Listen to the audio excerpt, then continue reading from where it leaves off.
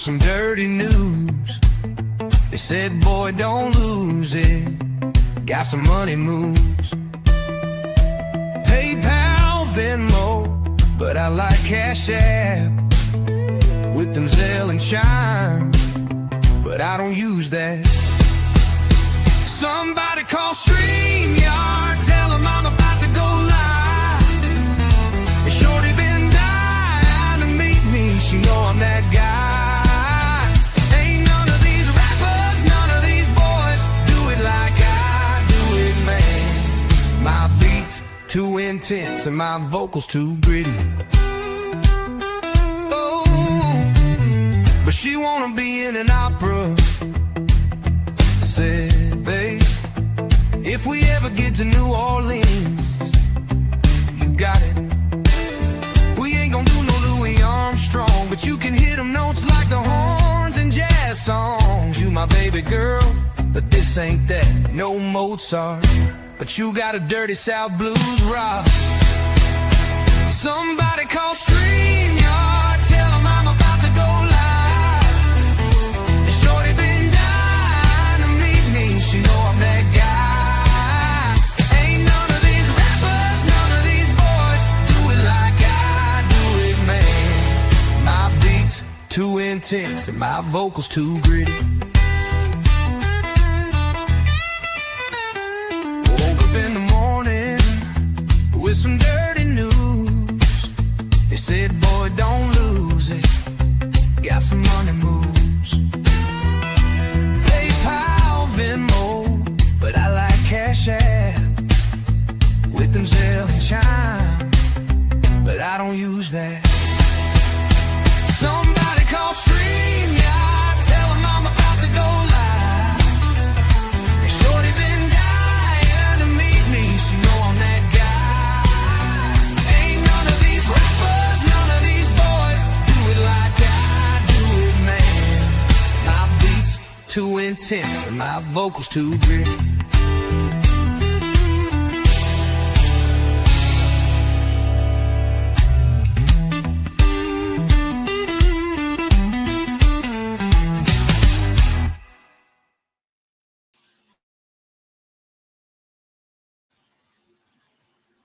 Good morning, everybody. I don't know where Mouse went, but she'll be right back. I hope everybody's doing good this morning. Let's see who we have out there. Amazing Grace. Good morning, young lady. I guess that's it for right now. I'm so sorry, ladies and gentlemen. My internet skipped off. Did it finish the intro? Yeah, it did. Yeah. Hair back. Yes. Hello. Hello. Hello, everybody. I'm so sorry about that. We are having technical difficulties this morning. Can you hear me, Mouse? Mm-hmm. Yeah. Okay. Okay. That was my fault. That was on my end. Sorry. Oh, okay. But anyway, guys, so sorry for that. Good morning. It is the 22nd of May, Thursday. Beautiful sunny day. We hope today the storms are all over with. How are you doing, Hairback? I'd be doing better if the storms would leave here. We haven't seen sun since Monday. And it's supposed to even be not so good on Memorial Day either. So all the way through the weekend, we're supposed to be getting hit. Daggone. Yeah. That's been pretty rough. We've had some wild storms and tornadoes. And did you have any that came close to you? Actually, you know, I'm on the outside of town, but in town, we had a weird storm before the big storm. They called it like a 3-minute storm. And then it just came through. It flipped street lights over. It killed some stuff. Good morning, AV. Hey, AV, good morning. That's going to be hard to get used to. We have a new feature in StreamYard with the chat, so we don't have to highlight it anymore.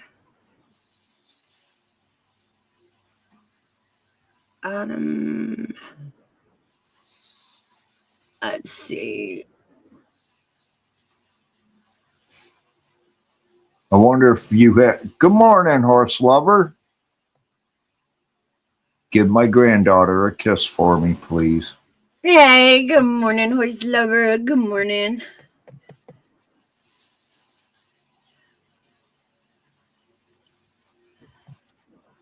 And tell your sister I said hello. Oh, yeah.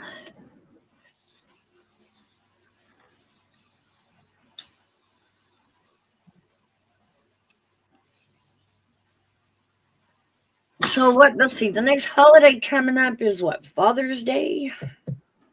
Yeah, after Memorial. Yep. Oh yeah, Memorial Day. Now Memorial Day is this Monday coming up, isn't it? Yes. Yep. Tomorrow starts our vacationer season.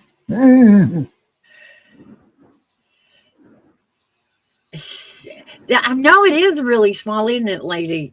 Yeah. She's watching on an 82-inch TV and she can barely read that chat.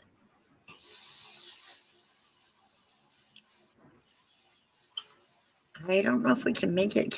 I don't think we can make it any bigger. But I do like the new feature. Yeah, really. Well, hell, you're able to size up anything else. I don't know why they wouldn't let you size that up. Now they don't have a. Whoops. They don't have. I just cleared it on accident.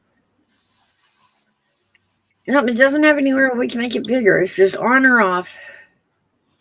The U.S. federal holiday is observed on the last Monday of May to honor the men and women who have died while serving in the military, those who gave all. Yeah. Yeah. Not to be confused with Veterans Day. Right. My Mother's Day was pretty good, horse lover. We took the day off. All of us mothers loved it. We all kind of squeamished out of it, so we were happy about it.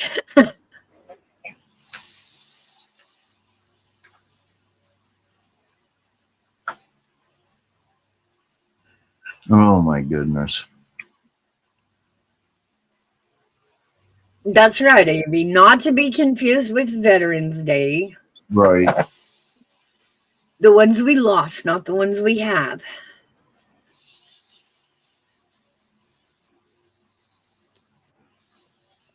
Four-day weekend. Actually, the boys here are gonna observe Memorial Day this year. I was a little surprised. They don't usually take that day off. Huh. And I mean, they're all vets, but Isn't that also a day for memorializing any family member that has passed? mm-hmm. This is all I wanted to do for Mother's Day was spend with my daughter, and she'll be 11 months old next month. Wow, it's coming up soon. Those first birthdays already, hairbag. I know. It's amazing, isn't it? Already. It's so wild to think that, I mean, the summer came back really fast, didn't it? It doesn't seem possible that it's already been a year for us. I know. And I think yours is walking, isn't she? Pretty much, yeah. She's got another set of teeth coming in, which is really weird. She's really young for that, I thought. Actually, no. It's about right, yeah. Okay. They should have a couple of teeth, upper and lower, to start table, solid foods. Yeah. At about a year old. Oh my God, you ought to see that kid. She'll tear up a can of SpaghettiOs like you wouldn't believe. Ooh. That kid loves SpaghettiOs. I bet. She loves Nutella. Hey, good morning, Gutters. Hey, DD.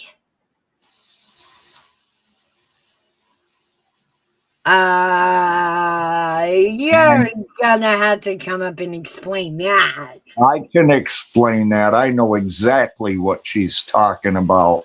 Oh, do tell. What is he talking about? Israel has that dome for missiles coming in. Oh, right. Okay, yeah. Well, Trump wants to do that here. So that's why she said $125 billion golden snow globe. Army vet, don't we already? Oh, hold on just a minute.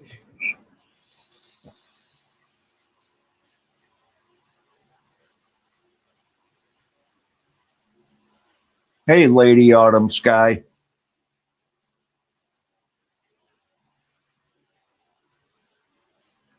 Yeah, Lady Autumn. She said, just 11 months old. Treasure this time. It goes fast. I'm going to miss that little girl when she gets another year older. I'm going to tell you. I already missed the one from 4 to 5 months old. Aw.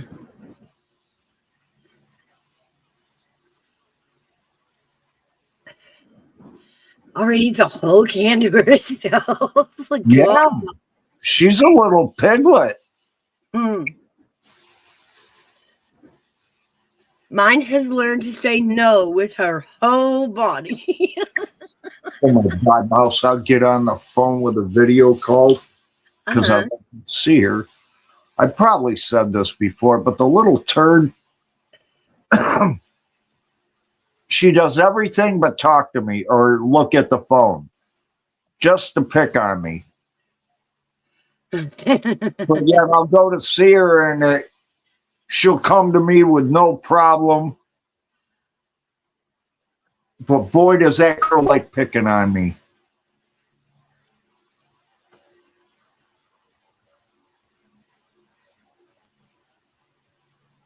Let me see. Hold on. Why did that not? Mouse dropped the link if you guys would like to come up. We'd like to have you. AV. Gutters. Horse Lover. Lady Autumn. Absolutely. To top a chat there.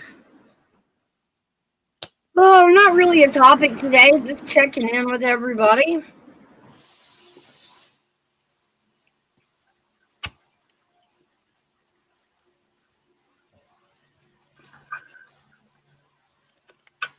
Yeah. Shelby tries to eat the phone while I'm on there too, and all I see is this bright red thing wrapped around the damn camera lens. Kid, you gotta be kidding me. Or she'll drop me on my head. I had my first set of twins at 27. It was a whirlwind and thought I needed me time. Had my second set when I was over 40, and now I know how time flies. Spending time with my youngest is all I want to do. Yeah. Oh, that is so cool. I don't know what I would have done had any of them been twins. Oh my goodness. I think that would have broke me. Yeah, I can't imagine these people that end up with like triplets, quadruplets. Oh my God. What a burden. I mean, yes, I love them, but I'll tell you what, that takes a lot out of a person.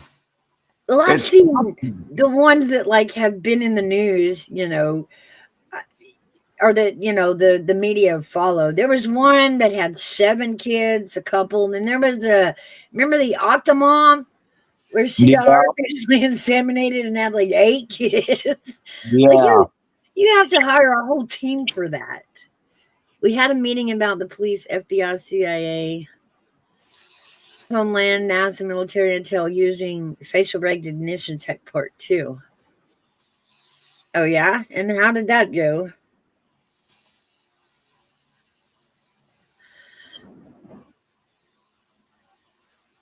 I know, Lady Autumn. Most of the time when it's twins, it's normally natural, but in the artificial insemination process, they'll inseminate more than one egg,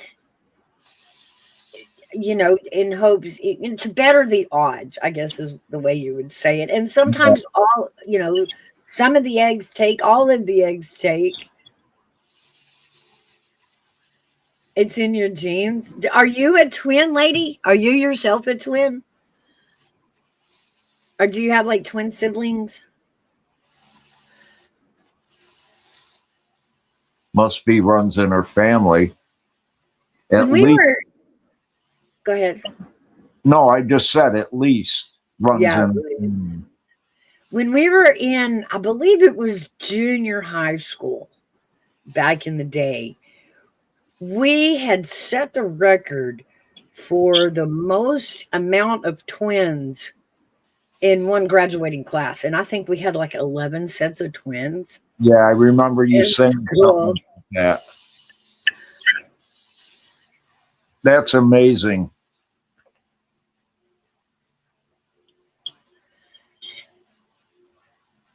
I was trying to remember. I think they were all either, girl twins or boy twins. I can't remember any of them that were boy-girl twins. But I remember somebody saying something to the effect that we should probably have the water tested locally, with the fact that we had 11 sets of twins in one graduating class. Like something in the water. I'm not. However, my grandmother and her sister had twins, and my aunt had twins. Oh, okay.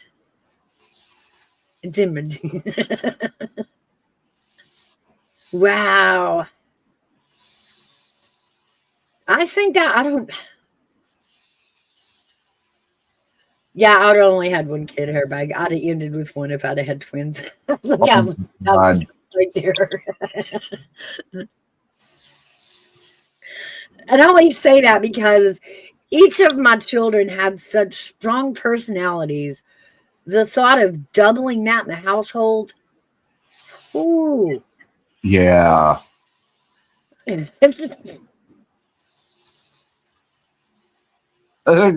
AV. You see how he spelled that, right? He said it before I could. I didn't know if I should or not.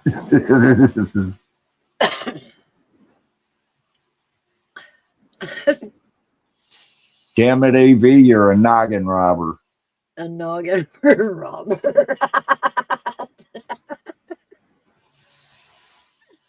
Well, how did you guys like the music Saturday night? I liked it. I had a really good time. It was good. Hey, good morning, Brandy. Good morning, Brandy. So you guys want to hear some more of that? I think we'll start doing some more of Steve and some music. We are going to set the next show up. So mark your calendars for the 31st of May at 8 o'clock my time. I think we're going to run another show. If you have any requests, make sure that y'all let me know. Leave a comment under this. Put it in chat. Send me an email. Send me a text. Send me a smoke signal. I don't know. Whatever it takes. Smoke signal. And be sure that we get that link of his passed around. I gotta go find it. Let's see.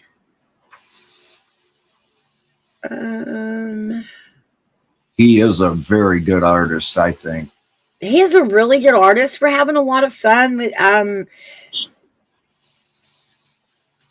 his music style is not of just one genre. He does classic rock. He does some country. The stuff we all grew up listening to. Right. Let me go ahead and put that down in chat.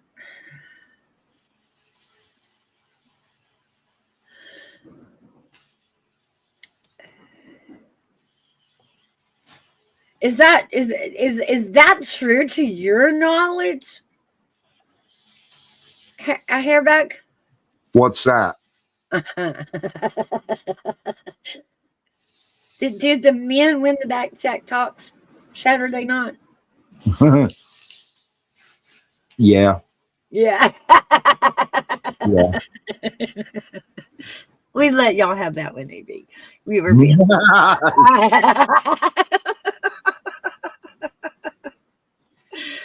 Oh. You gonna come up, AV? Come on. Wait, who's getting AV's getting passed around? Well, he's got to turn his computer on, let the tubes warm up.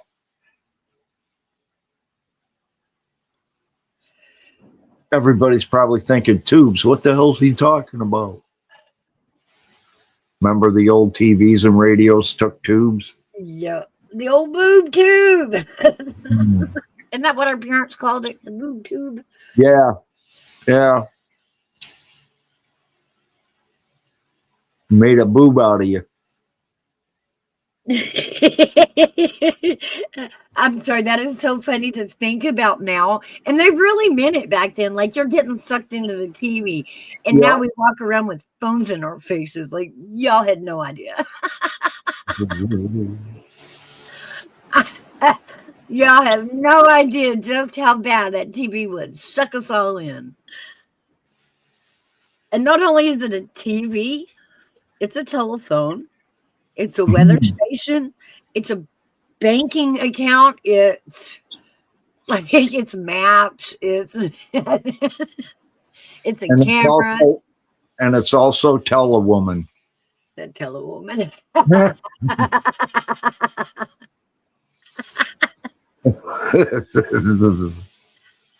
That's All true. right. Hey, Catherine. Good. Hello, sweetheart. Welcome in.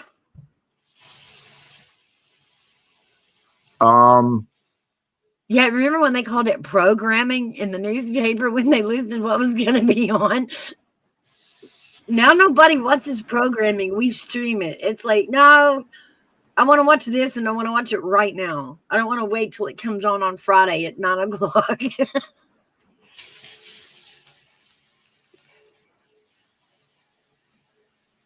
Yeah, it's true. I'm going to drop down for a minute. Okay. Hey, Christine. They were programming us.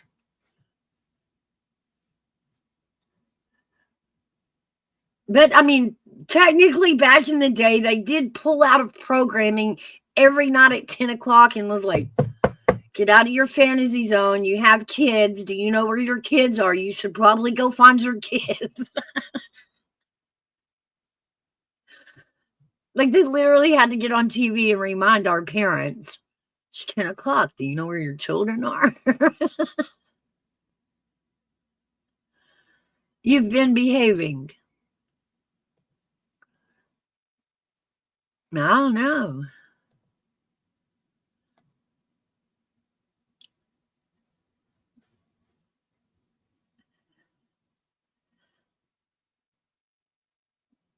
Oh, he was rewatching Three's Company with John. And we can pretty much watch anything we want nowadays. It's all streaming somewhere. We have Netflix, we have Zulu, we have Paramount. I forget some of the others.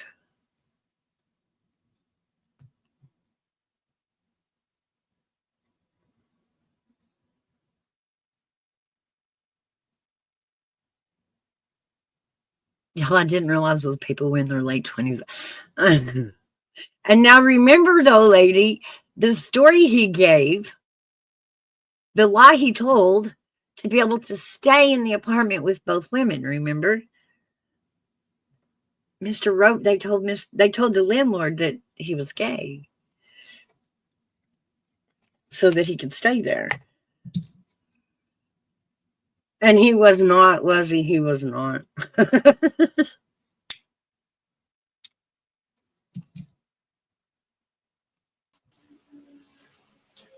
Hey, I'm back. Look at that. Woohoo! I'm on season 6 where they replaced Cindy. Who replaced Chrissy with Terry? I'm trying to think. Yeah, that was Susan Summers was Chrissy.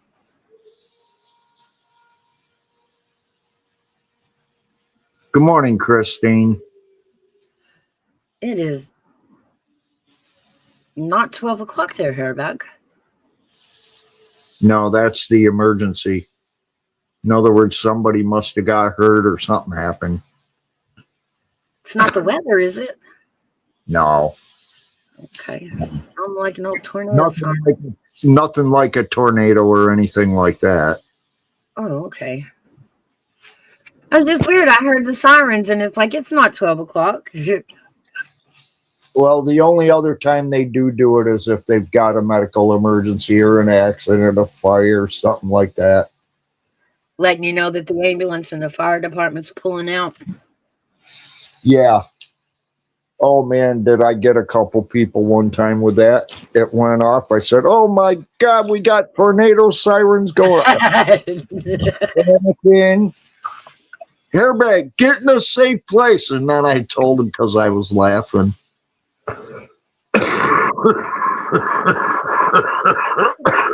Excuse me. Goodness. Susan was Chrissy, then Chrissy left, and her cousin replaced her in season 5. Then season 6, they replaced her with the nurse Terry. I barely remember Terry. Hairbag, mousy mouse. Just saying. Hello, Army. Chat. Sir. Okay. Mouse, check my audio. Make sure I ain't blowing everybody's head off. Pause. Well, you're good. Everybody sound good to me. Yeah, you're good. You're good. Awesome. I like this mouse. I like that left thing. I like that mouse. You like it, huh? New stuff. I like it, mouse. I'm not smoking, Christine. Yeah, stop snitching on Hairbag. His daughter in the chat.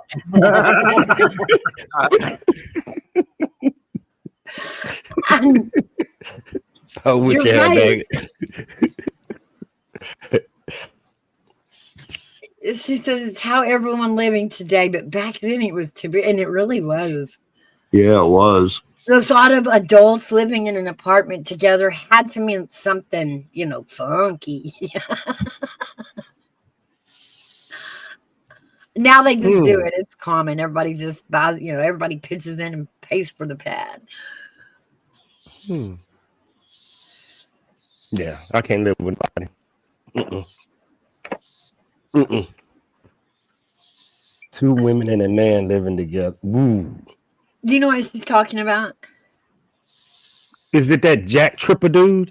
Yeah, do you remember that show, Three's Company?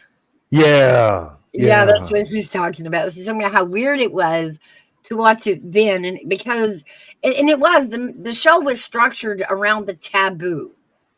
A man living with two women, not romantically. So they hide him under, they tell the landlord he's gay. But today it's like, yeah, well, that ain't no big deal. Like, yeah, we do that all the time.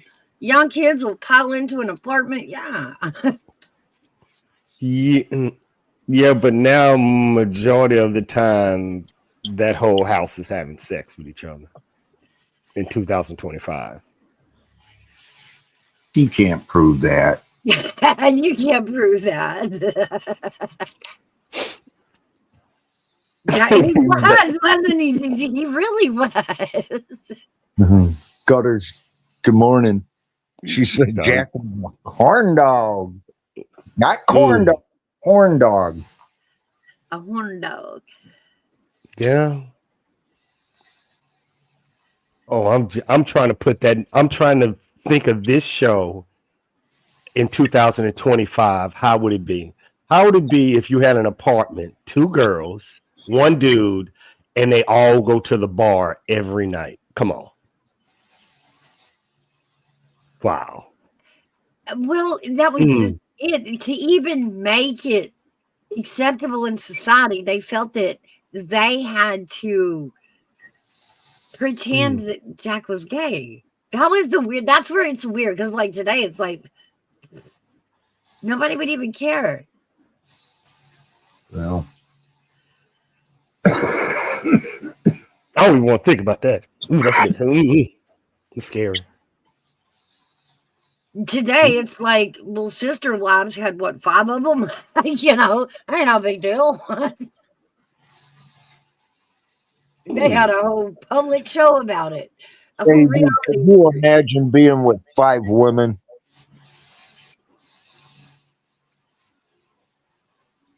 No. You broke him. Yes. I like you broke him.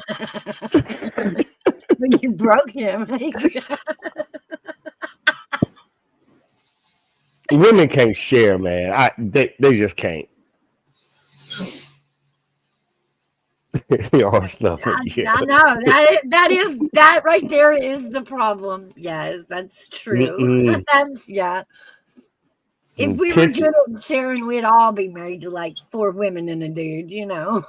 The tension is a woman's currency for a man. If you don't show a woman attention, you okay.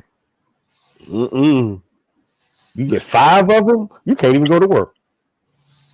You can't even go. You better go to work. You got 5 of them. Yeah, something needs to be done, or you better have won the lottery. And if he's smart, he'll spend a lot of time there versus arguing with 5 women. Yeah, but might as well trigger these women. I ain't had nothing there. I ain't had but coffee on my way back from the base mouse. I think in 2025, women are willing to, not married women. I ain't talking about y'all. Y'all are cut a bitch. So we're going to leave y'all with married women out. We're going to leave y'all out of this. Yeah. Yeah. Single women, I think in 2025 are willing to share a man. Meaning they don't want to move in with them. They don't want you to move in with them. They would rather live in their own house in their own space. That's sharing a man. Woo, you like that with hair bag. You like that with her. That's 2 cups of coffee.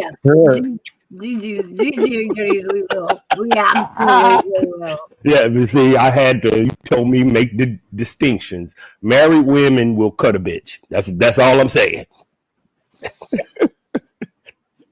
Whoa. I don't know. Interesting. I don't think I could handle it. Not at all. Okay, this is what I mean by sharing a man. Say you dated a woman in, let me get a state close to you, Baltimore. Okay. Y'all have been dating for 2 years. You have your own space, she has her own space. Are you going to stop dating other women because you're dating a woman in Baltimore? If Are I you going to stop? Go for it. I said if I had feelings for her, yes, I would. So you would take yourself off the market? Yes. Until it's proven otherwise, that it's not the same feelings reciprocated. But is it the same reciprocated, or y'all moving in together? I have no idea. How do you answer that unless you're talking with the person to find out? But that's what I'm saying. Like, you've been dating in this long distance situationship for a year. When do you look at other women and you living in New York and she's living in Baltimore? Are you going to stop women from coming over to your house? Are you going to stop talking to women on the phone? Are you going to stop women from flirting with you? No. That means you're dating because she's not there. She's not available. Neither are you. I expect her to also get you see what I'm saying? I think that's the new wave of 2000 because women don't want to be married and they don't want to give up their home and their house. And men don't want to either. So what do you call that? A situationship? I think that's very prevalent today, the word situationship. Yep.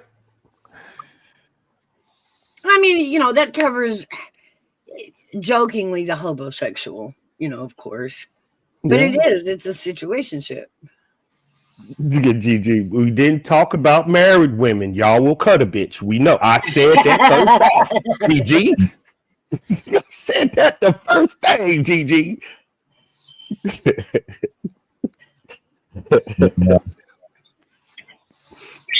What do they even call that these days? We used to have terms.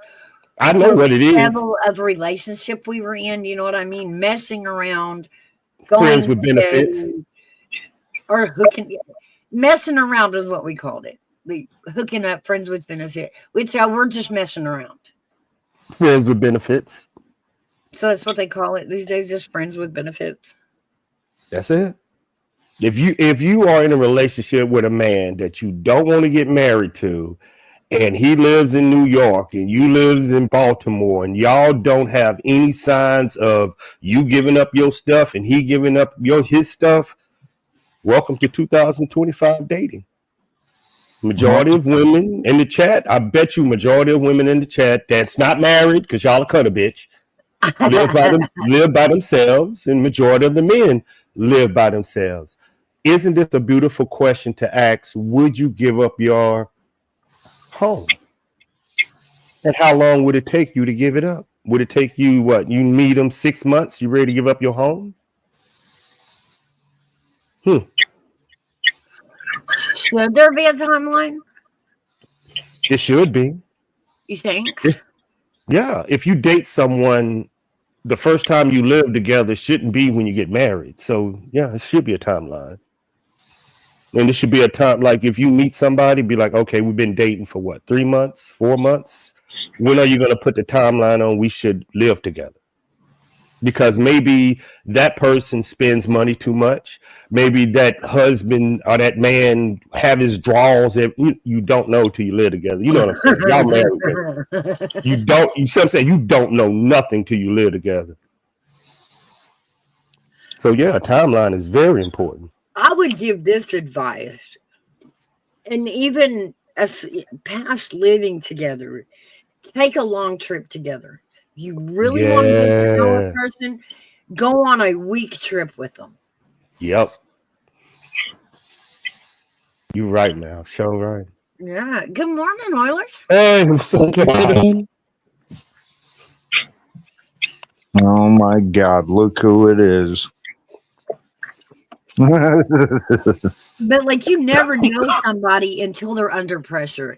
And taking a trip with them, you're depending on each other to navigate the trip, keep up with your stuff, take care of tickets, food, gas, lodging, all these things really puts two people under pressure and can really, really tell each other, you know. You're right. You're right. She's very right. What's up, Orleans? You was having an audio connection? Yeah, I'm having it difficult, so I'll have to come back in there. No, you good. You good. You logged in. Oh, okay. Hey, it's our buddy. Yeah, we can hear you. It's fine. Yeah. Have you ever, Orleans, have you ever went on a long distance date? Is that what you call it, Mouse? A long vacation date? Would that? Have you ever went on vacation with a date or traveled with a date? Someone you were dating? Oh, I have. No comment. See, you learn stuff about the other you wouldn't have on a date. No comment. Yeah, you find out a lot. You like if they like, oh yeah, you find out a lot. You find out, what is it called? When somebody is short tempered. Like if they get something wrong or you find everything out. Yeah. Yeah, you Spit. find their Yeah. patience limit. You find Yeah, patience. That's that right there, Mouse. You find out about their patience, big time. You find out how they handle crisis. You know, do they flip out? Yep. Do they melt down? Do they hold strong? And all it takes is like, you know, a flat tire or, you know, things that happen on a trip. Oh, that's a good. Ooh, let me write that one. That's good, man. Ooh.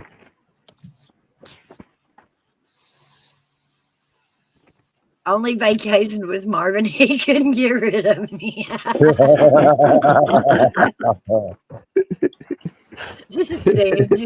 Same. He couldn't get rid of me. I put that right underneath. Can a president serve a third term?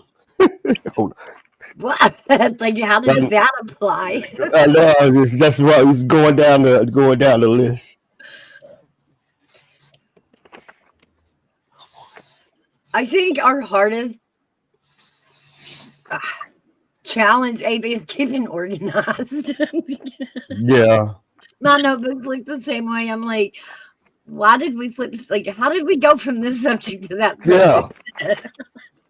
Yeah, because right over that, to serve the third president is never give a woman what she wants. So yeah, I'm all over the place, guys. I'm all over the place. That's a touchy one. That will get you in trouble real bad. I know. Yeah, I know where my button at. That will get you up here. I got two buttons. I got stream to audience and leave. How is the weather over in Canada, Oilers? It's very cold, actually, for me. Very, very cold, actually, I would say. Are you ready to move to America? Well, I don't know. I mean, it's like 80 degrees down here in the South already. Yeah, you're in. Yeah, I know where you're at there, Moser. I'm not gonna say. You're in Florida. No. Not that far south. She's in the mid part of the Atlantic states. I know where she's at. I know exactly where she's at. She's been hanging out 9 to 5 with Dolly Parton. You know it. Yeah. You know it. That's right. Working 9 to 5. Yes, she is top heavy. Pause. That's right, lady. Go Vols. What the heck are the Vols? Tennessee, the volunteer state. Oh, really? Yeah, that goes back to the Civil War and Davy Crockett and the whole Alamo thing in Texas. Those guys. How did they come up with vols, though? It's volunteers. Volunteers. Vols. Oh, Vols. Yeah. Like they can't beat LSU, so don't worry about them. oh, okay. What? Go have me get a miss in her Alabama. I was like, we won. We won, though. We won. I heard. We won that game. But Mouse, I would like to do something. I actually have to apologize to Gutters because last night on bingo, I called her old, and she's not old. And so anyways, in the chat there. So I would like to apologize publicly, and I'm going to turn on my camera. Hang on here. I'm going to publicly and say I apologize, Gutters, there for calling you old and calling you that you were 72 years old there. So, You put some skunk on that, boy. she gave me grief. I want to apologize. Just throwing it out there. Anyways. You hear that, BZ? He apologized. Yeah, he apologized for saying you look 77. Did you Stop it. comment though? You're What was already that? sound like Trump Oilers, so you best to become American, a true American. Ooh, they piling it in I on you. know. She says thank you, Owen. Don't ever let it happen again. She'll get in her jet and come and beat the shit out of me there in She Canada. will. Just what's your reason for coming to Canada? Beating the shit out of someone. She will too, and she will put that camper on that plane. It'll be the first time you ever seen a camper attached to a plane in the air. What is wrong with that? Nothing. We just never seen it before. But Gigi can do it. There's lots of camping spots that are here. Actually, there are two right near me, actually, not too far, that are free. They don't charge nothing. You just have to pay for the hookups. Like you can actually stay there for as long as you want there. Pause. And if you abuse, then they kick you out. And there are people that do abuse it, believe me, and then they get booted out by the park ranger. But if you are good and respectful and nice and everything like that, so yeah, I mean, so yes, there is. And I gotta say, the washrooms are a lot nicer than our downtown washrooms. So that's gonna. The Rotary looks after those washrooms there, and they clean them every morning, sanitize them, the whole 9 yards there. So Okay, Oilers coming in with clean restrooms. Y'all all mark that on the map. there you go. So that means that ARM AV, it means you're full of shit at the I don't tank. even know. I don't even know what that means. It's like, but in a clean bathroom, Oilers. No idea. No fucking idea. Nothing. Got nothing. BC, I miss you. Oh, you used to live in British Columbia? Luna is amazing. Luna is amazing. Yeah, and who is Luna is amazing? Well, I know Luna. I mean, is it Luna? No, it's not. It's one of Hairbag's youngins. Hello, Corner Cobalt. Or Corner big Clubhouse dog. Cobalt always say that backwards. How are you today? It was good to see you. I'm glad to see that you're back doing lives. We've missed you. Oh, And I haven't think seen it. he's got another one of the horse races coming up. So y'all stay tuned to him. Everybody make sure you sub up to Cobalt there. He's got all kinds of games always going on. He gives amazing prizes, guys. Hey, I'm gonna take a peek at him. Good morning, Cobalt. Well, a Dollar General gift card. That's what I could sure use. The Damn Belmont race. $50. $50 to the Dollar General. Now he gives $20 gift cards. I'll be over there, big dog. I want to check this out. Check you out, pimp. Now he's got a great group of people over there. So yeah, go check him out.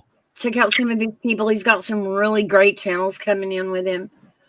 It's a great place to go network. Hello, Corner House. Cobalt has a really cool thing. We're in his chat. And I'm going to get this wrong, Cobalt. I know. I think it's 29. Okay, I just subbed up to you there. So I am subscriber 1.78K. That's my I'm gonna come back and do the hockey. I just was taking a break, had some stuff to do and some shit to get in order, and yesterday found out that a friend of mine there passed away there, my trivia partner, so very good person there, so also pretty kind of sad about that. I'm sorry for that. And like I said, but I'm gonna come back. Yeah.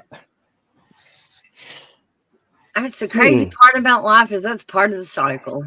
I will miss his stories at trivia night there, Tuesday nights.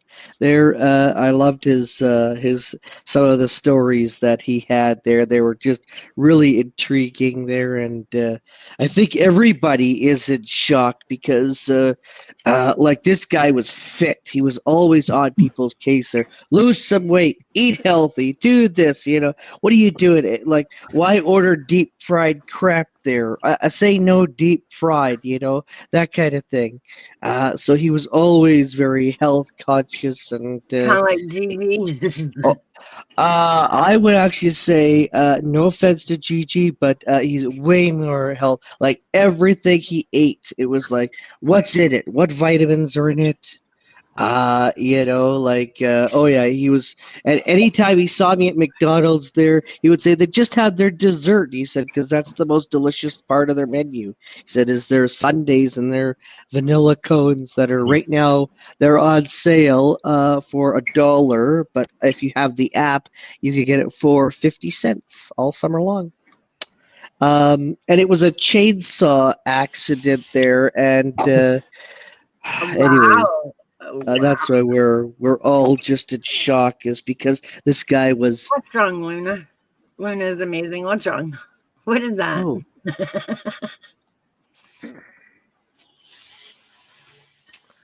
But yeah, no, there was this health. I think that he was their number one. Because no one really supported because it's expensive. Like, I mean, how do you go pay $12 for it's like a small coffee cup there of a what do you call those things? Those frozen health with every vitamin in the freaking book there. I mean, how do you do that there? But it was expensive. I said $12. I said, gee, I could buy a whole bag and make my own. It's kind of like a smoothie kind of thing there, but it was a juice. But he said, but you can't get this in there, you can't get that in there, you can't get that smoothie, and you can. And so me and him would always bark at each other, and I did it purposely just to piss him off there, and he knew that, and so he'd get me back at the hockey. So yeah, of course. so I think that there's going to be a service. So yeah, it was just shocking. I was like, this has got to be false. This has got to be fake news. And anyways, I'm looking at this, and I go, what? And then somebody called, and they said, yep. They said, so-and-so passed away. I was like, no way, really? Yeah. Luna is amazing. Says, love you, Dad. Okay. Well, okay. Never mind, I just read private chat, okay. Oh, that's so cool. That's so awesome.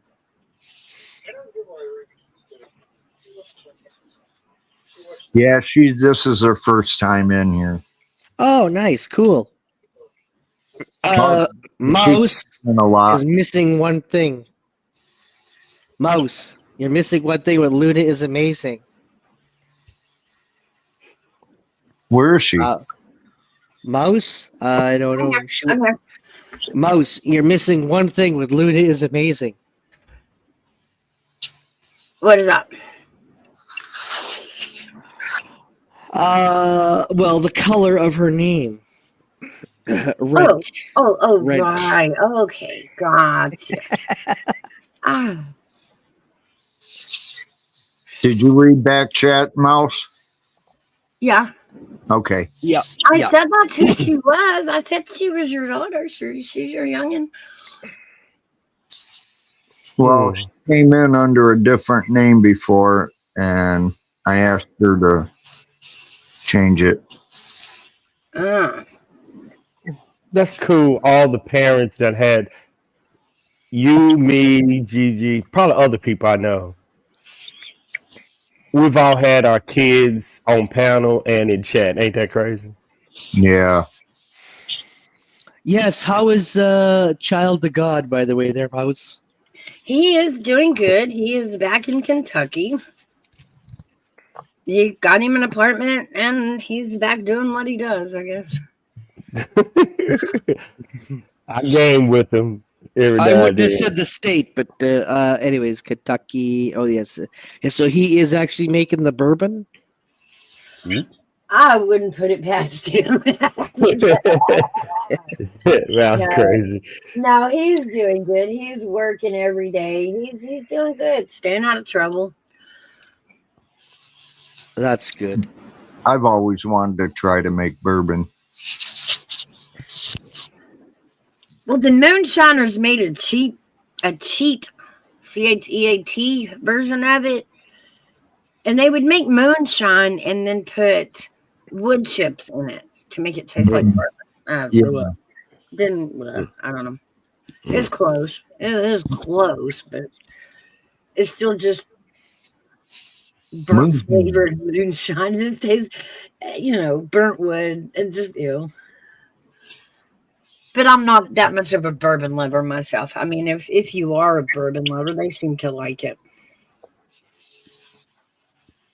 Myself, I like rum. Rum? Yeah, I like Captain Morgan.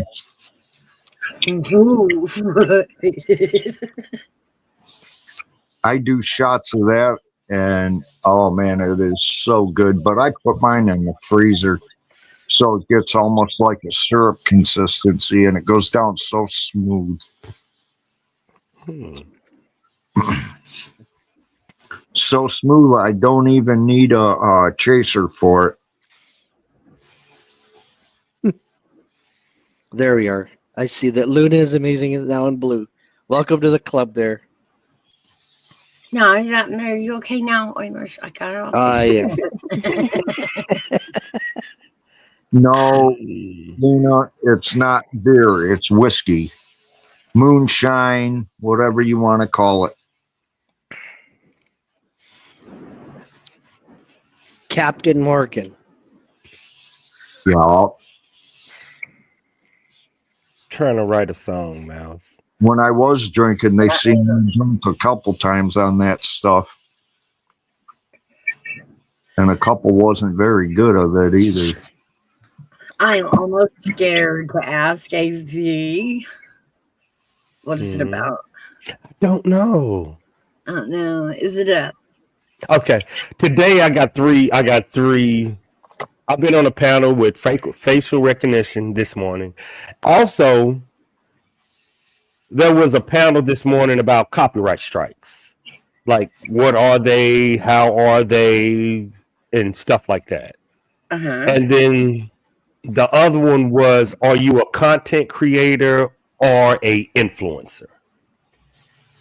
And I just think it's something in these conversations. I don't know. I'm just, me, I'm just hunting for inspiration. Do you think you can flip back and forth between creator and... No. Either you're an influencer or not. Rev. Hey, Rev. What up, preacher? And no reaction. No.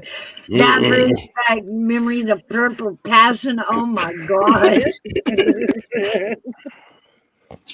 Well, I thought Everclear was like a nail polish thing. Yeah, it will clear your whole thing, throw it all the way down to your gut.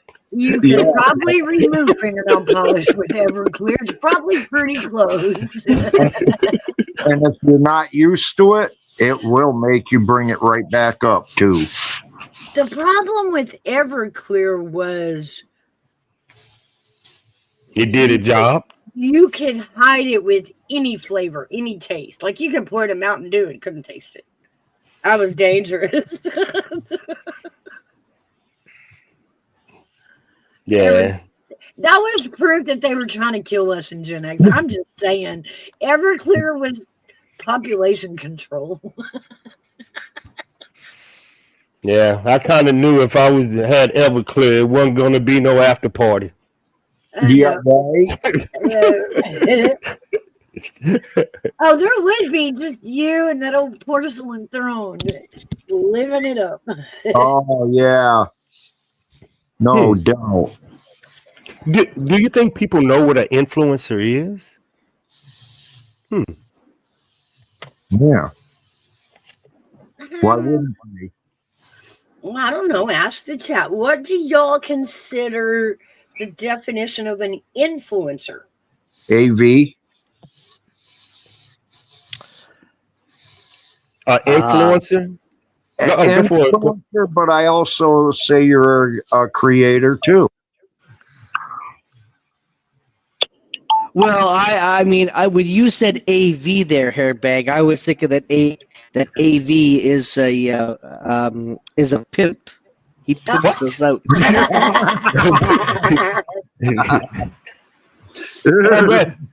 Oh, are you drinking Everclear?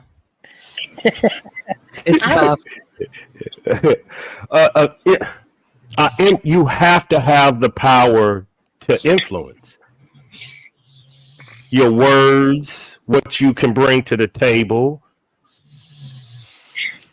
So that's Gigi. See, and AV is a pimp.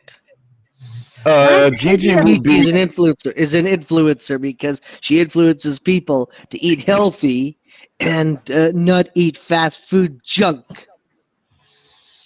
Arby, where are you? You're missing the whole potato and french fry conversation. I ain't touching no Burger King. I got to keep my body tight.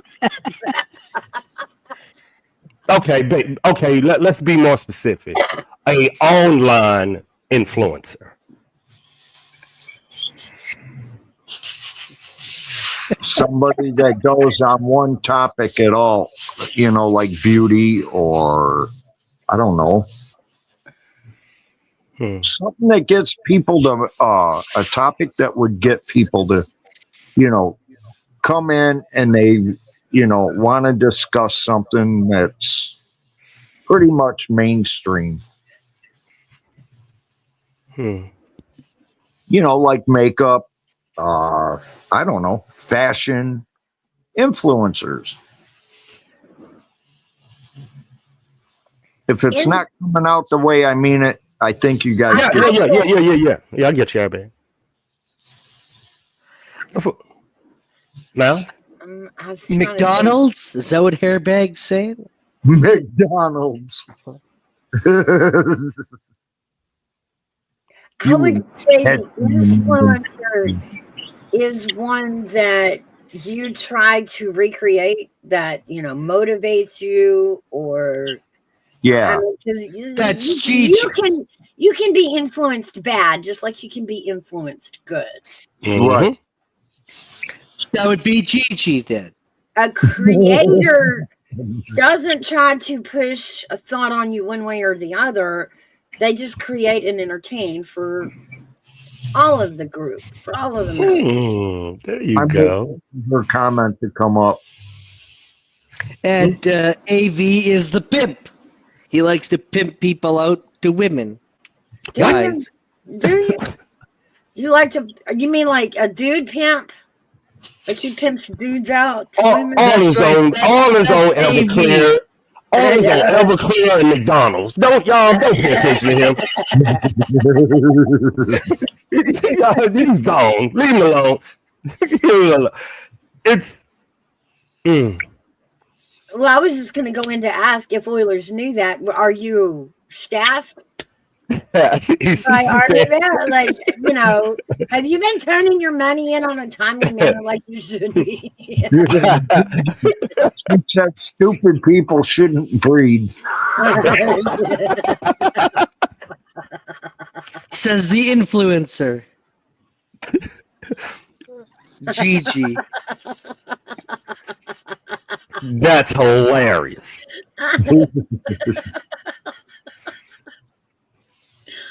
Oh my goodness. I'm gonna have to eat a gummy. That's my emergency gummy right there. That's my emergency gummy. I like that one. Break the glass in case of emergency.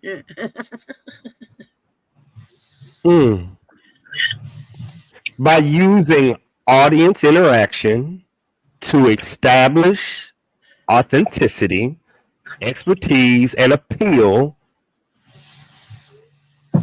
it's almost like a online celebrity, but you're growing your social media that way rather than being a celebrity in real life. That's an influencer. Okay. Someone that is more successful online than real life. That would be Gigi. I'm sorry. See, Filling she in the gonna blank. get you done. See, Now, when you like don't her shoes up there, you Yep. better not hit me. I'm just saying. See, I'm telling you in a minute. You stepping in all types of poop. All right. So if that's an influencer, then what would you consider a creator? I would say on YouTube with a channel. that's right. That's exactly it. Mouse is a creator because you created Coffee Club. You started Coffee Club. Right. So you are known as a creator. A V is known as a pimp. See, Everclear and McDonald's. Still have that. Everclear and McDonald's, people. Everclear and McDonald's. Not we don't true. know what they're doing in Canada anymore. We don't even know anymore. Like, we don't know. Because Avi, you like to talk about sex. You like to talk about women. You like to talk about what women want. So you're known as a pimp, a pimper, person that pimps people out. I talk about military intelligence. I talk about parents. I talk about no, it's Well, in then America we call that a player. We don't We're call all that speaking pimps then. in the States we call that a player, not a pimp. Yeah. Player. Yeah. I don't have to pay for shit. I ain't paying you shit for my shit. Exactly. That's what I said. Money's mine. I go where I want to go, not where you tell me. Reverend J. Pimp popping pimples. Exactly. A content creator is individuals who produce and share content across various platforms, primarily online. What is the difference? That's not what I think about you there, AV. I think of you as a person because you about women. See, so I just don't see that. Anytime I've ever been around you, AV, you always talk about women, what they want. That's basically That's it. a player. That's not a pimp. That's a player. I know. And remember, don't hate the player, hate the game. Like, yeah, you haven't been around me long enough, Orleans. I'm from like 4 other sectors. Yeah, I'm from 4 other sectors. I'm from military intelligence. I do this over here for fun. What, AI intelligence? No, I'm from a entirely different sector, military intelligence sector. Meaning the stuff that you don't know, we talk about over there. We talk about intellectual conversations. You see what I'm saying? So I can't bring an intellectual conversation over here when you're talking about McDonald's and goddamn Everclear. See what I'm saying? I play over here. But I'm not talking about McDonald's and everything. You're bringing that up. Gotcha. Prove my point. Just prove my point. Carry on. Carry on.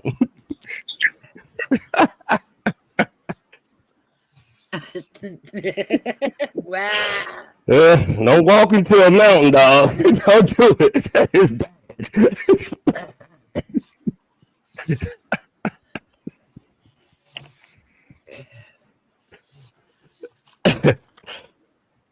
Hey, now you remember a back chat? Not back chat. Remember a conversation that we had yesterday, and I was like, "Get ready." Get ready. Yeah. Yep. Enjoy the ride. Well, what did you say one time? As a content creator, Mouse Tech gave me the best information that actually made me a better content creator. She said, only that, make a choice when you come online. Either you're going to be entertained or are you the entertainment? when you press that button, Army Vet, make sure She's you know right. what's. Ooh, I love it. Go, Mouse. She's right. Thank you, Always girl. listen to Mouse. Always listen to a lady because they are smart.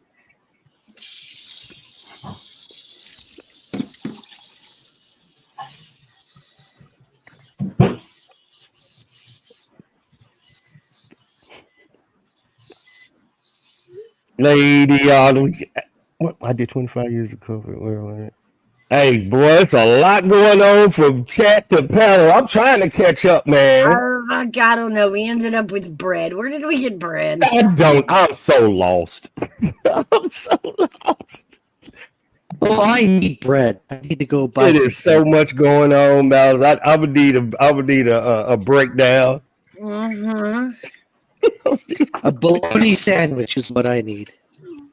I call it the AV sandwich. Full of bologna. AV is full of bologna. Oh my God. Y'all, this is what you call jealousy on the internet at a whole other level. A whole never. You're jealous of bread there, AV? I know, Rev. Wow. You know what my grandmama told me one time? When you hear an idiot talk, just let them keep talking. Carry on. Yeah. The McDonald's and the Everclear's kicking in. I know. I don't know if I should get him a barf bucket up here. I don't know. It's You need a blanket. You need something. A hug, a girlfriend, a trip. Oh no.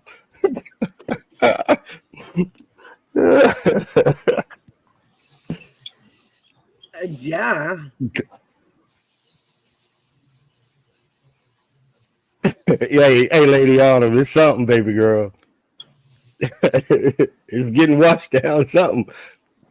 It washed down a drain, maybe. Oh, Canada. Oh.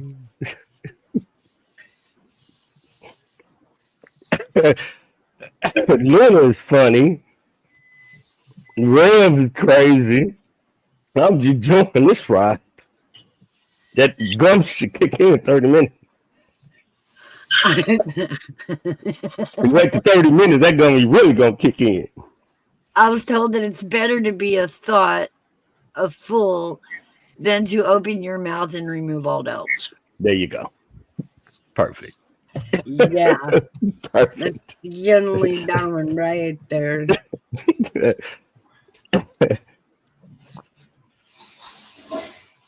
Yeah.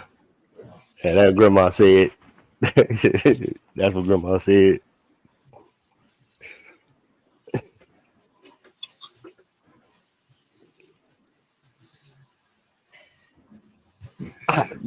Mouse, you can't.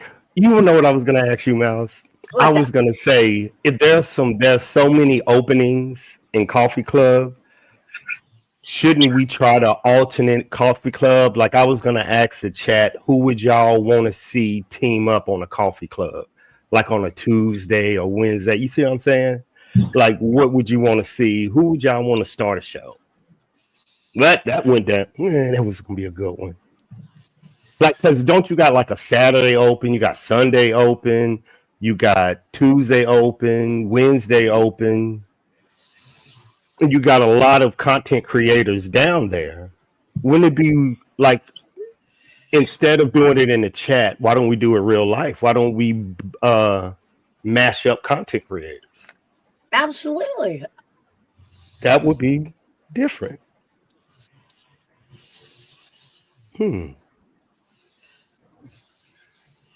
How would we do that? We got to figure out who all have open times, StreamYards, you know what I'm saying, who have StreamYard accounts, and how can we merge them?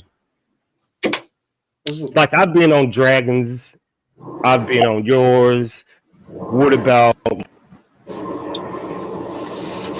You and Gigi already did it. What about a show with me or Gigi or Hairbag and Gigi or who else go live? That's Coffee Club.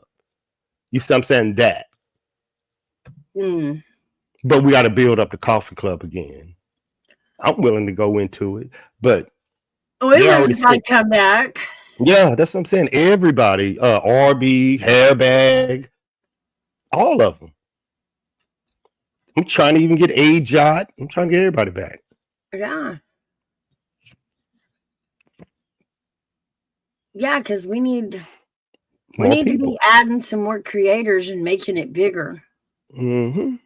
When you said about Cobalt, when you said Cobalt, I was like, hey, that would be a good mashup. Now you and him mashing up a Coffee Club. That would be really cool. Oh yeah, Outlaw. That Gigi and Outlaw would be a great show. Yeah. See what I'm saying? That would be a great mashup. Oh my God, could you imagine? It would be a great mashup. But we do that. I mean, I agree, but that's what I'm saying about the people in the chat. Majority of the people in the chat have shows that we haven't been on, and it's, see what I'm saying? That is different. We've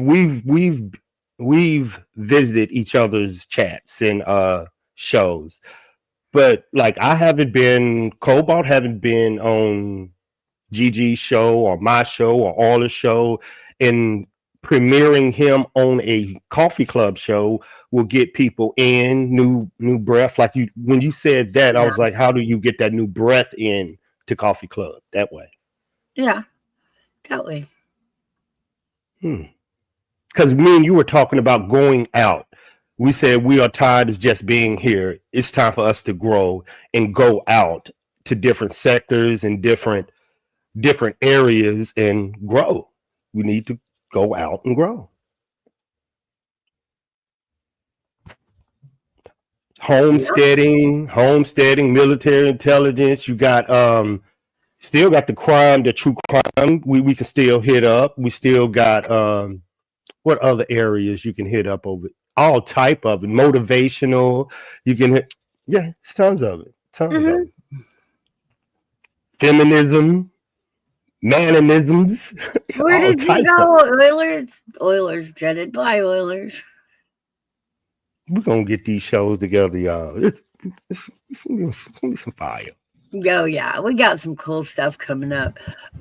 Again, I was talking about the next music show we're gonna have with Steve. He's gonna come in on the 31st, and we're gonna change it up a little bit. We're gonna, instead of just playing random music, we are gonna start playing some games and putting some themes to it. Like have 80s night, or I want to do some things like, if you ask the question, like, what song would be inappropriate to play at a wedding? And then, we play a list of those. What song would be inappropriate to play at a child's birthday party? Just make it funny, and let him play some songs that would fit. I'm still going to produce my Republican Party show with you and Gigi. I'm going to do that before the next election. I don't care. Oh, yeah, absolutely. I'm definitely going to produce that one. I want to. Well, you got 3 years to do it. Actually, no, you need to start getting ready for primaries, because we'll have primaries. Yes. Thank you. Mark. So we'll have, we'll be picking governors and senators and mayors and things like this for our local governments, which is still as important as our president. So yeah, we can get on that. It's a little harder because we're covering a lot of states instead of just one race. We'll be covering a lot of different races. Keeping our eyes on California, New Mexico, Georgia, Florida, and New York. The only weird thing is I'm finding a lot of people is involved in this. But the weird thing is it's no Democrats, Mouse. They're all going under the umbrella of independent. They're not even using that name. So it's like, okay, I got two Republican females ready to debate tariffs. We're going to give a subject. But as I'm saying, okay, I know what they are. And I'm like, what, like you're saying, what's the difference in politic words, but they are not identifying with them. It's independent. It's like they're even shunning away from saying, so the topic is going to be Republican versus independent ? Democrat. And I'm like, that's so hard to debate. Yeah. So hard. Because but nobody want to identify. Nobody want to identify as a Democrat for midterm. That's what I'm thinking I'm getting. Right. Yeah, it's gonna be. Yeah, it's weird. Yeah. It's gonna be weird. Yeah, they've got to remake themselves. Yeah. It's so weird. Yeah. It's so weird. Imagine midterms coming up and you still can't say you're a Democrat. So you can't. It's so weird. You coming in as a Republican. Okay. What are you? If you say Democrat, we got you. It's so weird. It's so weird. I know. It's sneaky. But at the same time, we're really interested in what the rebuild is going to look like. Like, you can't take your eyes off of it. You just gotta know. I'm almost excited, but not, curious to see who they're going to put in the Democratic Party for the next election. It's just right now it's so crazy. I have no idea who they're thinking. Do you understand the Democrats are saying the same thing about the Republicans? And I wonder who's going to take the helm of the Republican Party. They saying the same exact thing. Everybody is. Nobody's just paying attention to it. Do you think the Republican Party is going to be younger or older? See? Exactly what they're doing. Democrats, are you going to be older or younger? Same thing. But nobody's talking about it. I feel like the Republicans are going to stay older and the Democrats are going to seek younger.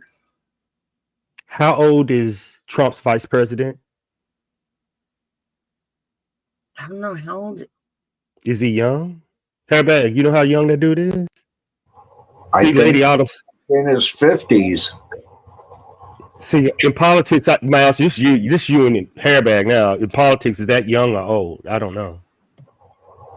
Well, in politics, that's very young. Yeah, I was going to say that too. There you go. And yeah, the vice president, Lady Autumn Scott, that we got. How old? Vance? Is that his name? How old is Vance?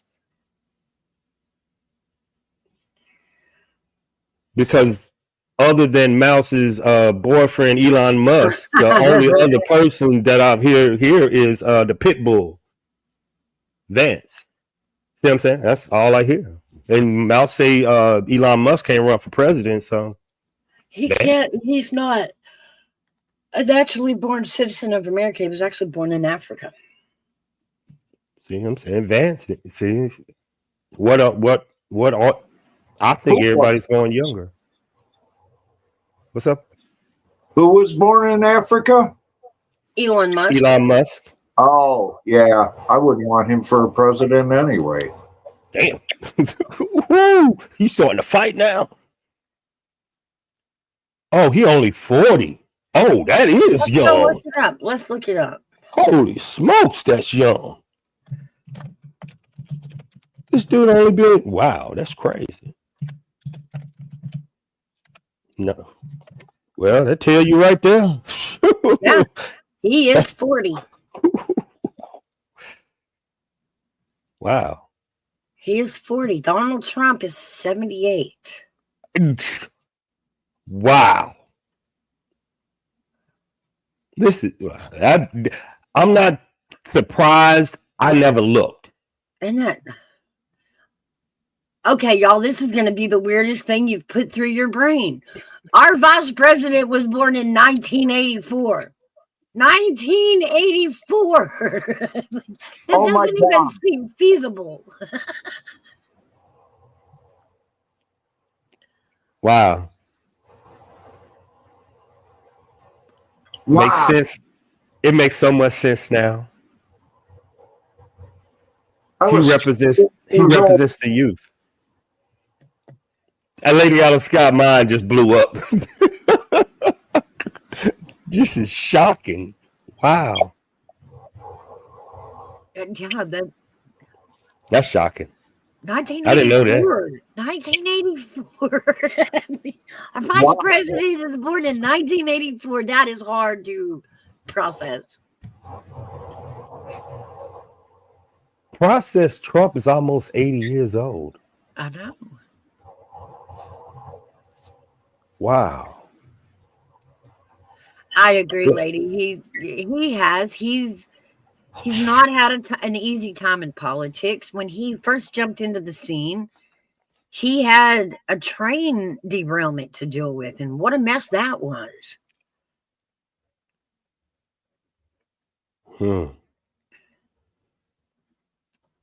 Remember, we were dealing with, it was toxic. They had to evacuate. They had to clean it up. Wow. Do y'all do you know this wow. Do y'all get if things go right for Vance? He could be vice president now, skip 4 years, be president, then come back and be a vice president. Wow. Are you allowed to be a vice president after you've been president? Yeah. Has anybody ever done that? No, you can't. Because if that was it's an amendment that doesn't, that's what the law meant you was going to read up. Can a president run for a third term? The reason is because if something happened to the president, he automatically gets pushed up. And that's against the Constitution. That's why the law was being interpreted as we need to figure this law out. So it will allow for presidents to be vice president. But if the vice president ascends to president, then what happens? It's against the Constitution. And that was the circle. Remember, I was saying that was what Obama and his political campaign was working on, but they didn't want to touch it because Trump can do the exact same thing. So they didn't touch it, and they just left the Supreme Court as is. Yeah, Lady Autumn Sky. Yeah. It's a tricky little shimmy right there. It's weird. What they really want is they want to run Obama against Trump. That's what we thought. Allegedly, we thought this. Allegedly. The laws won't allow it. You know what I mean? Yeah. Allegedly. Yeah. Oh, we would debate. I absolutely think if there was a loophole that Obama could find, he would use it. It was there. You remember we were discussing it. But I looked at it as if you touch it, that means anytime a Republican president, they can go for Trump every fucking single time. And I was looking at it as a constitutionalist, looking at it like they won't let that happen because of how Trump was taken, because of what happened when he was the assassination attempt. Yeah. That what to me sealed that that the Supreme Court won't let that happen. Conspiracy, allegedly, whatever. But the fact that it could happen, the fact that it never happened or way back then, I thought that would be a concern. But the fact that it did happen to this person, that's the reason why I think they will never allow it to happen. Allegedly. Right. Allegedly. But it's very interesting. It still falls down to. It's interesting. Okay, let's ask this: if the boys can't run together, if Obama and Trump can't face off, who do you think they're going to pick? Who would their pick be to run the next election? Who would Obama pick and who would Trump pick? The lady. He would pick. It wouldn't be a man because the world, as we know it, is going more female. You even look at the Supreme Court. I believe that's going to be a female put up there too. I believe the way that this country is going, how forward it is with females, that if you don't have a female on your ticket, you probably would lose a female vote because of how politics is right now. I don't know. I mean, you've still got the mass population out there and their religion. Remember, we talked about that. The biggest reason Kamala was a bad idea was she's female. Now, remember how the Amish come out and voted against her just because she's female. They are never going to be willing to vote You're right. for a female. You're right. That's why I told you when he figured that out and he pulled out and you was like, he's not supporting. I was like, yep, he ain't supporting her. And I was like, when I figured that out, I was like, who's her vice president pick? And when we seen it, we was like, who is that? I was like, they out. Mm-hmm. The only other thing that I can say, if I had to put money on it, that would swing towards the Democrat. Like if this was a home run hit and I was like, take a good guess, Hillary Clinton. Yeah, I would. Yeah. But that's a home run. That's like, okay, but that's the only woman I think that could combine the Democratic Party that's not, like you said, minority. The only one that would gather around it, yeah. Now, Republican, I believe, is Vance because how young he is, but he would also get the young vote. He would dominate the young vote. So, yeah, I can see it. It'd be a good fight, but like you said, I don't see nobody. We ain't gonna see nobody in Democrat unless they're a billionaire, own Amazon or something. Me and ain't nothing like that coming out no Democratic Party ever. In my opinion, if Hillary gets voted in, you guys have screwed up. Well, of course, but. No, we ain't saying that's the best. We're saying that's the worst case. Like who else they got? That's what we're saying. We're looking at what would make the best swing. Right now, their name is mud. If you say I'm running for nobody's going to look at you. Now, if you have, it's going to be a name, or like me and Mal said, it's going to be a billionaire, somebody that sent somebody up to the moon, up to the sky. It's going to be that impact. The name and it ain't going to be somebody coming out of the bushes. It's going to be, this person. Gigi says the 22nd Amendment leaves a loophole for Trump to be vice president. Yep, that's what we was talking about. Yep. But no president can serve a third term. That's the loophole. Scarier. Lady Autumn Sky says the Dems did a poll and AOC was at the top of the list. Told you, a minority female. I totally get what they're doing.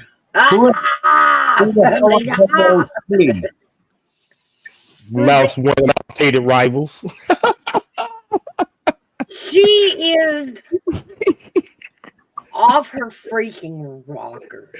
This is Mouse's nemesis. This is good. And Lady Autumn, explain to Hairbag who AOC is. Oh, thank you, Lady Autumn Sky. Got Mouse to pucker up her coffee. She ate this lady. Oh, this is good, Hairbag. Mouse, I'm finna go on mute. Mouse finna start cussing. I'll show you, Hairbag. She finna show pictures. That's how pissed off she is, Hairbag. go on mute. This is gonna be good. Alexandria, I don't even know how to say her last name. Ocasio-Cortez. Her. That's Never AOC. seen her before. Never seen her before? No. Well, you've seen her in Gigi's intro. Oh, really? I Yeah. didn't realize it. I would have probably thought it was Gigi. No offense, Gigi. Oh, Gigi hate her too. You finna get all of them on your ass. man. I'm back on mute again. No, I'm just saying I probably thought it would have been Gigi. I probably wouldn't have thought of it being somebody political. And I don't mean any offense to that either, Gigi. Well, according to NBC News, as of May 5th of this year, AOC won't seek the top Democratic seat, on the House Oversight Committee. Please don't. Please don't. Like, thank you. Please don't. But what does that? Pause. Is that a high office that she's turning down? Yes. Mm-hmm. Yes. Why would she turn that down, Mouse? Why would she turn that down? You know why? Come on, Mouse. Come on now, political women. Oh, back her and Gigi hate this lady. This is good. Okay. Number one, she's really not the favorite in the House as far as Democrats. There are more powerful Democrats above her, so that I understand. What you're suggesting is that she is leaving herself available to run for a higher office. I'm telling you, she already knows she's running. Ran for the governor position in December, but was defeated by a more senior member of the committee. She didn't turn it down. She got beat out. Mm-hmm.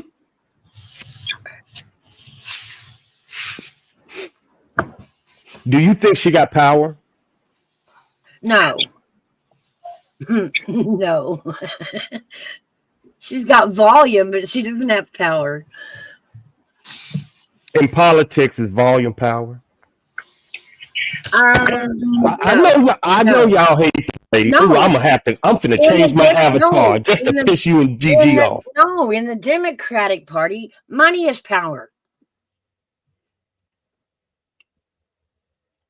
Okay. Is she like, I don't know. I'm with Hairbag. I know you. She has the same ideologies as Pelosi, but she's far from that kind of power. She just loud. I like my Republicans worried about it. Hairbag, you hear it in her voice too? You hear it, Hairbag? You hear it? That's worse than Kamala, y'all. That's worse than Kamala. Y'all ought to be scared of that. Her having any say in so much as a bill being passed. Y'all should be scared of that. That would have been hell if she would have got in.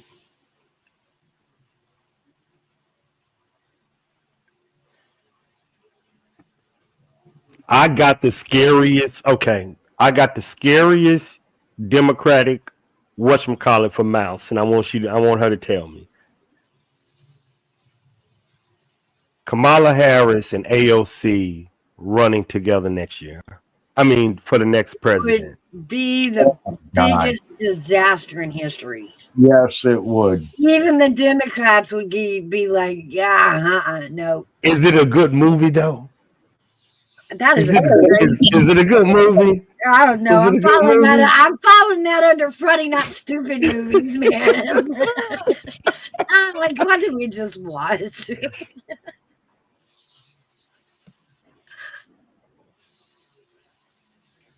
You see, Gigi agrees. Lady Autumn Scott said Gavin. I'm as worried about her as I was Camilton. See, yeah. Dude, chill out, Gigi, boy. I'm trying to get them revved. Gigi, you better watch out. Who would you put against them two? The noise. Who would you put against them? Oh, anybody. Like anybody. Well, I mean. Okay. Well, watch this. Liberal. Me and you sat down together and watched the political debate against Trump and her, and we wanted to watch. Remember how we wanted to watch body language. We wanted to watch everything, and we wanted to decipher everything from how he wasn't look. Do you think Yeah. that AOC could actually withstand a debate? Because I don't. I think even in the debate, she would bomb it. Yeah, that is true, Lady Autumn. She said, I recently found out that Pelosi is Gavin's aunt in some way, so he has been nepotism in government. Really, you didn't see that coming?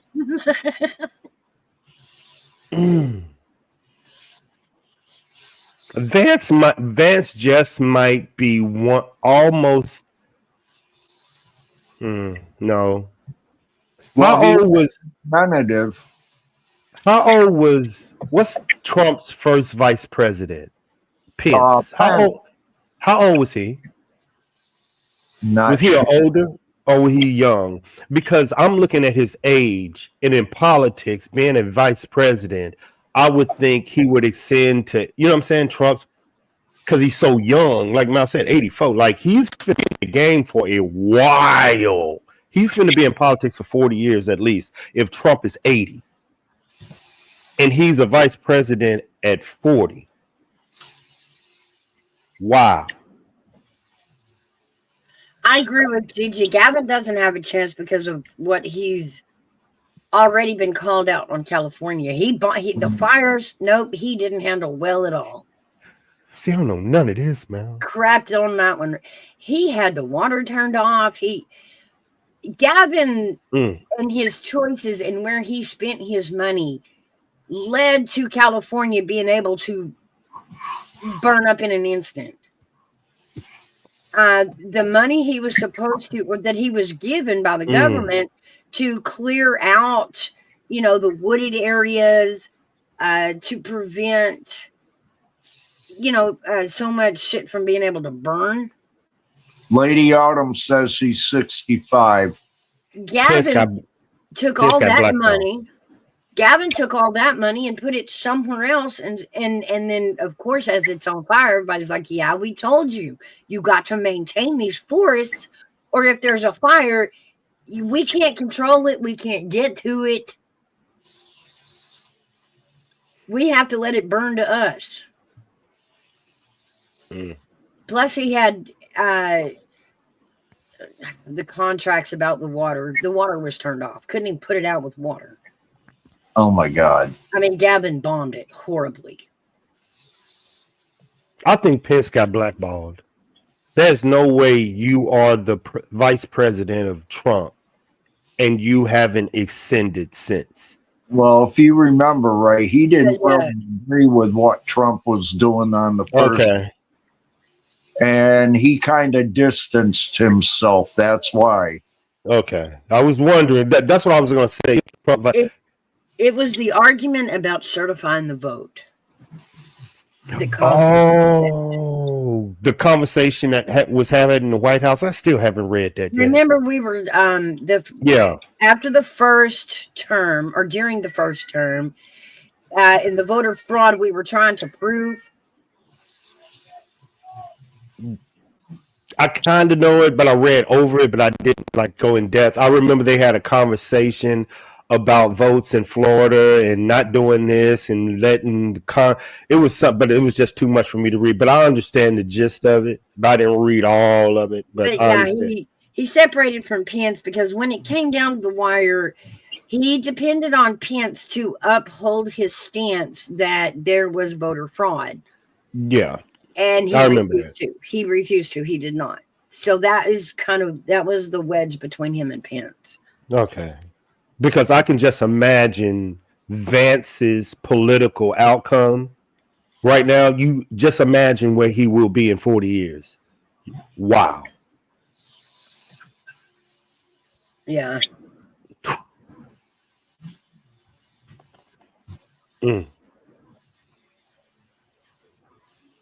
Yeah, I knew. I was worried. I was wondering where he went. That's crazy that Trump picked a vice president and Pence's name never came up once during the election. That's crazy. Yeah, they really hate him. He's Yeah, tough with Blue. God. he No, was. I mean, he was like Wow. disloyal to his party. He wouldn't Wow. stand with them. yep. Is he still a Republican? Who knows? I got who knows. He Wow. was it poked him out as a rhino. And once you're labeled a rhino, especially with Trump, you just don't get a second look. Hmm.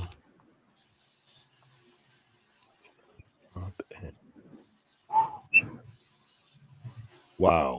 And on a side note, Pence's wife hates Trump. She wouldn't acknowledge Trump at Carter's funeral.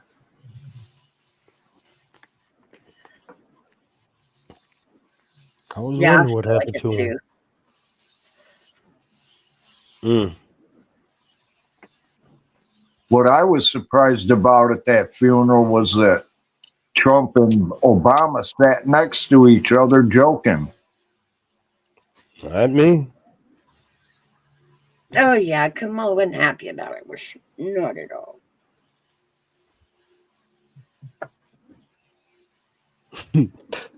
I remember Mouth showing me that picture. I was like, I told you. I told you. When he wasn't it, I'm like, I'm out. Peace. Peace out. Have fun, y'all. See that? I seen that toilet bowl water happening. That toilet bowl, whatever. Lady says because they in a club we aren't part of. We don't want to be a part of it. That club is for those who think like what they're only gonna live till tomorrow. Okay, let's go.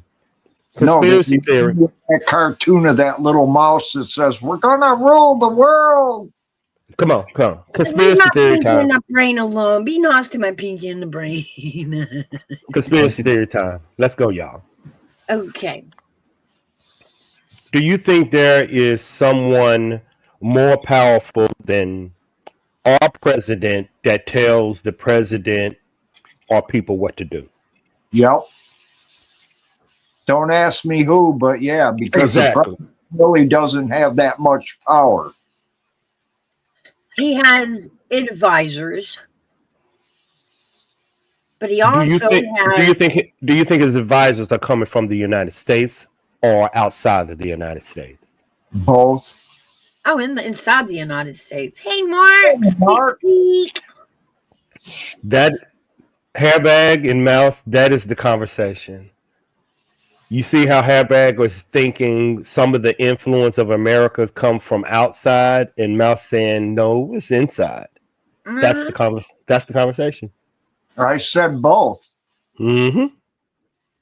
I think Trump has always been a person that he will let you give your spill.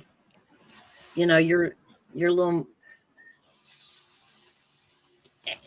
But that just because he listens to you doesn't mean he believes you. So when it comes to foreign affairs, I'm sure he's got his ears open and he's hearing what they all have to say. But I don't think it plays into his decision making to that point. You know what I mean? I mean, yeah, he's always got foreign affairs in the forefront, but I don't think they have his ear enough that they can suggest how he run the country. No. Take out the person of Trump, and America is a person. What we do abroad. So when I say America, take Trump is America. Is America being controlled by outside forces, or is America being controlled by America? What would you consider him? I mean, he lives in America. He's not an American,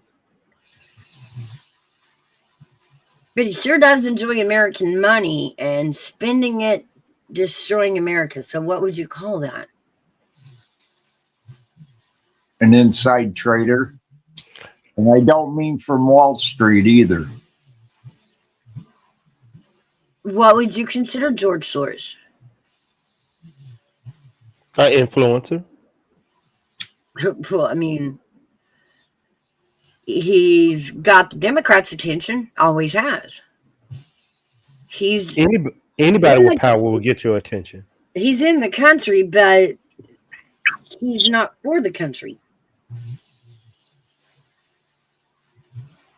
I can't even remember what nationality he originally was. Dang, GG. That's gangster. Yeah. GG gangster. GG, sativa. No, not sativa. Indica. Moonshine. Lady Autumn Skies says America is a corporation and no one person runs a corporation.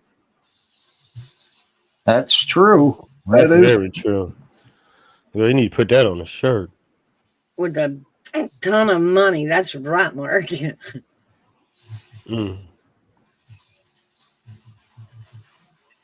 I think money, within our country influences our president. Again, like I say, I believe he listens intently on foreign affairs, but I don't think that's, that he is taking advice and, doing what another country suggests. I don't think it's to that point, no. This is a bold question. I never asked Mouse this question. It's gonna be a good one, Hairbag. I'm gonna ask you. I think I know. I'm gonna ask you the same question. How powerful do you think Trump is in the world? Not very. War against Russia and Ukraine done a long time ago, like he said he would. I have not seen this much power abroad since Reagan. So you think Trump has more power abroad, and Hairbag thinks he has no power abroad? See, I think he has no power either. I agree. I agree with Hairbag. He likes to think he does. Okay, well, you remember the conversations right before the elections, when we were discussing all the world leaders changing seats. Remember? Somebody was annihilating them. There was people. No, they were changing leaders. Oh yeah. Countries in preparation for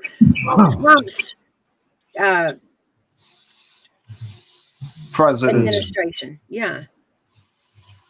Okay, my bad. I see how they are defining. I see how they're. My bad. I'm using. My bad. That's my bad. I'm using the wrong use of words. Do you think Trump has influence abroad? Absolutely. No, will agree with. Yeah. And Gutters, before you get on my KPM for.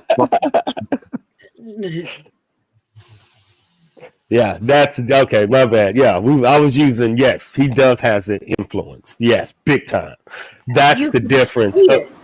That's the difference between an influencer. Trump is one of the best.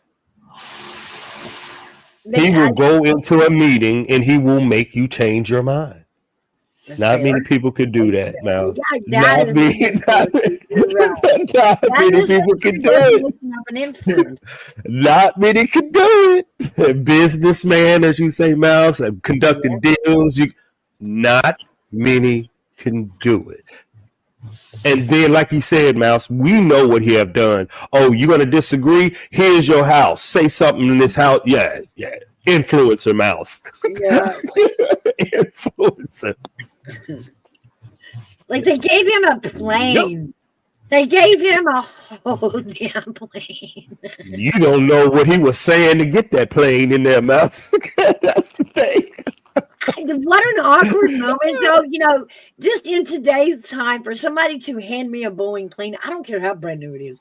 It's got that Boeing label on it. I'm like, it's cute. Probably won't fly it, but it was a gift, so you can't say that to the gifter. That'd be rude, right? Listen, y'all.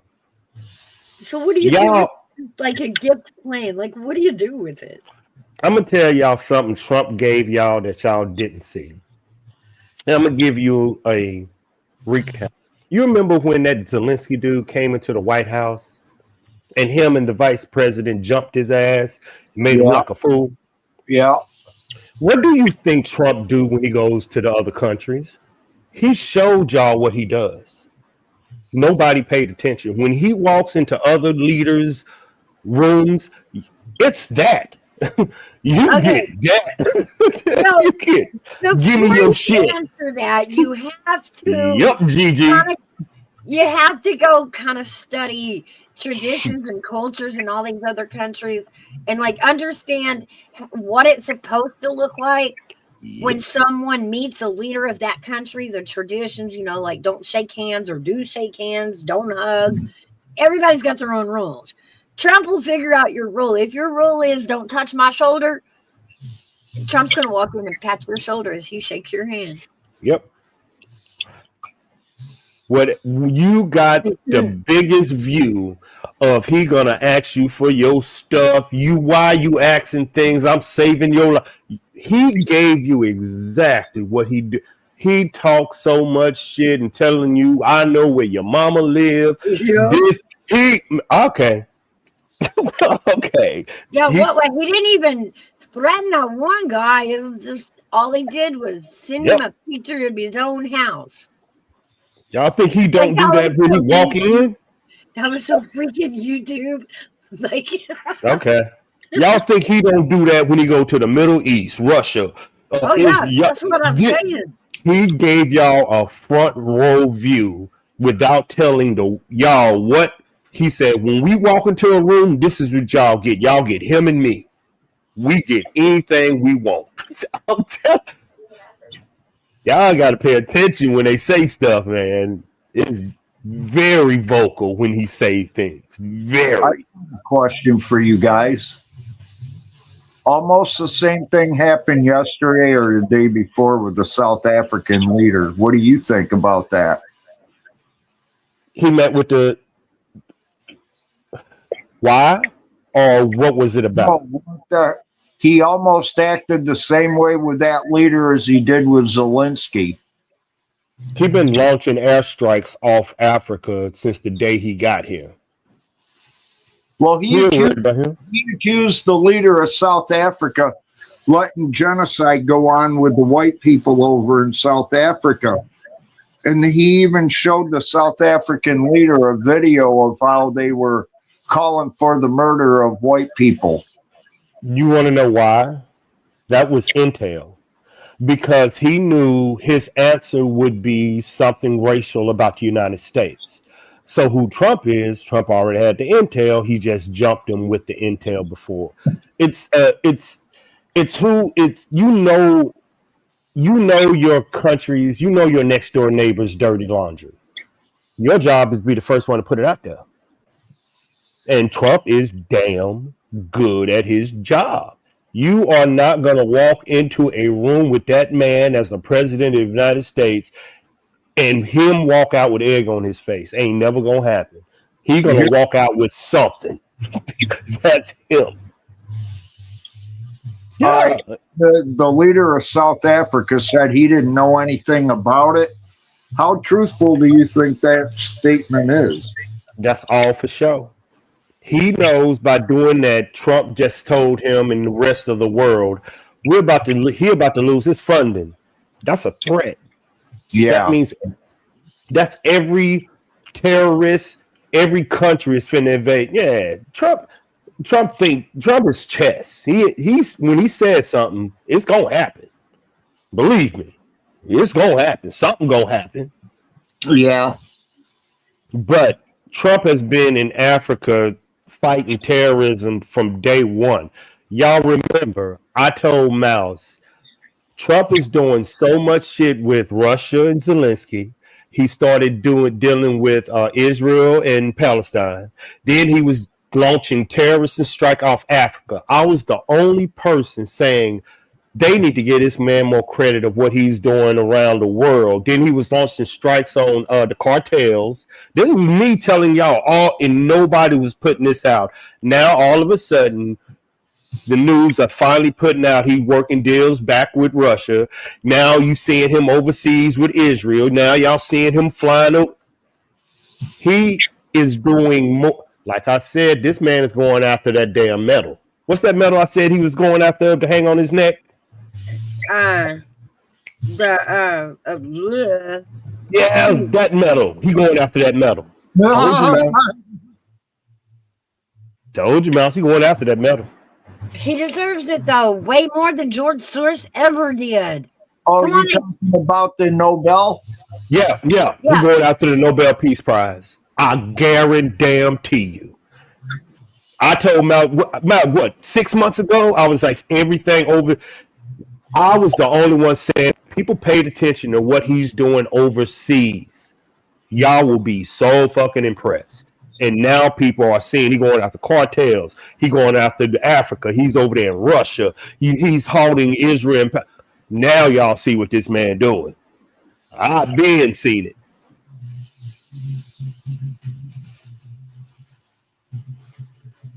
Yep. I know what he doing. He finna put. He got Mouse. He got it. Ain't no doubt. He got it. He got it. Yeah. He got it. Ain't no doubt, Mouse. If he do this, he got it. It's almost like he's bringing world peace, Mouse. Really, it ain't a country he's not over in. From South America, he's over there with the cartels. Over there with he's everywhere. Yeah, but that was so funny. The whole Democratic Party tried to portray that. Look at what he's doing. It's so egotistical and aggressive and brash. The war and we're like, how are y'all pumping this out? Just because y'all smiled when y'all pissed everybody off does not make y'all less of a monster. This is what he's doing to get world peace. Yeah, not to flip the world, upside down. Y'all did that. Democrats did that. And just because they were nice and they smiled at you while they screwed you over, y'all were okay with it. All I'm saying is militarily, he's launching attacks against cartels in South America. Mm-hmm. He's trying to get Zelensky out of Russia, that continent. He's telling China, stop your bullshit, that continent. He over in Israel in the Middle East and just got a jet for them telling them stop. And he just did an interview with South Africa saying, hey, we over here too. I'm telling you, this man is doing crazy shit overseas. Crazy. Mm-hmm. That's crazy. Yeah. Crazy. Love it. Yeah. Love it. I told Mouse I love it. He got it. Yeah, Mark, he got it. He got it. Ain't no doubt. He got it. He's still in his first year. He got it.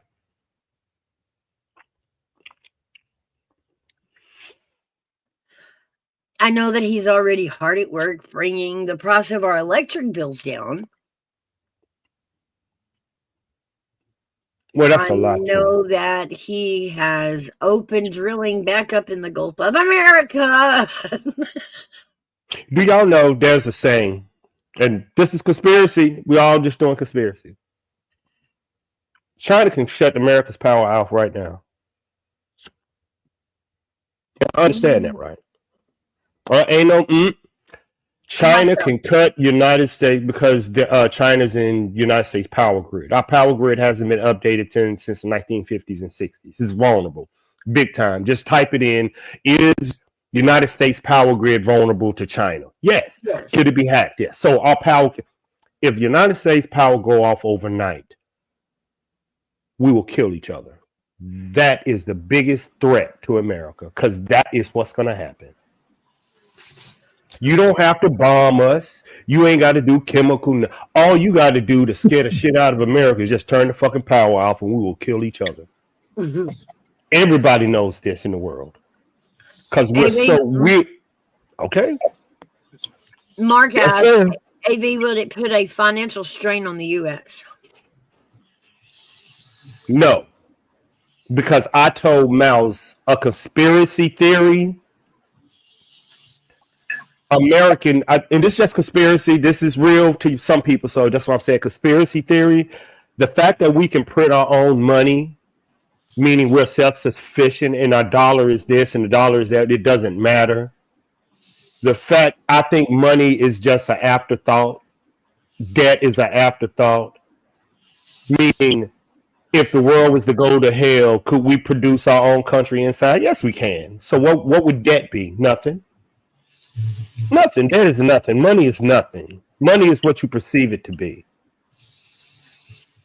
If tomorrow the United States said we're at war with the war, you can't buy nothing, we're producing our own stuff, just go to the store and I'm going to put money on a card. People, that is insignificant when the world is at war. Your currency is your currency. This is how it's always been. The currency is backed by what? Gold? Come on now. Our debt is backed by what? China?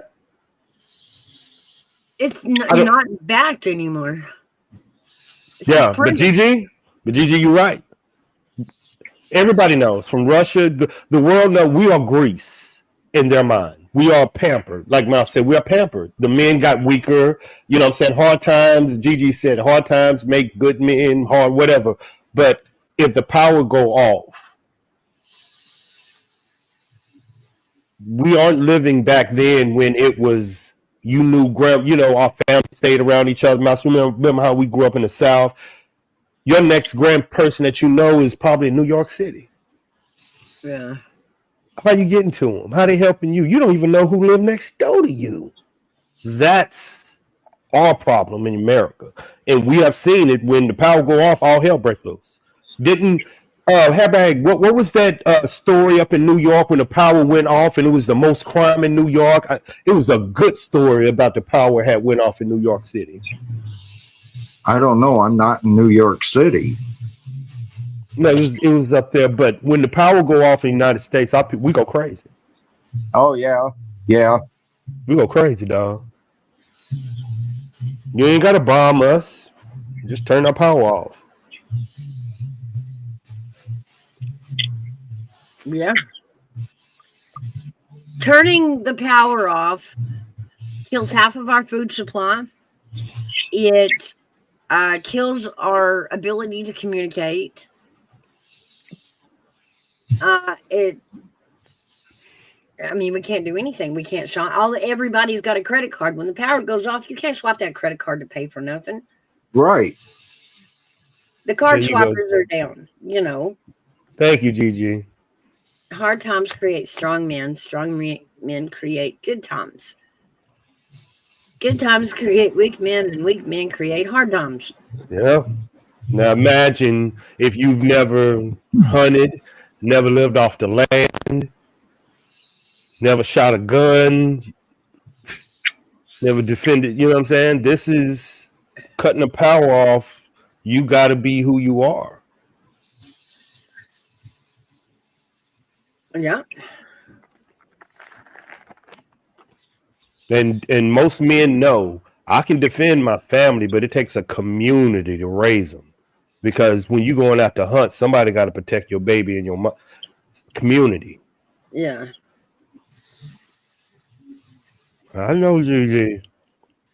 That's facial recognition software. I'm already talking to Mouse about that right now. Yeah, we are going into AI experimentally and with our eyes open because we know what can happen. On the negative side. What just happened? Do you really think we'd get into that position, though? We're already there, Hairbag. Hairbag, they found two of the guys. They found two of the guys in New Orleans using AI facial recognition software. They just tracked them with facial recognition software. What I've been telling y'all the whole time about a missing child, and Mouse was like, well, why couldn't we use this facial recognition software to track where the missing child is? And I told Mouse money. AI for, though? What do you mean? Why were they tracking people with facial recognition? Because of the attacks on, what was it, New Year's? Yeah, in New Orleans. Well, really, it really has been installed in all CIA bases in the Middle East. And the White House been had it. Like anytime you go around the White, it's facial recognition software just pop up. It's popping in all our faces. Anytime you get around any government facility or anything, your ID has been uploaded to facial recognition software. So all it does is it see your driver's license and it matches that face and says it's not you. Then it just go through terabytes and terabytes to find you. That's facial recognition software. So when you leave, all they got to do is track where you go, and they know the AI can tell you where you're going. But it's the same as the police can use it too. Yeah, Mark says it's a Hey, Walmart. GG. Yeah. Hey, GG. What's up? GG. I'm going late to get the grandson, but I did want to make one comment. I just watched a video. It's God, I can't remember what her name is. She's a YouTube influencer, and she goes around to different events that are basically liberal, or she goes to a lot of the pride parades and all that. Well, and she just asks questions. Well, of course they have her first name's Caitlin or something. Anyways, they really bash this poor girl, but she sticks with it. She takes a bodyguard with her. She never gives up. And the other day she was at a town called Lakewood, and I don't know if that's California or where she was at, but she had been to this farmer's market before, and they were chasing her out, so much so that the cops actually banned her from the farmer's market. And here's how they figured out where she was.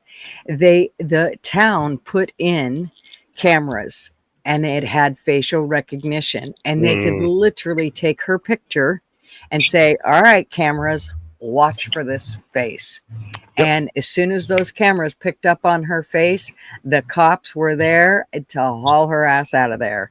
I mean, it's totally against her freedom. You're in a public, I don't care if it's a farmer's market or not. And I don't care if they got, the city to let them have the street for the day. I don't care. It's a public place that people pay taxes on, and the city doesn't get to sell it for the day to keep other public people out. So the fact that she was there she should have never been removed. But the cops went against her rights and removed her from there.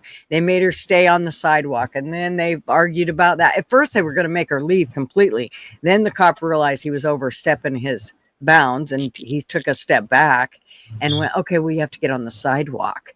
Well, that was still bullshit. It's a public street. If everybody else is out in the street, she could be out in the street too. It doesn't matter how many vendors are there. She can ask questions. She wasn't causing a ruckus. The only ruckus that was caused was by the libs who were freaking out, crying, needed tissues, having a hard time. Yeah. But my is, point Gigi. to that is our freedoms are being taken away from us daily, and if you think they're not, that's a perfect example of it.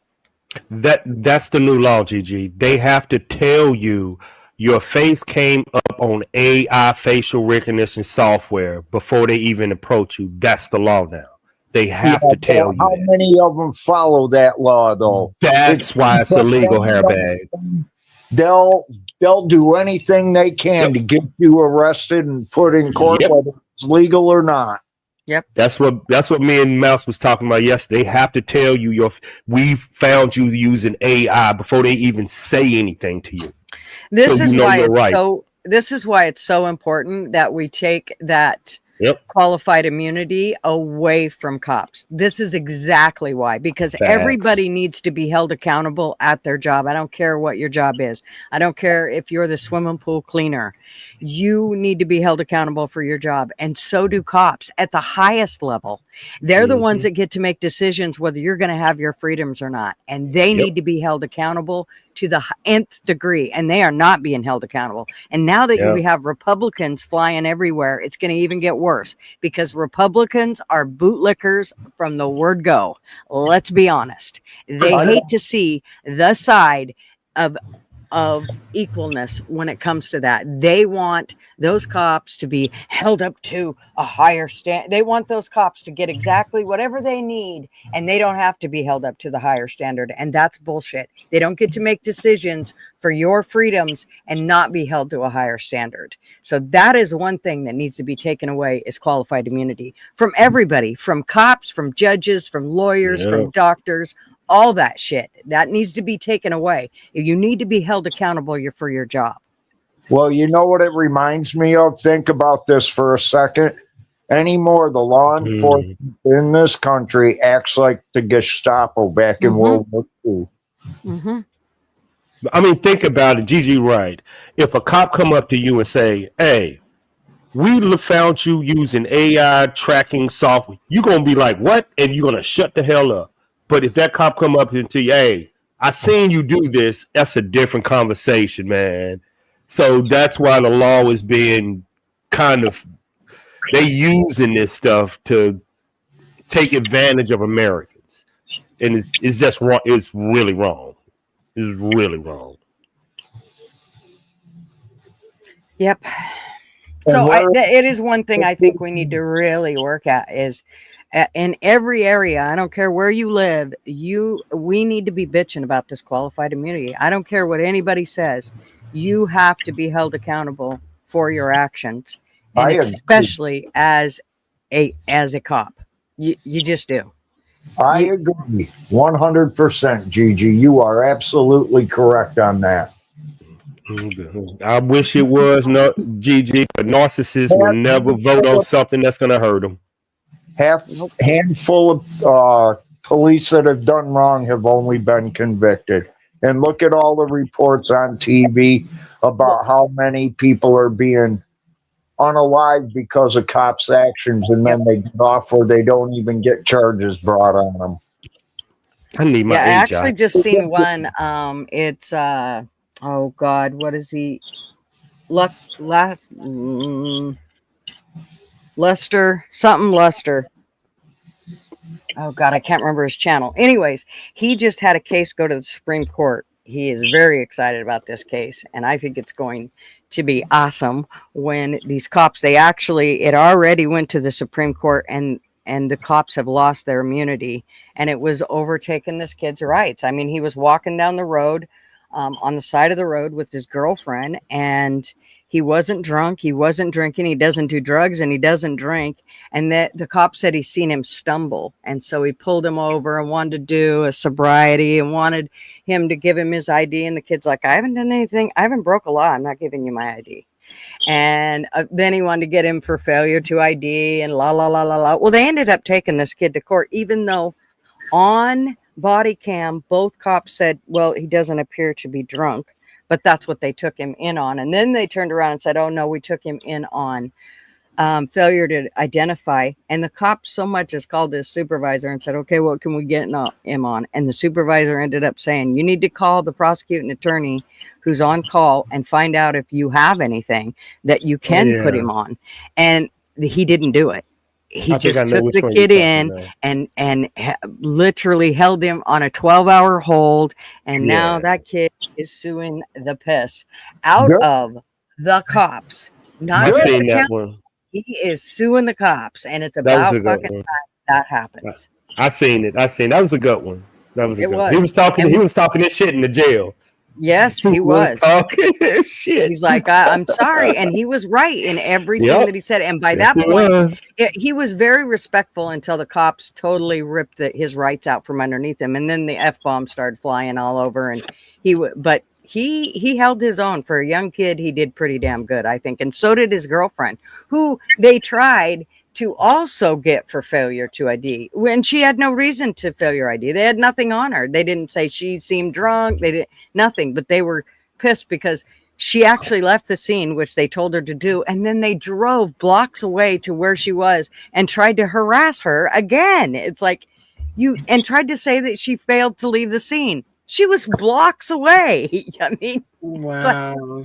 Yeah, I see. That was a good. We need to do some reviews. I'm with my AJ. AJ will try to do that First Amendment stuff. Gigi, I love it. What's amazing? Me and Mouse did a short. when people will say, well, you always just post stuff about the cops being bad. You know what? It's hard to find cops being good. That's the problem. It's getting to where, because of this qualified immunity, they know they're untouchable, and they're hiring people with no morals, no ethics. It's not training. It has not a fucking thing to do with training. It has to do with the people that they're actually hiring. And when you start getting the DEIs involved and all of that shit, you are asking for problems. And that's where all this shit started at, along with the fact that it's qualified they don't immunity. know the law when they get hired. And then they're trying to enforce a law that they have no clue about. Well, and here's the thing: is you can't really train on that. If you are not willing to learn the law, nobody can train you to know the law. You have to be willing to go and learn that shit. I don't care how many classes they give you. They can. Yeah, there's no, and they're not willing to do any of that. Know it, you know. So it doesn't have anything to do with training. It has to do with willingness, and they're not willing. They don't care. They can still make the same amount even if they don't know the law. It's a deeper context too. I was on panel with veterans and retired police officers, and we were debating what's going on. And Hairbag, you might get this since you was like in the military, we weed out the bad ones in the military because it will destroy your ranks. In the police force, y'all protect the weak ones. See, I would love to believe that. However, I've seen our military become a weak, pussified situation. But if you have a group of 5 men together and one of them an asshole, them 4 dudes gonna get that. You see what I'm saying? But in a police facility, if you have one bad cop and that bad cop is doing something, them other 4 won't stop. In the military, we're gonna beat that dude. It's different. Yeah, it is. But you got to be in that foxhole with 4 dudes, and they ain't gonna allow that. They just we ain't. You ain't gonna corrupt the rest of my folk. We gonna whoop your in the retired whatever the police force said. If you have a bad cop that's doing something to somebody, the other 3 cops might stand around.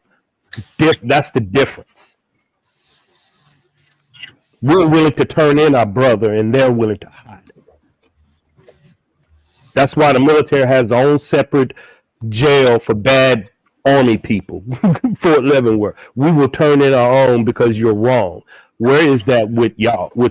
That's what my question. Where is that with retired police force? And I asked one question: when was the last time you turned in a bad cop, and you was on the force for 30 years? You ran into one, and he couldn't say nothing, and that's the difference. Phil was the last one that did it, and they ended up unaliving him. Yep. And I said, that's the problem. We ain't cowards. We don't care about your feelings. We getting you out of here. And then it's just different. Then if that's the case, then how did all those DEIs continue to be in there? Because I'm telling you, there's no way that all those people they put into the military for the last 4 years has bettered our military.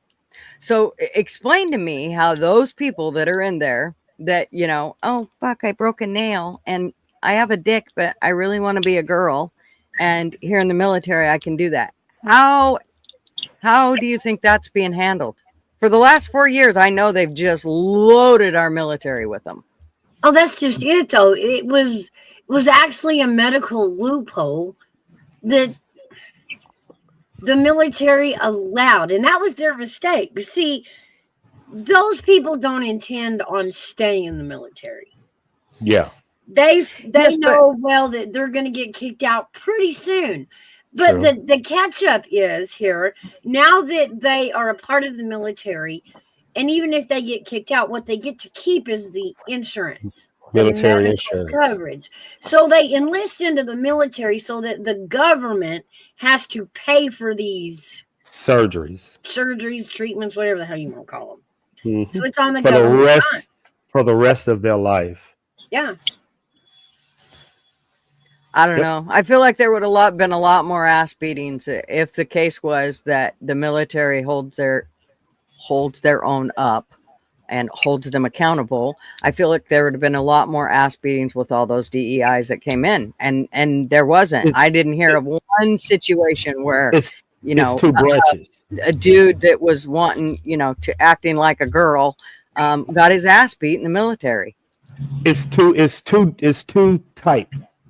You have the people that are back, and they aren't on the front lines. They support combat troops.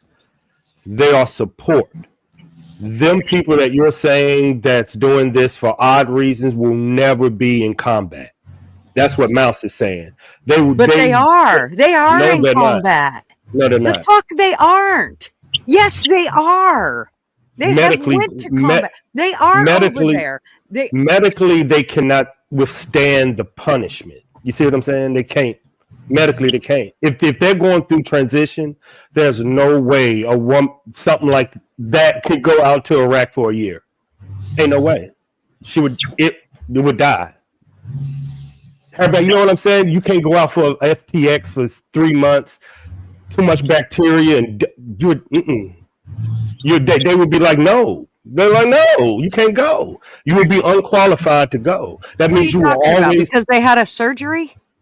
Yes, which puts them on this whole bullshit. Yeah. The surgeries heal. That makes no sense at all. Not hearing me. No, and the reason they won't serve is because they get in there, they start treatments and surgeries, and now they get to sit aside on medical leave. Yep. They don't have to deploy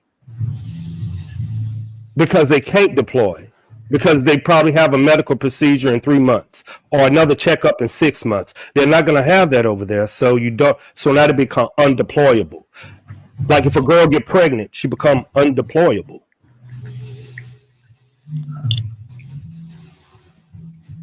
But I understand what you're saying there. But what Mouse is saying, you're thinking they're doing that. No, it's more or less they're giving us our uniform rather than they're wearing it. I'm saying what both of you are saying. Yeah. The military allowed this loophole by allowing them in. They allowed it, and that was stupid. Yes, because the loophole allows them not to deploy. Well, I hate to beg to differ because it says, yes, transgender individuals are able to serve in the U.S. military, including serving overseas and participating in combat roles. Mm-hmm. So, roles. That's what I'm saying. There are roles. You have combat and you have support. Support, yes. Combat, no. That's what she will give us our uniform. That's support. Wear one and go into the field? No. Support and combat. She will be support. They're going to be medic. They're going to be mess hall. They're going to be... Yeah, they'll never go out there. But they will always be back there. Suproco? Ciprico. Yeah, I seen that.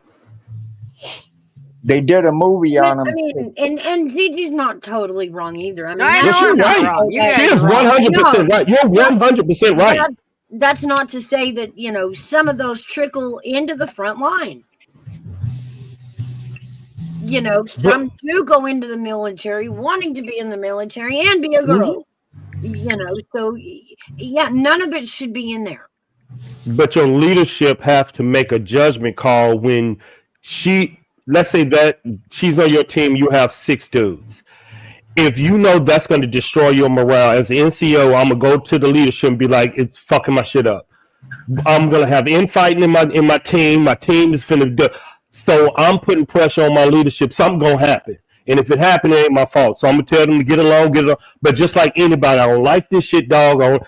I've seen it happen. That's what I'm saying. I know, and I'm going to go right to my leadership. One of these people are going to go. And usually all 4 of them going to write their letters and be like, I want to be transferred out of this unit. Now my unit has destroyed. So I know what you're talking. I live it in real life. So what you're saying is 100% right. But your leadership don't want because it will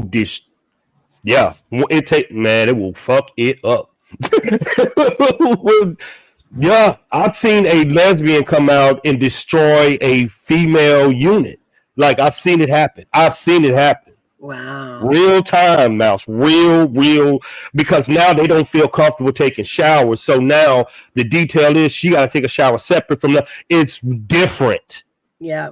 This is real time out in the field. Some dudes don't want to take a shot with that. They don't want to be in a tent with that. So you got to make it's different. So y'all are completely right, and you don't want that shit nowhere around your unit. Nowhere. All right. I gotta go get the grandson, but I'll be listening. Okay, Gigi. Yeah. A good one.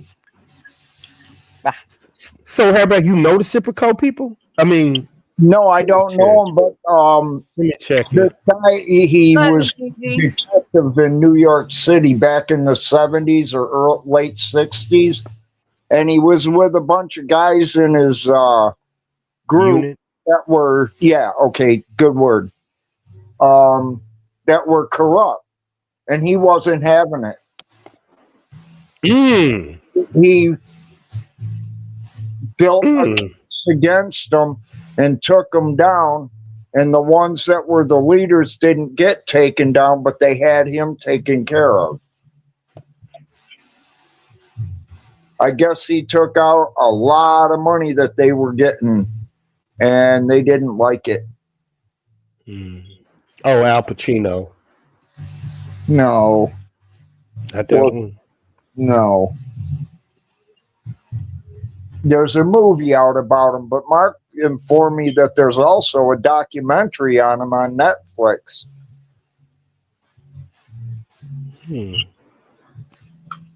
Yes, I love putting something on my movie list on my hacked fire stick. And this was a real life detective. And everybody else outside of the police department looked at him as a hero for taking the funk out. I mean, they are good cops. I work with a few of them. I've only known 2 or 3 that I could honestly say were good cops. I know a lot. I ain't gonna. I trained with them up at Fort Liberty, so I know a lot of them, and a lot of tech guys too. Matter of fact, me and Mouse was talking about that FBI unit in Tennessee. I know a lot of tech guys that go into them line of work. A lot of tech guys. I know where there's probably should be some job openings if you're interested. I don't think nobody want to go down there and deal with y'all drama down there in Kentucky and the others. I just want somebody who's going to actually look at the body if they actually get a hold of it, like run a test or two. Matter of fact, Hairbag would think it's cute. Hairbag, the Summer Wells, the that case that me and Mouse we talk about every now and then. Yeah. Mouse found out somehow a tornado destroyed it and compromised all the stuff. I didn't know if it destroyed it. All of a sudden, Mouse. I mean, Hairbag. All of a sudden.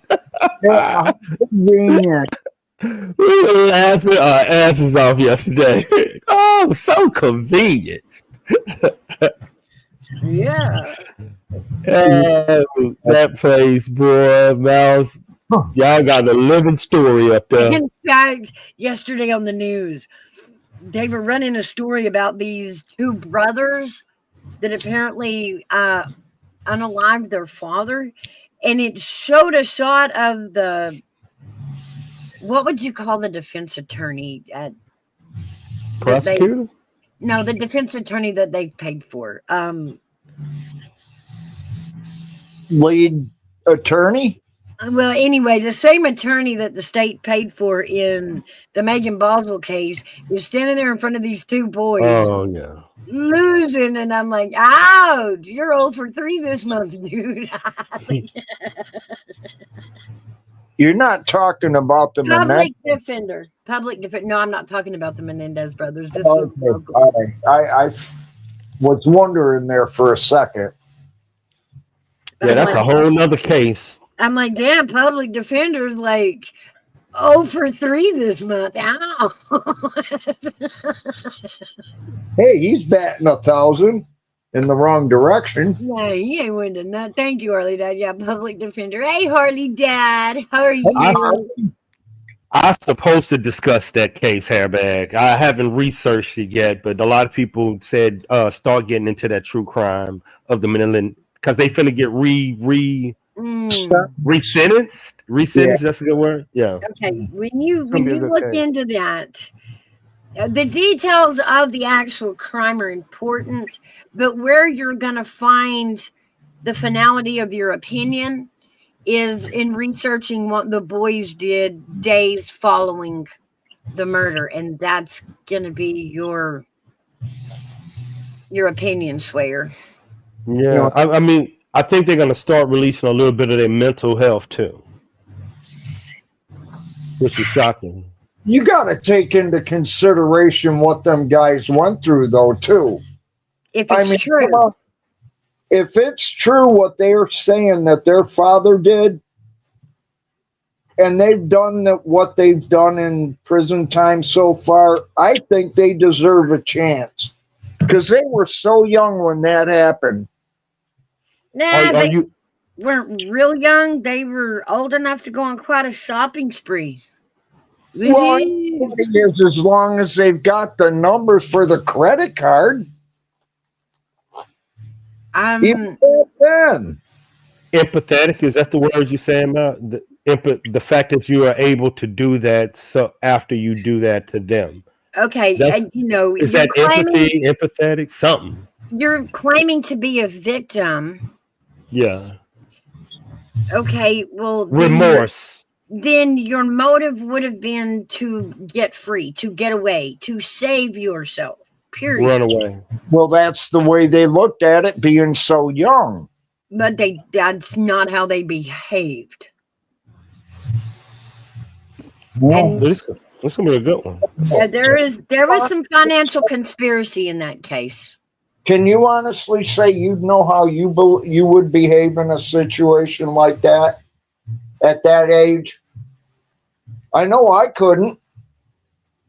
I think taking the money out of his wallet and going and buying a Rolex is just not on my. That's weird. They were in a mind of hate at the time, though. Oh, see, Hairbag is going off the that the parents are already passed away, and now he's moving on past that. Okay, That's he's not taking it to okay, they did it. Then you see what I'm saying? His break is right there. So he took the money. Now he don't know how to act. Take him back right. Mouse wants you to imagine attacking your parents.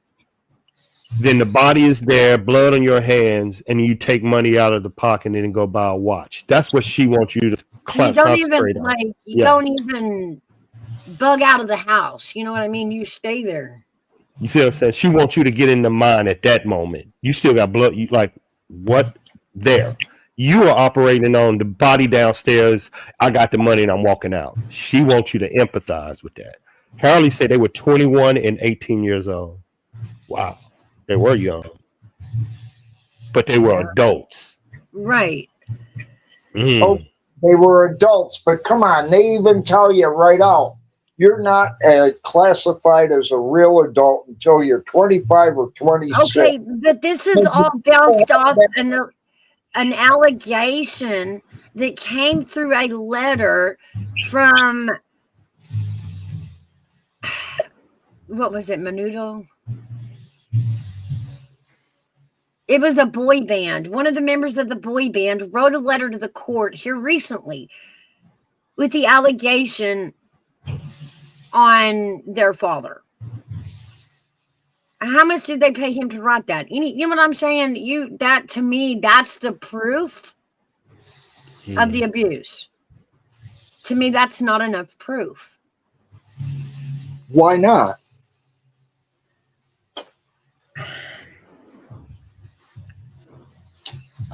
The same thing. Just because I accuse you of something is not solid proof you did it.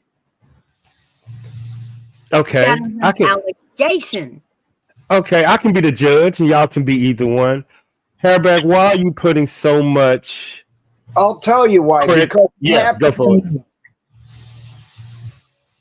Not by my father, but it happened to me. And I know how I felt.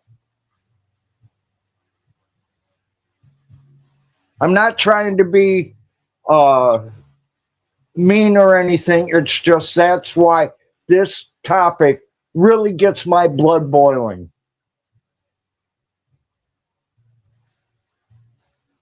No, it's not meant to. But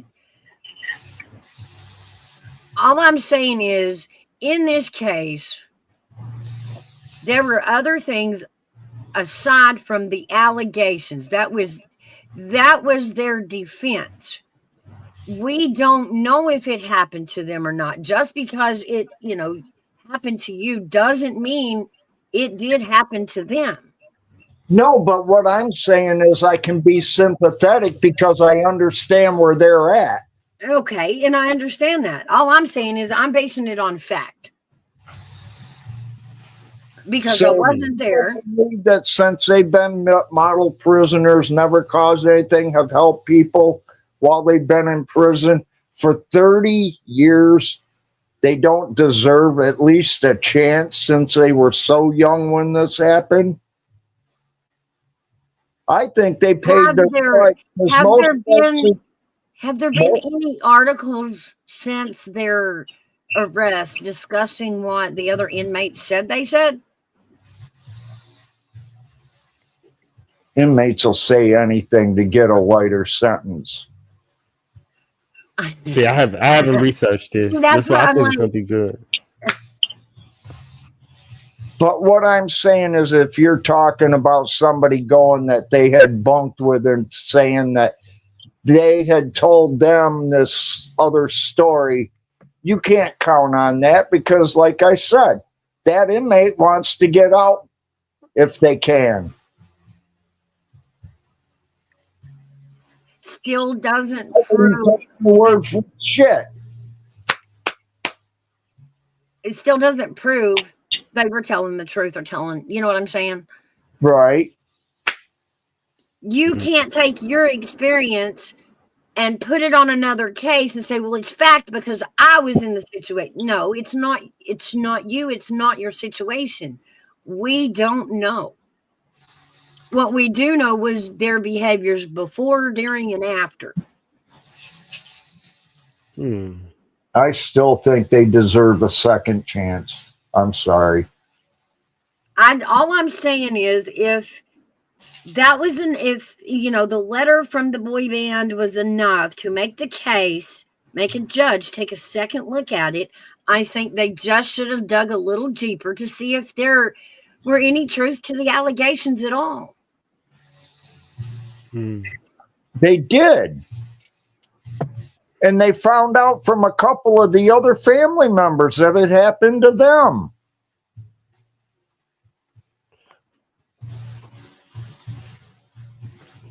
So that gives them the right to kill their father? No, I'm not saying they had the right. I'm just saying that at their young age, yes, they did what they did. Yes, they got convicted of it. Okay, that's wrong. But what I'm saying is they did 30 years. But they still committed murder. Yes, I understand that. But listen to this. Most states, you get it for 20 to 25 years for one count. Depending on the charge. Now, remember, this was proven to be premeditated murder. They planned it and they pulled it off. Okay. Does that mean they're going to come out and plan it again? No. Well, I don't know. They got a lesser sentence.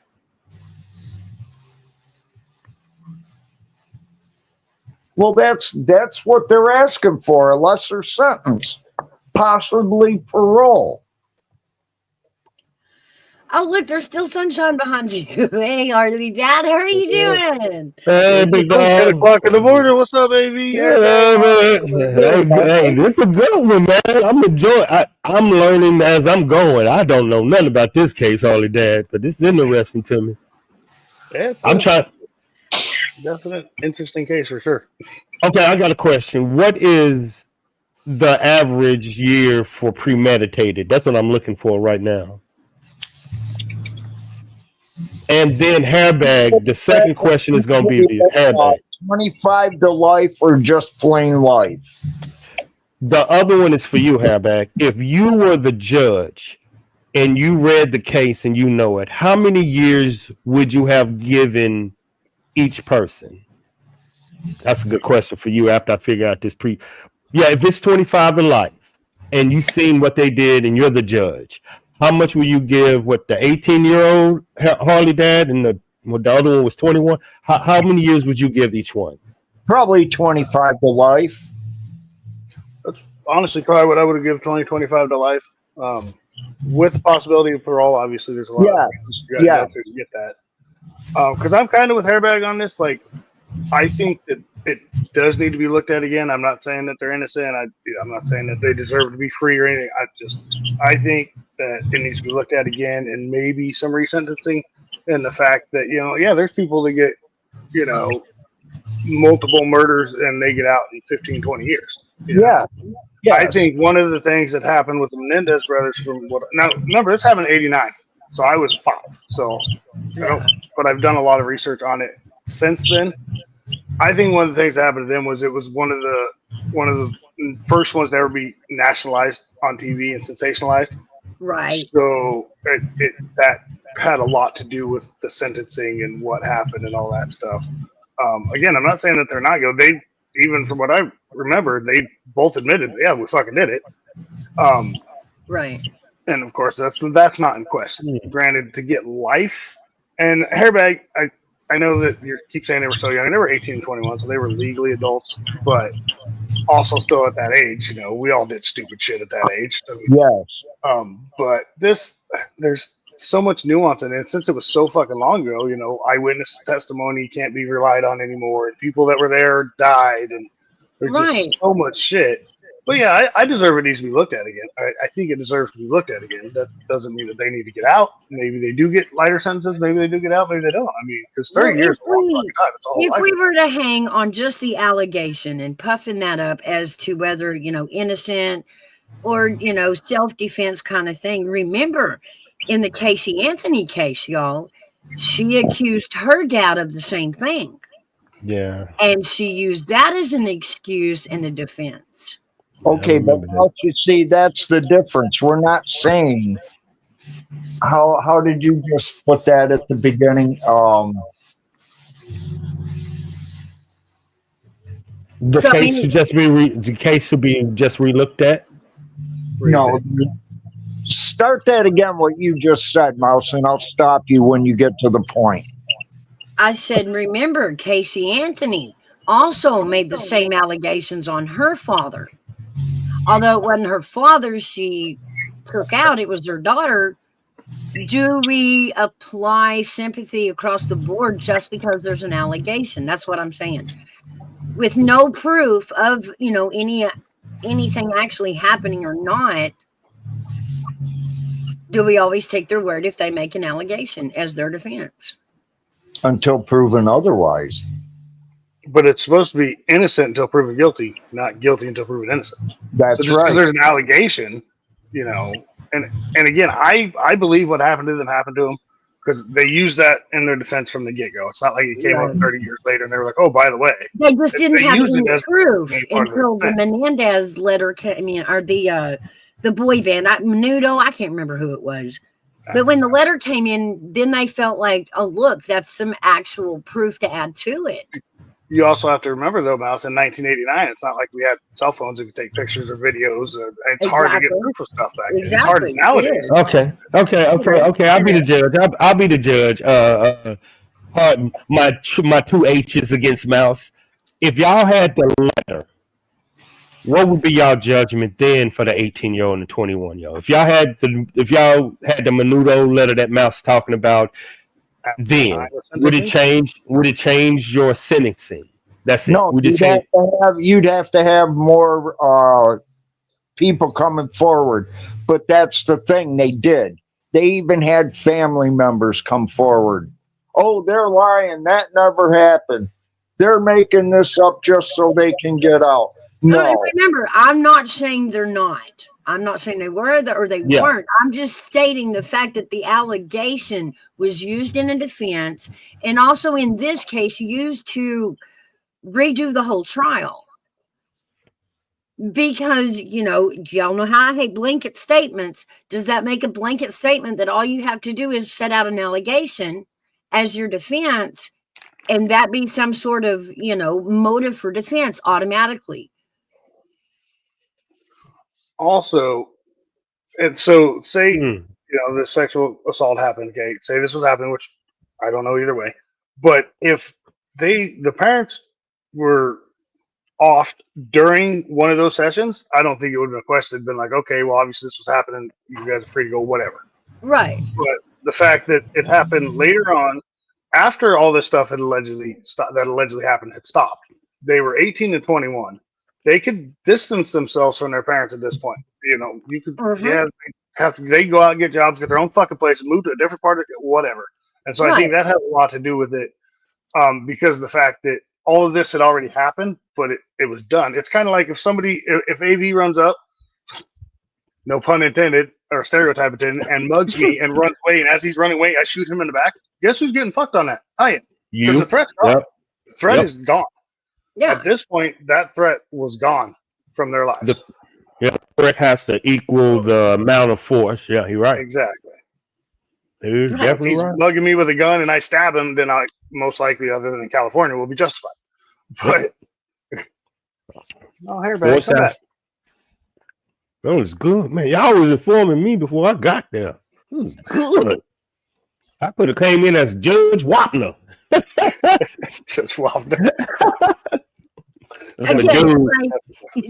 That's not. I'm not trying to say I don't believe the Menendez. I'm not saying that at all.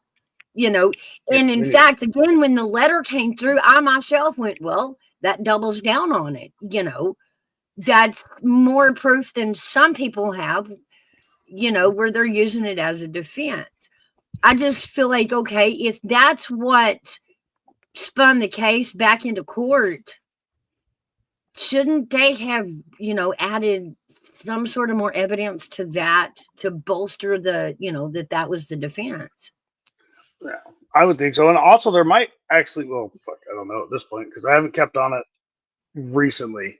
Because, there's a lot of shit that comes out, especially nowadays, stuff getting televised. Well, they have this and they have this, but you don't know all the fucking evidence that's in a case. And even after a case is finished, a lot of times all the evidence won't be made public. Right. But I believe, in my own opinion, that the Menendez brothers deserve to have their case looked at again. Again, I'm not saying that they deserved to get out or get time off or whatever. Just, I think it needed to be looked at again because it was so fucking long ago. And back then, it was sensationalized to the point where they had to throw the book at them. They had to throw the book at them. And it really was in the 80s, guys, that if they made a big case out of you and you weren't somebody like O.J. Simpson, if you were just an everyday everybody and the media got you, the Court of Public Appeals was way louder than the courts. And so when you hit the jury, when you got put into jury, you were not going to go against the public. You were going to convict no matter what you heard. Well, especially when there's these affluent kids, Sorry, everybody, go ahead. No, all I said was, and then they were going to throw the book at him too. So basically, if I was the judge, y'all want to give them 25 years, and that's it. From what I'm getting, y'all are just saying 25 to life. So, in my opinion, 25 to life, I think, because that gives them 20, 25 years where they've done their time. And like Herbeck said, everything I've seen on them, they were model citizens. I think one of them's got a couple of degrees now, and like they, model inmates, not citizens, and they didn't cause trouble and all this shit, from what I remember and understand. And so, to me, that 25 to life gives you that 20, 25 years, and then you can look at it again and be like, okay, they did a horrible thing when they were younger. Obviously, they know it was wrong. They've done 25 years. They've done nothing wrong since then. So, to me, people like that might be warranted to be out, maybe, depending on other situations, circumstances, and stuff. And, but then you get people that, smoke or sell fucking 4 pounds of weed and they're doing 30 years, and it's like, Yeah, that's true. That is true. Yeah, he's saying I'm being honest. He's basically saying, don't look at it this way. You better look at it this way. Yeah. I see what he's saying. Well, I mean, technically, Yeah, that's it. in a murder that is basically like the heat of the moment, like there's a fight break out and one of you stab the other one or something like that, that's only going to qualify for 25 to life with the possibility of parole. Hold up now. I got to be the judge. If there's one crime that deserved 25 to life and not even look at 30, 35, 40, 45, 50, is a child killing their parent. Yes. Well, I ain't even taking them into. I'm saying if that's one crime that you would say 25 to life, I ain't even looking at you. That's one. no, you know what? The reason I said yes at first is because I thought you were going to end with children. I mean, that too. That's what I'm saying. The crimes. There are certain crimes that we know is automatic. Children, a man hurting a woman. You know what I'm saying? We know this. And a parent, circumstances, yeah. I think this is one of them. Like you said, a child getting hurt, a man, a woman deleting a woman, and a child having the ability to delete their parents is one of the things I'm saying is like guaranteed. Okay, so let's take the Menendez brothers through what would be a parole hearing. Let's pretend that we are the parole board and they're before us in a parole hearing, because that's what that's how they would have gotten out on parole. Now, there's 3 things that a parole board is going to want to know from you. Regret. Do you understand what you did? Did you work on what you did? And are you ever going to do it again? I mean, it's pretty basic. But Hairbag and Harley Dad want you to understand what they went through to get them to get to that so place. let's apply let's apply how that will play out. Yeah. Say in a parole hearing, because it's still going to be entered as an aggravating circumstance to the crime. But as men, that's what we're saying. As men, we understand why they did that. That's our sympathy as men. What I'm saying is, going into a parole hearing, yes, that will play in their favor. The allegation of that will play in their favor. Hell yeah. Let me jump in here for a minute. Lady Autumn Sky at Mark Harris. The Menendez brothers, Eric and Lyle, were originally sentenced to life in prison without the possibility of parole in 1989 murder of their parents. In May 2025, a judge representing them or resentenced them to 50 years to life, making them immediately eligible for parole. So they will absolutely have to do what we're... Had made the adjustment yet. Okay, so that's what I'm saying. They are still now, yes, they are going to have to face a parole board, but it's not going to come down to the part about premeditation. It's not even part, how did you kill? That's not going to be discussed in the parole hearing. What the parole board wants to know is, do you understand the crime you committed? Have you worked on whatever made you commit the crime? Have you set counseling? Have you committed the crime also? No. Yeah. I mean, I'm like Hairbag and Harley. I can understand Hairbag question. Like, I understand why you did it. Honestly, I do. Like, as a man, I do. I don't condone it, but I understand why. But out of the fact that we know, how is that going to apply in a parole hearing? Let's talk it out. Like I said, the 3 boxes you have to check to qualify for parole is you have to understand the crime you committed. You have to understand the effects of it, how it hurt you, how it hurt them. Then, the counseling part of it. Did you understand why you committed that crime? Did you work on that issue? Did you seek counseling to get rid of that issue? And number 3, are you going to do it again? Oh my God. The question is going to be, it's really going to center around, the type of actual counseling, not how many times they told the story or not who they got to believe it, but if they actually sought out counseling for being abused and then sought out counseling for having killed your own nurturing parents, because that's two separate issues. Or you can get somebody sympathetic up there, just like Hamburg said, I just understand. I don't even care. I'm just sympathetic. That's what I said. That's already working for you in a parole hearing, the allegations of the parents and that they're being believed. That's going to count for you in a parole hearing. It's going to count, for your motive. You weren't just an asshat who came up with an idea to do it, right? Okay. So yeah, you're right, Mouse. Hey, Wanda. Hey, Wanda. Boy, I'm just catching up. Did you read her comment? A girl and boyfriend killed her family, and she had less than 10 years. I heard of a case in New Mexico, and it was an absolute in the moment type of case. They were in a domestic dispute, and she just lost it. She just lost her crap, and she offed him. What is that called? Moment of passion? Yes. Yeah. In that case, y'all, do you understand? She spent 15 months in prison, time served. 15 months. That's just a little over a year. Yeah. That's crazy. Wow.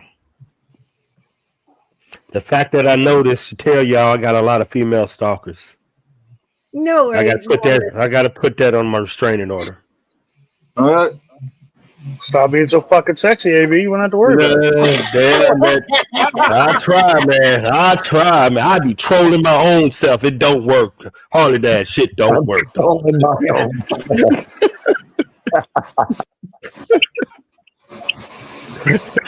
If a rubber can say moment of passion and do a mutt, y'all, man, we ain't got no help. We ain't got no help, fellas. We ain't got no fucking help. We dead. They gonna do a mutt. We dead, y'all. Man, we dead. Hey, Harley, you still got your beard? Of course I still got my beard. Shit. Well, I can't see you. You're silhouetted. I know it's hard to see in the shade. Let me put him in the No, dude. I ain't gonna say put Harley Dad above me, but you need to be above Mouse. I ain't gonna say all that. Yeah, Mouse likes it when I'm on top. Wait, what? See, that's what I'm talking about.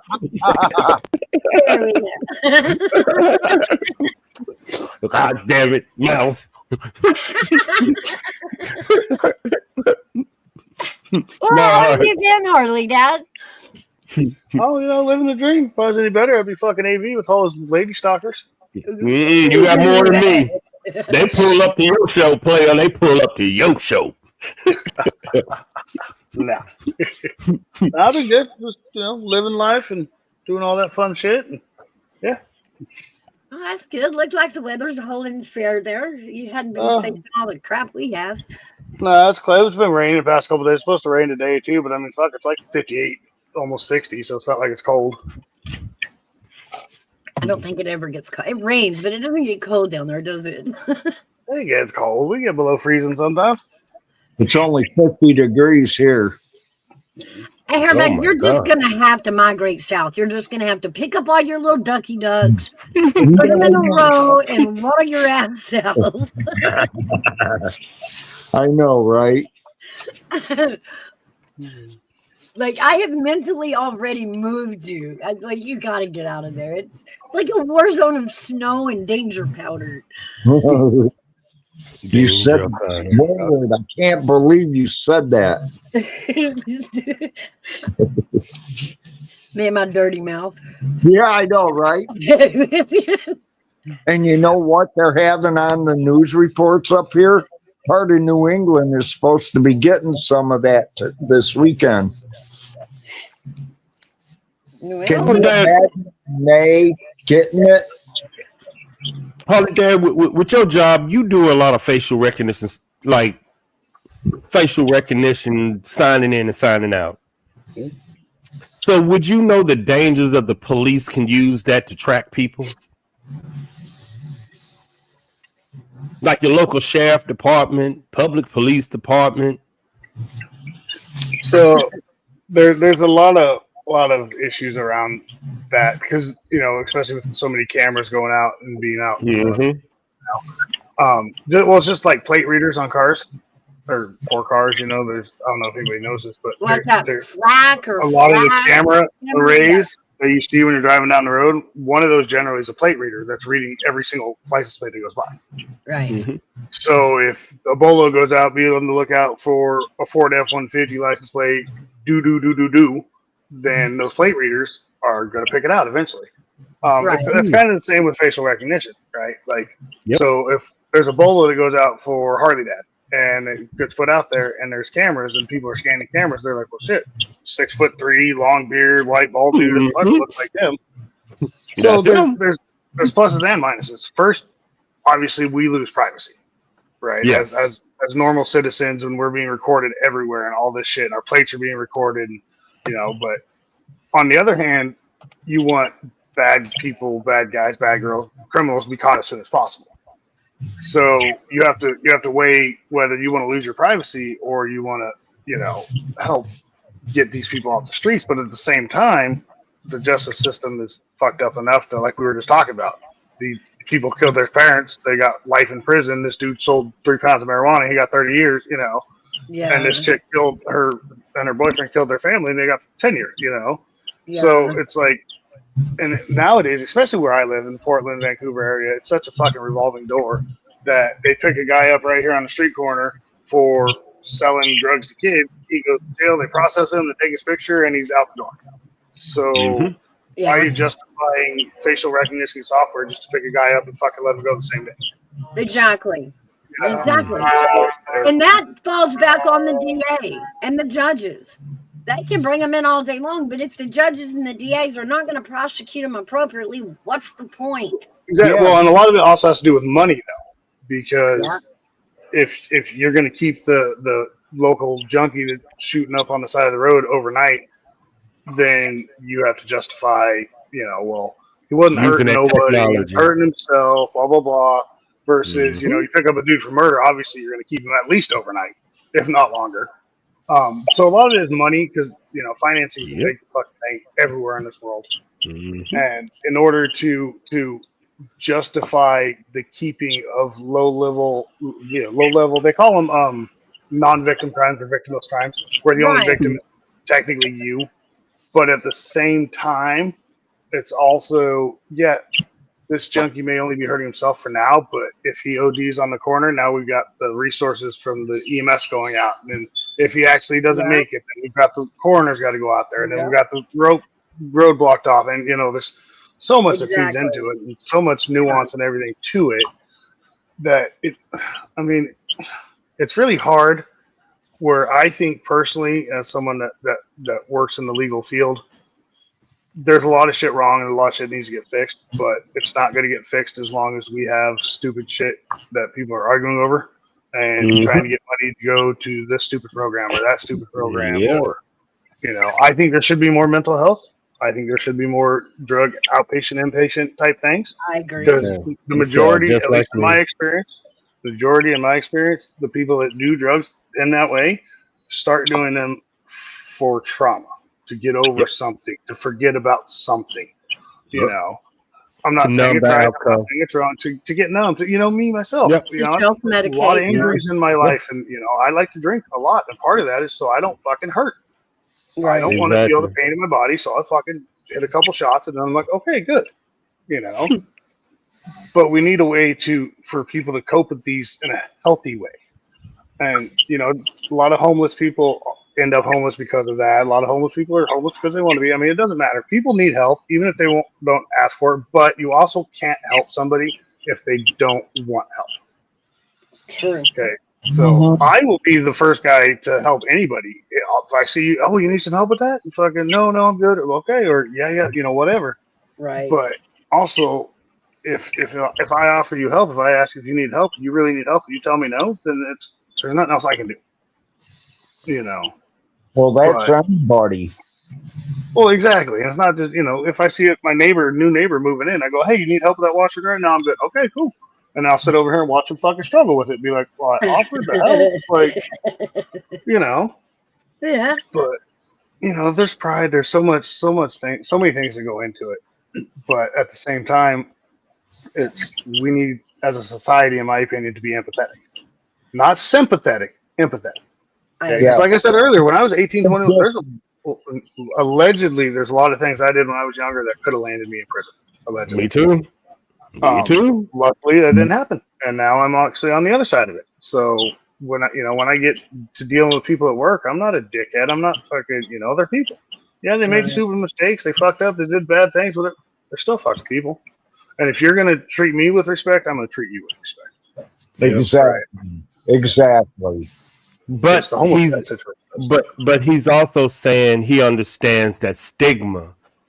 It isn't like, I don't know who asked that question. Is somebody asked me that question? Do men cry? Yes, they do. He understands the stigma of being a man is to ask for help, and most men think it's not. He's telling you being a man is asking for help, but most men don't understand it. They're not going to ask somebody for help because the stigma that they think asking another man for help makes you weak. He understands that's just a stigma. Yep. Most men don't get it, but he got it. He perfect. Perfect, dog. Perfect. Fucking perfect. Yeah. You're right. Damn, dog. Good. That's why I tell people I'm not as dumb as I look. Never. Never in that beard, Harley. Never. Women going crazy in the bushes. Pause. Pause. Pause. Now you just are in trouble.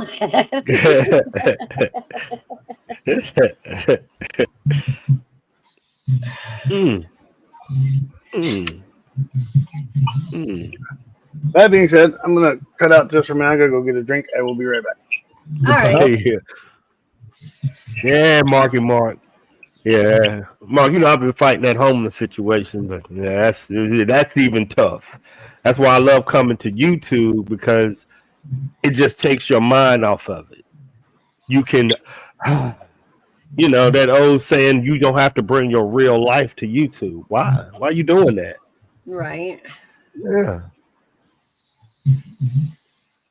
I promise you, Mouse, I have no idea where that came. When I first hit YouTube, I didn't know anybody that brought news in real life to YouTube. YouTube was just some place where people hung out. Like you said, how was YouTube designed? Just a college. Where did real life come into YouTube? Where? I have no idea. I come on to have a fun and act a fool. Yeah, but it gave us a platform too, so here we are. Yeah. Yeah, really. Yeah, Lady Autumn Sky, I know. It was definitely a circus. I was told somewhere, it was just a rumor back in the day, really, that YouTube was designed as a social experiment. If you give people the ability to share their world, what parts of it will they share? And also, a little bit of it was just from the beginning of men wanting to know where the women were. Just a hangout for college. Oh, yeah, that's Facebook. I still feel bad for that. I do. I mean, that's all this is. That's all social media is, y'all. It's just a big social experiment. Facebook was created by this dorky little guy in college that just really wanted to figure out some way to get the download, the insight on where the parties were happening on campus or off campus. But because he was worried he would never get, personally invited, he thought, well, if I can put an app in their hands that they discuss where the party's going to be, then I'll know where the party's going to be. Fast forward 20 years later, we've got the guy in court and we're prosecuting him because children are vulnerable. Pedophiles have taken over the platform, the whole thing. Like, this poor guy is answering for the world's problems. Yeah, I remember that. And like, all he wanted was to know where the parties were in college. That's it. Just that simple. Yeah, you're right, Mark. Men are taught vulnerability is a weakness. It is not a strength. Yeah, that's true. That is very, very, very, very, very true. Till you have to lead men, and then you have to be vulnerable for them to come to you. That's the weirdest. Yeah, you're right. I can't say it. I can't be a dickhead and think people will be comfortable enough to come to me. I have to have a vulnerable side, even amongst men. They'd be like, okay, I trust him to come to him. If you're an asshole, ain't nobody coming to you. Like, fuck you. No. Would you?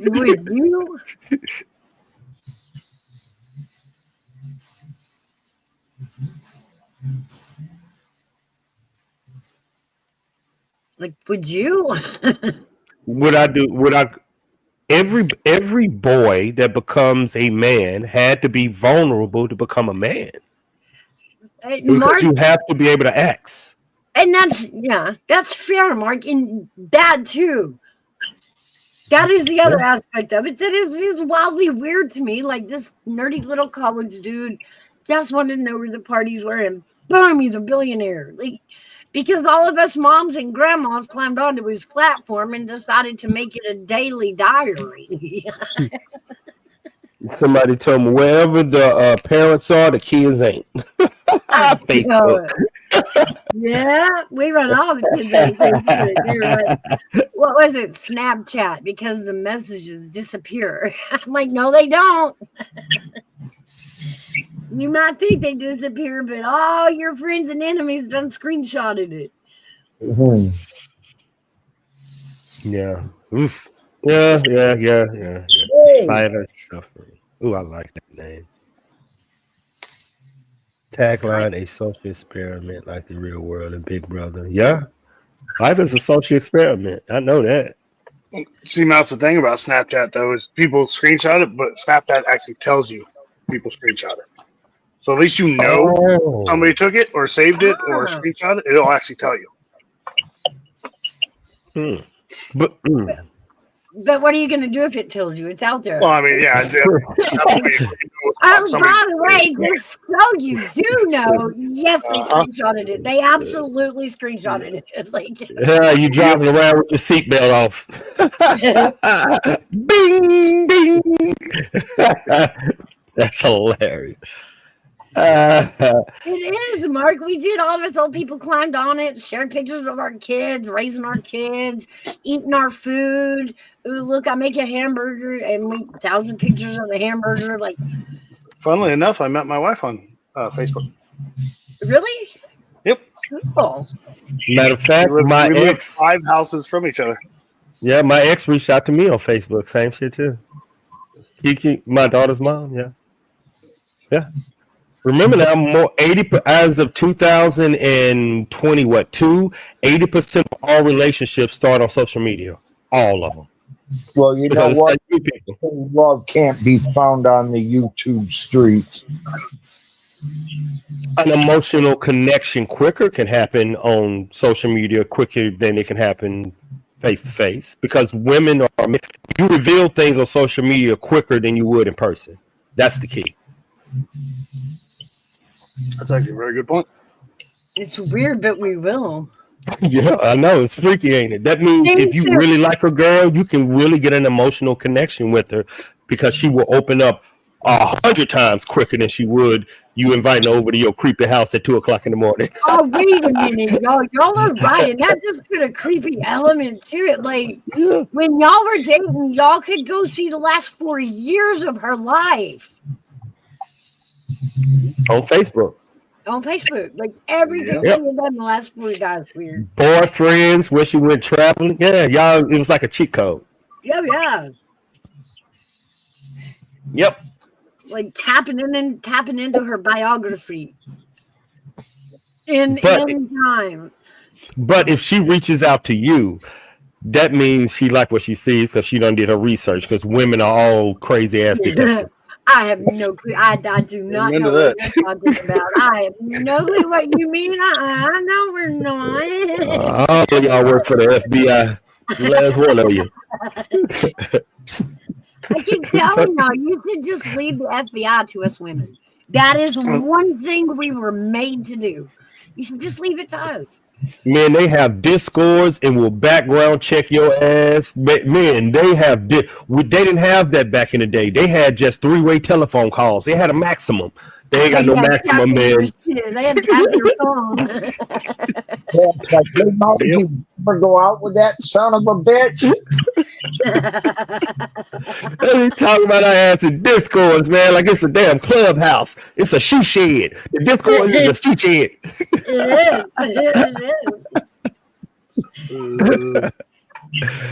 is. Pause. Pause. Old lady on the sky was 3-way. That 3-way phone call. The women know about that. The 3-way phone calls. I met my two best friends sugar and coffee on Facebook.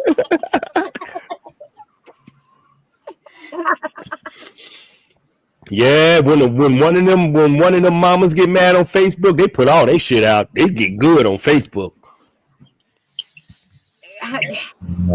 What a wild ride Facebook was, though.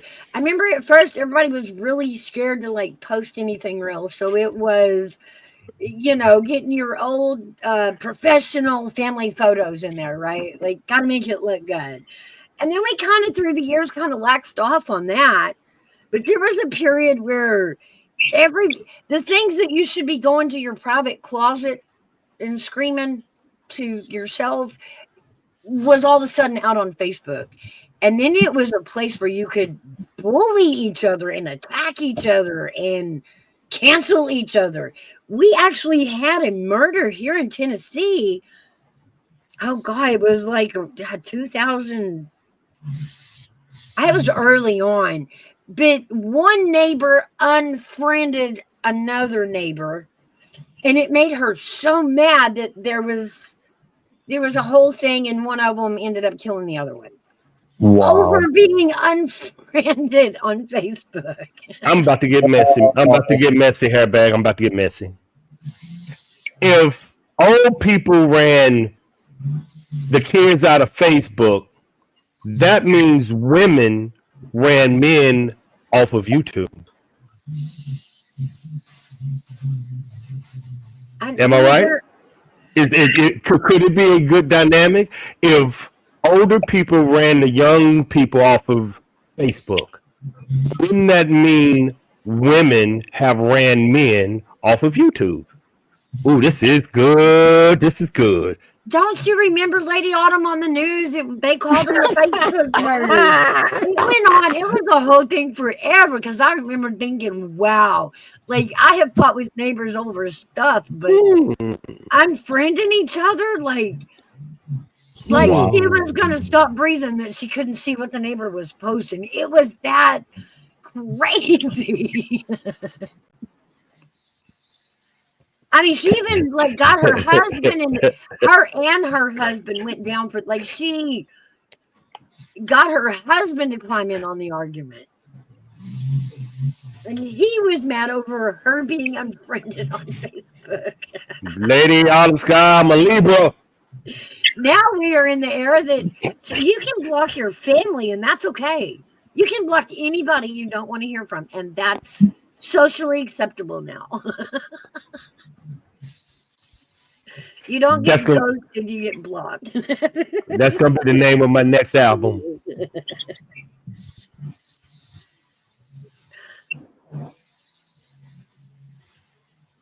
Oh, okay. Well, I was on TV forever. Oh, that was funny. It was like some trailer park stuff. It was hilarious.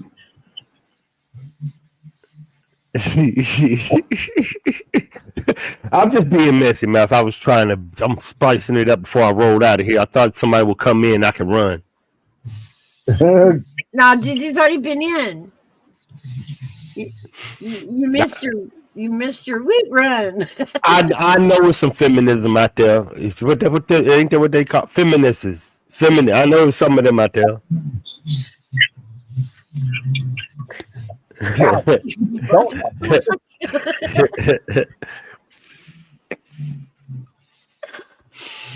I like that mouse. I don't know what you're using, but I like it. What? That little thing down there. I like that. It's in there. It's new. It's just I see. I haven't touched it. I'm still trying to learn this light stream junk. Oh, well, we're in StreamYard. Oh, shit. Uh-oh. So. Gigi back. Oh, yeah. She got I got Holiday right there. So it's Holiday get his drink. He gonna be right there. He got her. He got Gigi. He ain't worried about that. Y'all, they 0 for 1. Hairback. You seen that defeat they suffered in that back? You know Hairback, that defeat was horrible. Hairback, horrible. You lying. Listen to the deflection on this boy over here. Deflection. Hairback, they had to call in Big Dog Ma. They had to call in backup. Oh, really? That's when you know. That's when you know you win it, Hairback. You lying. You know how it went down. We whooped y'all twice and then we let y'all win once only because it was Saturday night. Oh, okay. Yeah, Gigi was getting like thrown all the way around. Pause. But she thought she was coming in with some good. Nah, I told y'all to research y'all conversation. See, back to you boys so far up. Y'all told y'all. Right. You're right. You can go get a Coke if you want. In fact, I'll go with you. Hairback, I keep telling these women to do their researches. They so arrogant, Hairback. They so arrogant. You ain't saying shit like that. Now I'm gonna need receipts of you saying that. Wherever have you ever said that? I don't remember half the shit I say. I'm being honest. I'm being straight up honest. I'm just honest I can be, Hairback. That's it. Just in case they don't know. That's hilarious. But it is true. I need to put that on a t-shirt. I don't remember half the shit I say. I'm going to put that on a t-shirt right now. Let me write that one down. I know. People shake. I see people. So I'm used to being blocked and ghosted online or by phone when they meet someone like me with an unmatched cutoff game. They don't know how to act, and that is society in 2025. Like being blocked is like being cussed out. Like, and you feel it like, oh my God, the hotel just seen that they blocked me. How embarrassing.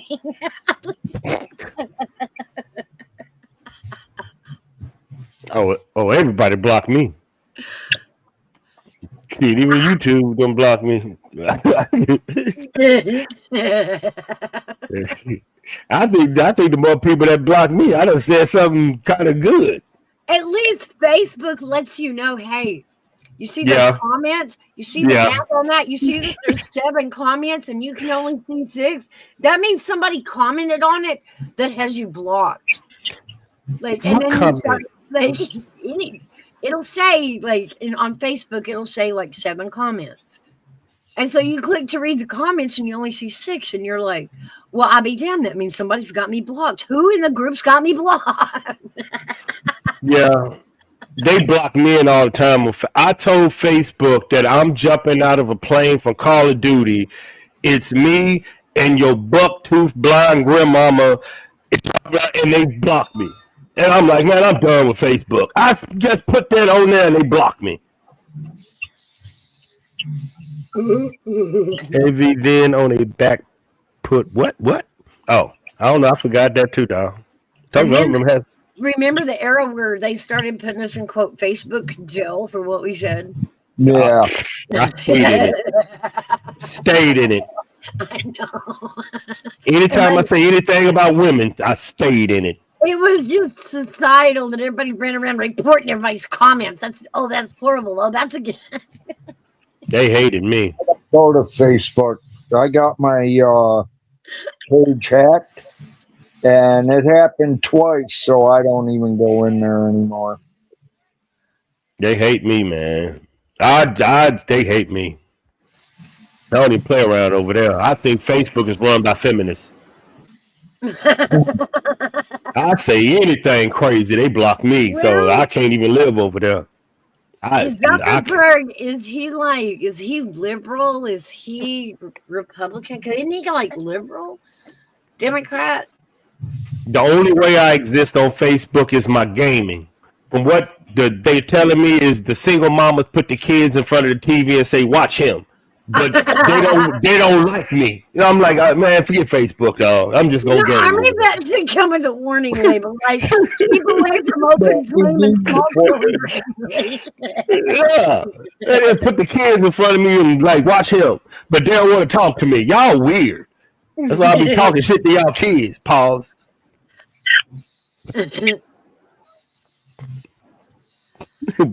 Yeah. The hell are you bounced? Yeah, I do. I have a PG-13 label. Well, okay. Well, yeah, 13's. I don't know. It can get harsh. Rated our vocabulary. Okay, well, okay, men. Let's be honest. Come on, y'all seen me game, and y'all seen the drama sector. Who's worse, the gaming community or the drama sector? No, y'all are way worse. Y'all have come on, man, flats and like y'all can like run. Man, come on, dude. We can't do that. Holly Dad, you gotta speak up. Which one is worse, the gaming community talking shit or the drama community with these women talking shit?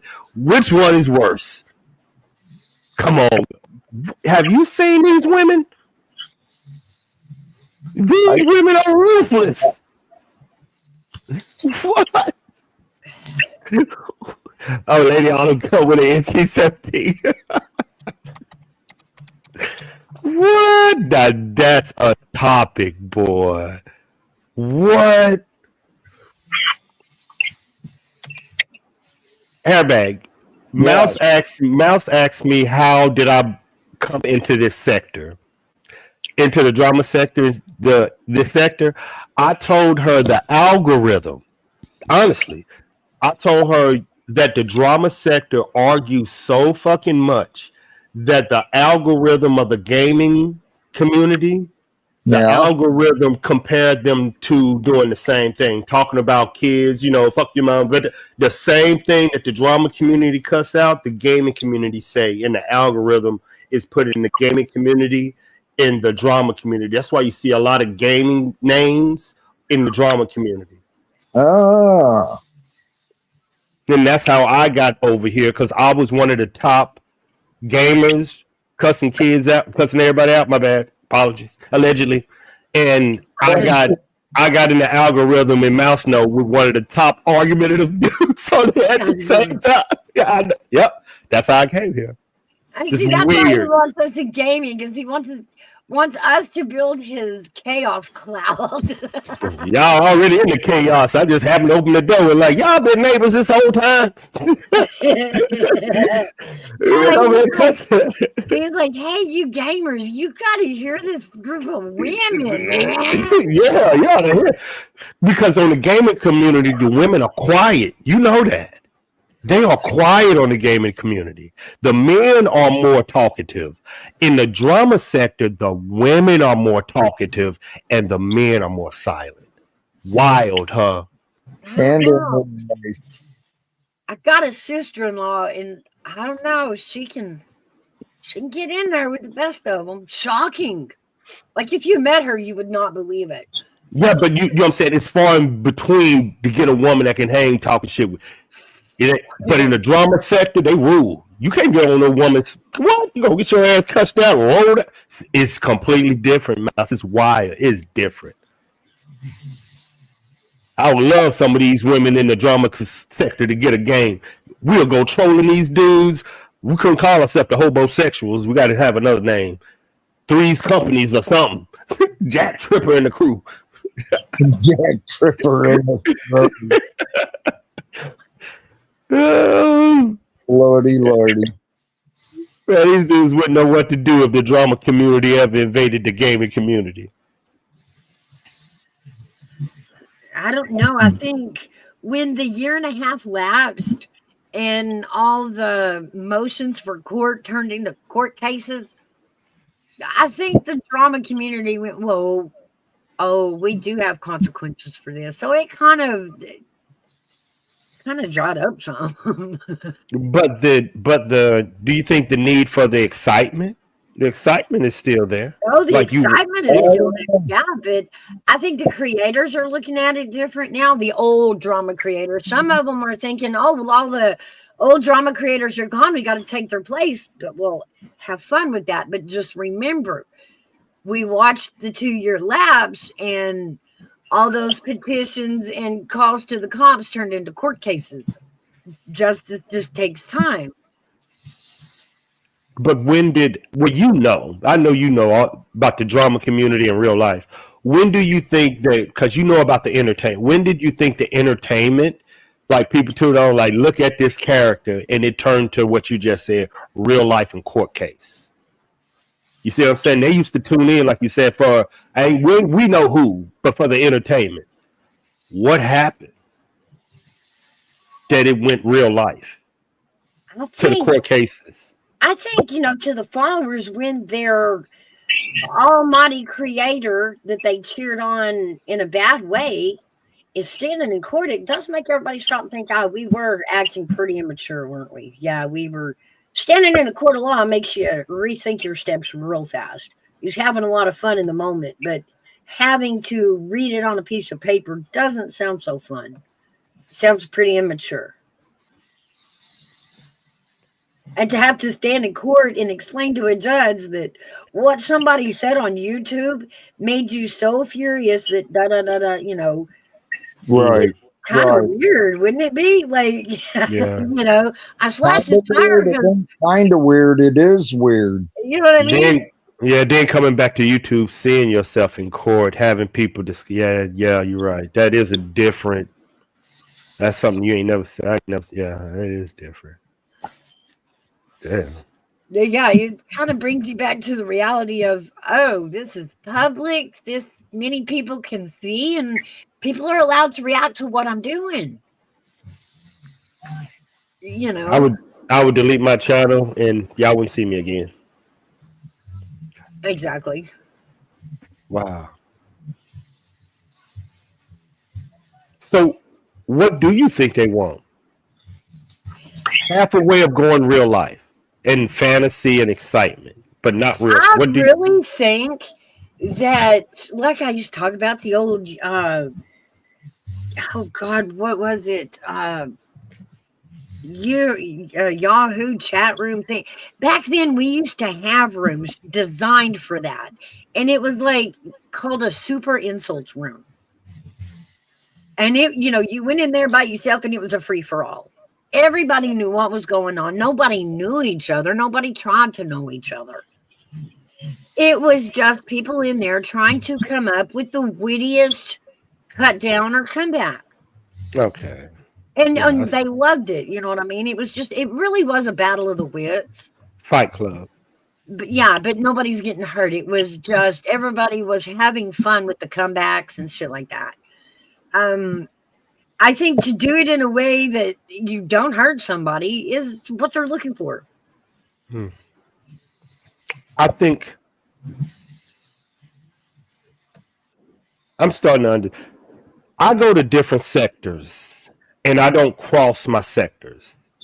Meaning, if I'm over here, I'm over here. If I'm over there, I'm over there. If I'm over I go to at least 5 different sectors.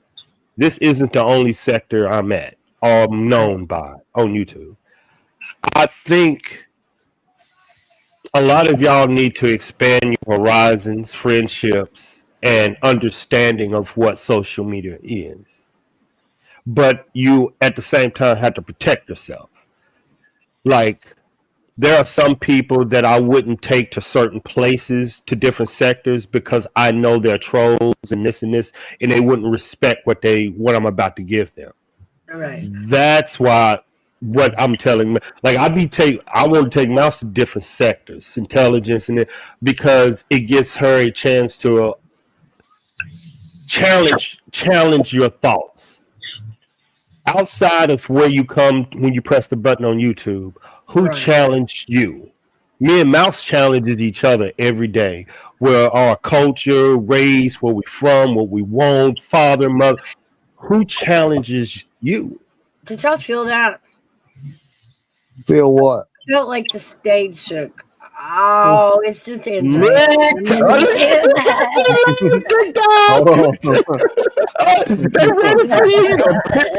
I love a good troll, dogs. It gave me the wrong background. There we go. Home fucking run. I can feel her walking up the road. Triple back. He flipped the bat and walked off. Yeah, you can hear it coming a mile away, literally. Mm. No, lady, I ain't cheating on y'all. I'm cheating on the algorithm. Yeah.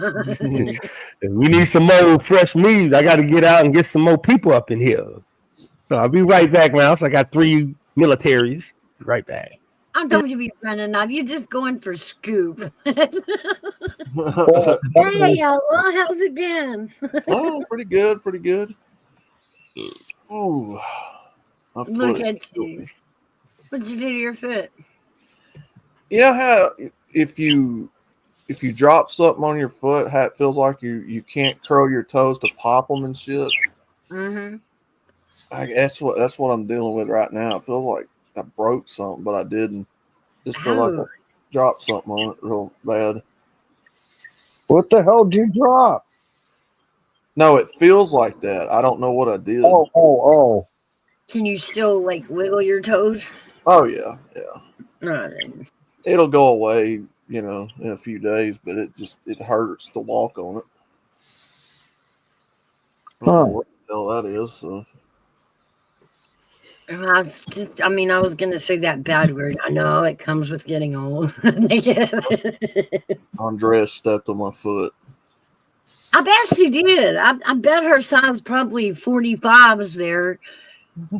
Hard to get up down the hall. Around the couch, over the coffee table. Yeah, out. Oh, yeah.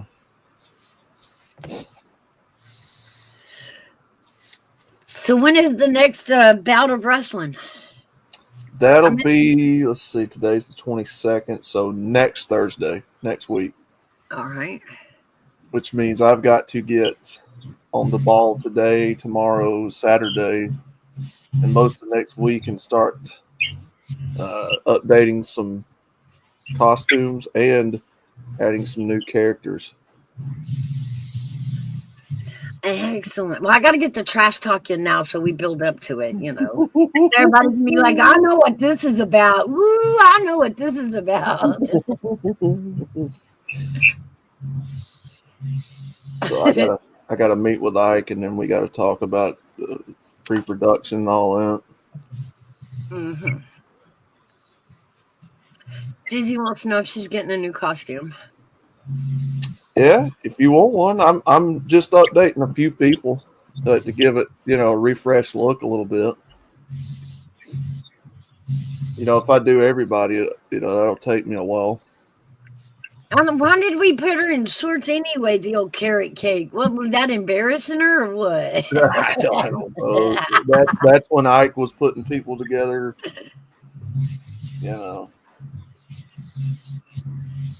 That was Ike's. And that was fun. Old GG in hot pants. And now she's running around in these little bitty skimpy daisy dukes. I mean, we could put you in jeans. Purple stuff. You need. All right, purple hot pants. And now only the hair's purple, Gigi. Nothing else is purple. Hey, man. You gotta have. I think you should go back into the red high heels though. That was hilarious watching you wrestle in heels. Like that was the shit. Like my avatar. Yeah.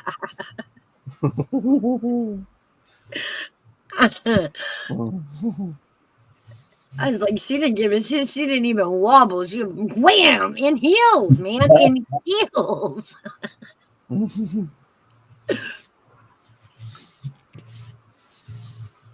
Let's see.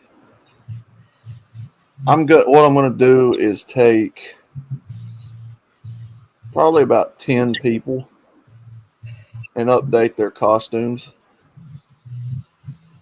because that's more within reason, like doable. Right.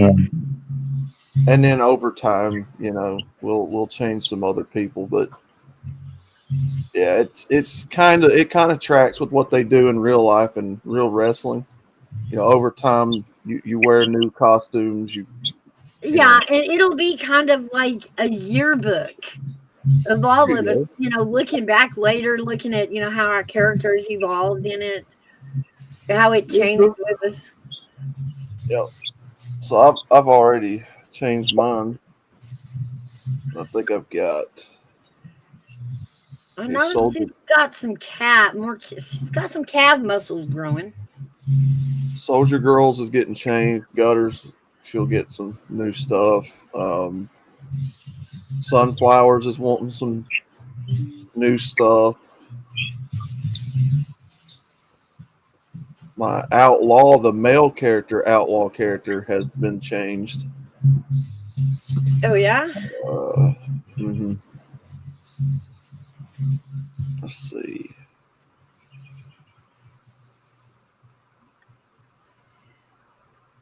Some other people.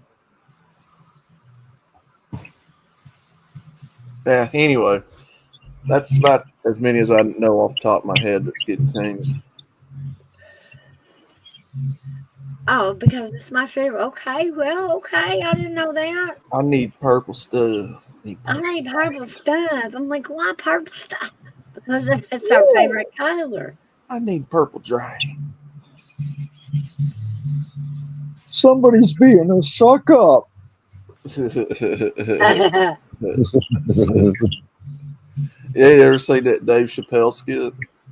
Oh, I want that purple stuff in the back. Man, it's so freaking funny. Oh, I know. It's so hilarious. Another one I like is that little guy, Brad Williams. Yeah. Oh, that dude is hilarious.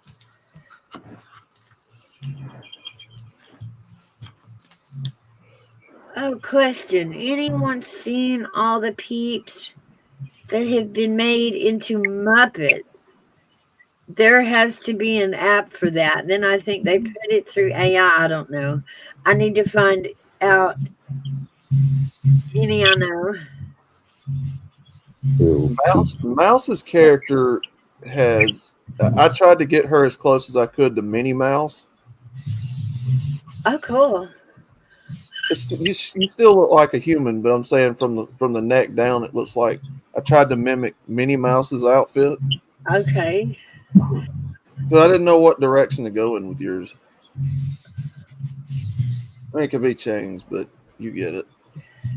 Well, just to make AV mad, put a skirt on it because he says I don't wear dresses enough.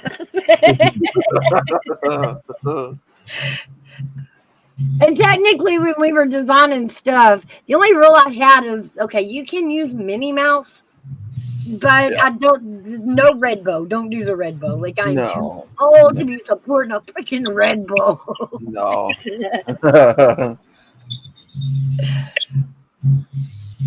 So that's when we come up with the teal one.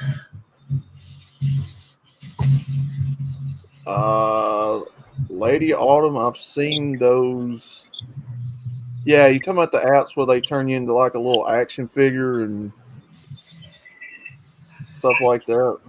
I am loving the ones that are turning all of our old favorite celebrities into babies. Oh, I know you're so cute. I see Dr. Phil the other day as a baby Yes. arguing. Arguing with catch you outside, girl. Yeah, yeah, yeah, yeah. I'm like, what the fuck? That's some witchcraft shit right there. I don't know how they make it. Well, and it's really good. You know, you can look at the baby and you can see who they're supposed to be. It's it's that close. But then it's got like all the baby movements. It's so cute. It just puts a whole twist on it. One of those apps I found can make my avatar dance, so I've been using that one. Oh wow. Andrea hip shaking now. Woohoo! She's healing from those hip surgeries, huh? She can I bump, don't bump guess 'em. so. Says I love Theo Vaughn's baby stuff. I seen one where they had put God, what was the one with the race car and the guys? Um, yeah. They had the one that passed away, and then they had Dan Diesel as a baby, but still had him bald, which was funny. Are you talking about Fast and Furious, Mouse? Huh? Yeah, You Fast and Furious. Yeah. okay?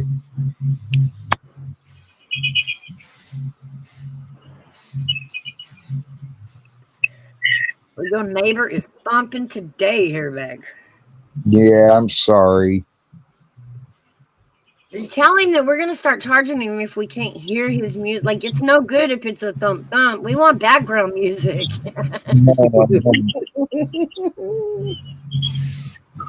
Not his anyway. I mean, he plays good music, but goddamn, it'd be so loud here. And I think he'd be able to do it because I think he's got amplifiers and stuff like that. But y'all live in an apartment complex. Like, how many basses and thumps and speakers and like it's an apartment, not a theater. What really sucks is you can complain all you want about it, and there ain't a damn thing you can do about it until 11 o'clock at night. And then he shuts it off. He Yeah, knows right when to shut it off and when to stop.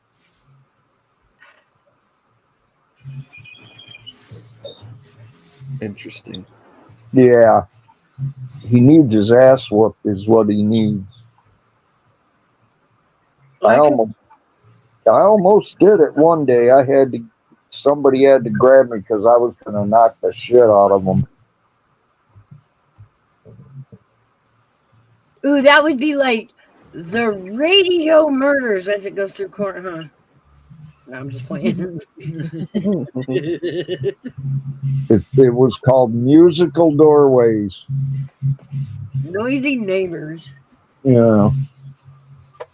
I'm gonna grab me a refill on my drink, and gentlemen, I'll be right back. There's been people complaining about that guy for freaking years, and they will not do anything about it. They won't even say anything.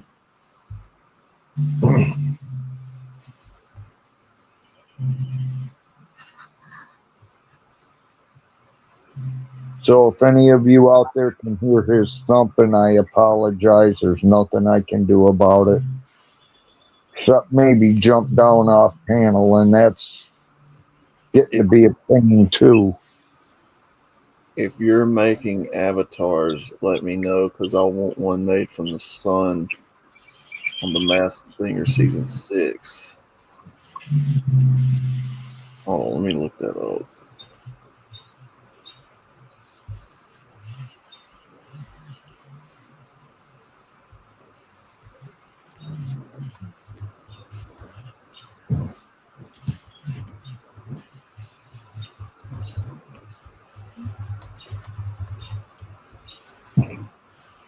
see what we got.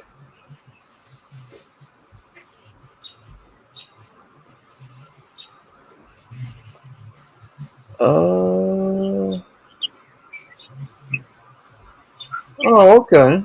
I got you.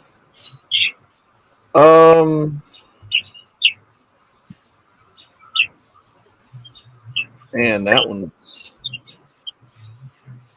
it's a rather interesting outfit. I don't know if I could make the mask.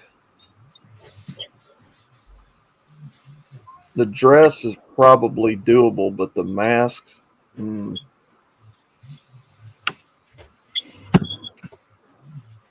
that looks cool though.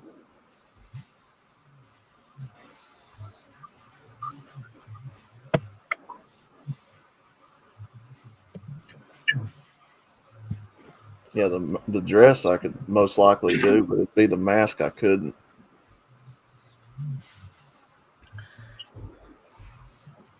And why is that? Where you have now? Copyright? No. It's because the game has physical limitations where they don't have stuff in there where you could use.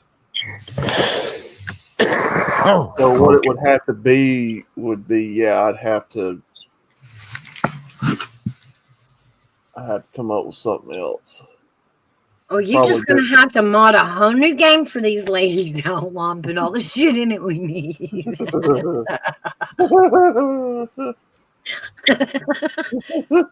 not a lot to ask, is it? I mean, it's just, recoding a whole game. Oh no! The only part about it is the mask, the sun mask. The dress, yeah, I'm sure I could do the dress, get it closed, but it'd be the mask that I'd have a problem with.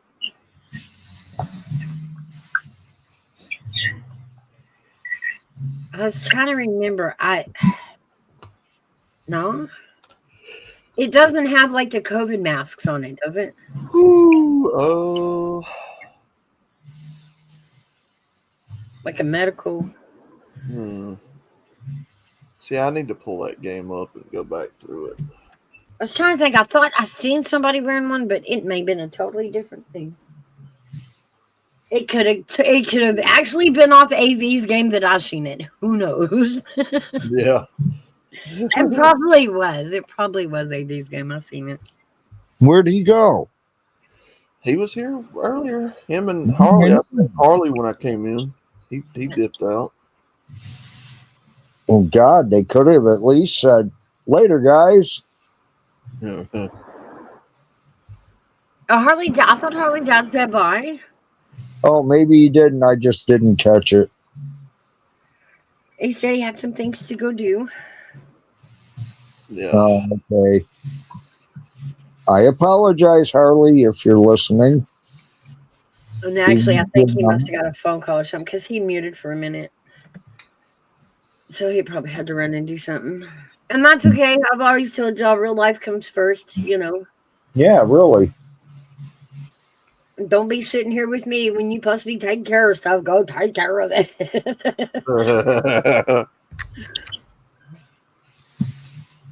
The only one allowed to procrastinate up in here is me.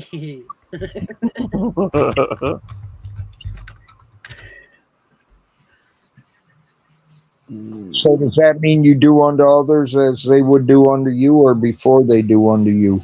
Why do today what you can put off till tomorrow? I know I was joking. I'm just saying. That was my rebuttal.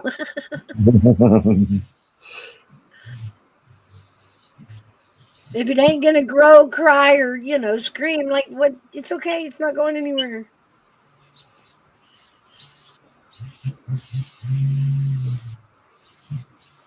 The celebrity under the sun mask was Leanne Rimes. Okay, that makes sense.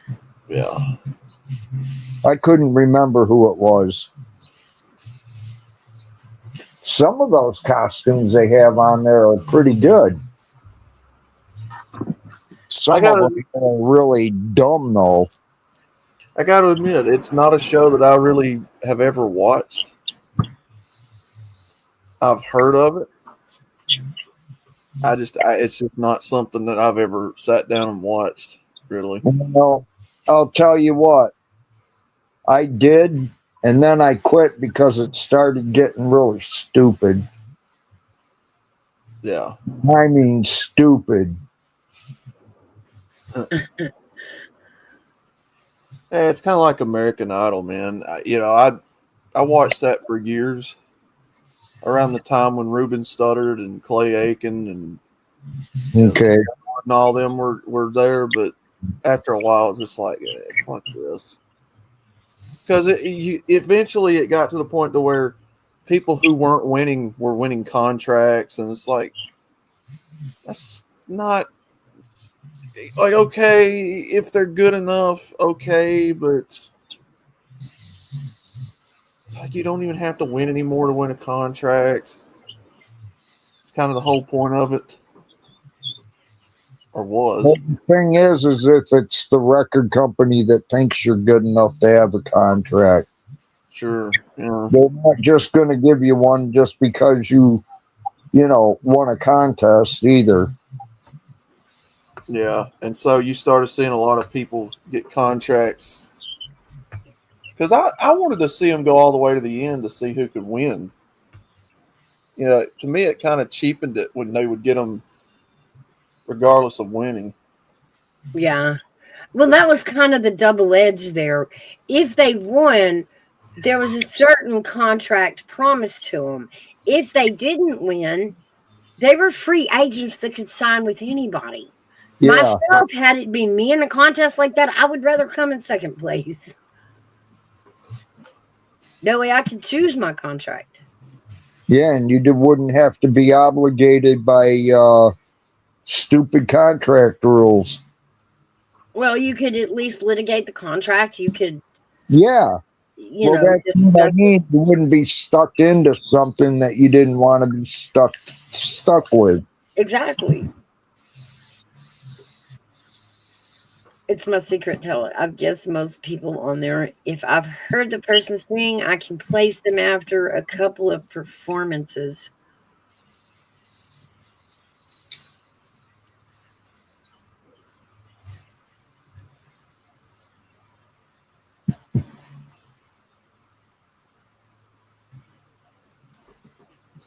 What are we like? Are we talking about that one where they dress up and sing in those out in the? Yes. Okay, Yeah, the Masked Singer. okay. I mean, that's actually that. Okay, so the idea for that show I like. I just never watched it. I don't watch stuff like that. Oh yeah, it was well, Frankie. But I do like the concept. I like the idea.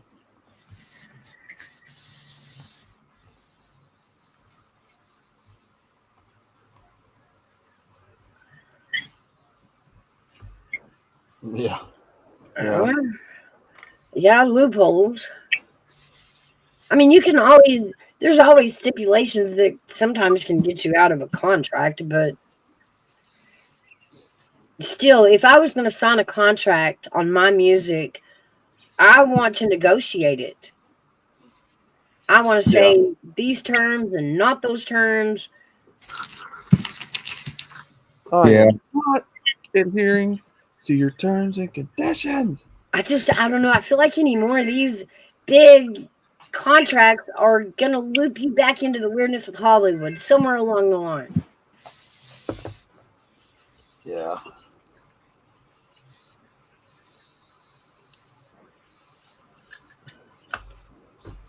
And the thought of, a contractor or a label company being able to tell you as an artist what you can sing, what you can't sing, where you can perform, where you can't perform, when you can sing your own songs and when you can't. That's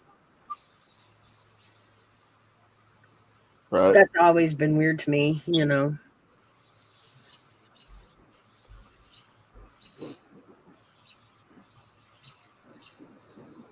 The original was a huge hit in South Korea or one of those Asian countries.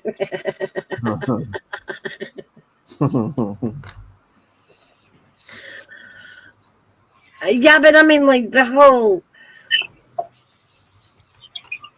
Oh, I don't know what Korean them call it. The cartoon, what they call that.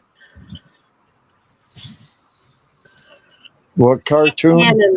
Anime. That's what I'm. Oh Anime. yeah. Yeah, they're all into that anime crap. What I'm into? What? Are you Anime. into anime? Are you? Yeah, Japanese cartoons. I never understood them. Never. Like, Well, some of it, right? Some of it.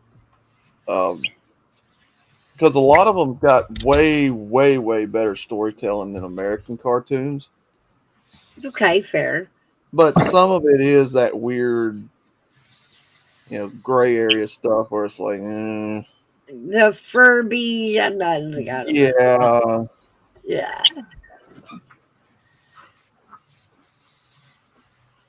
Yeah. I've watched the what? The Naked Singer since season 1. They've changed the rules since then and really don't keep up with that. The Masked Singer. I haven't seen it come on in a long time. We just got done with, I think it was season 40 of Survivor. You know what show I've gotten into lately? Naked and Afraid. They don't show anything. But the thing is, these people go through hell. That one is, Especially the ones that don't know what the hell they're doing. I've watched that for a while, and then I came to the conclusion, okay, these are supposed to be survivalists. They sign up, they say they even give a survival score, right? Like a score on their survival. And they act like they never even played in a park outside. I know, right? Like, have you even been on dirt? You know? To me, it's surprising, unless it's in the rules, that when they initially go in, they're each allowed to bring one item. Now, I still haven't figured out why none of them have brought a tarp.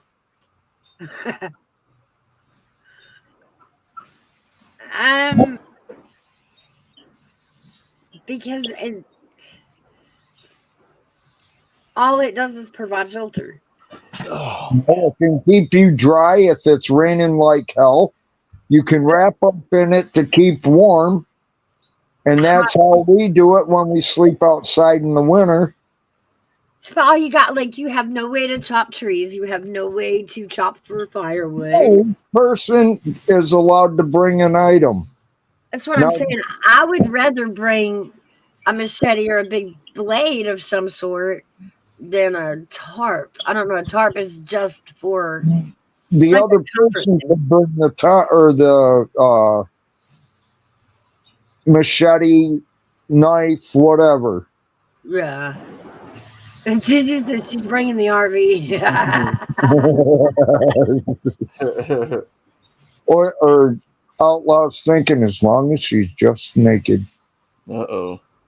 Uh-oh. Airbag. What was that? It was a joke.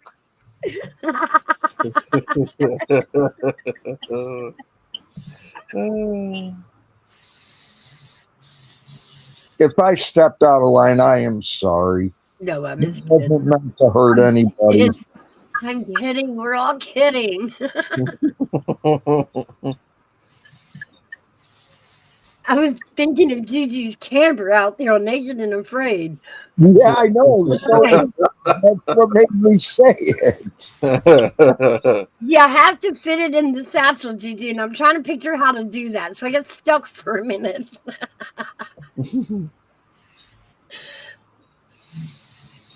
Make it fold up even more than it does? I don't know. They had a different one. It was kind of like Naked Afraid, but it was called Alone. Yep.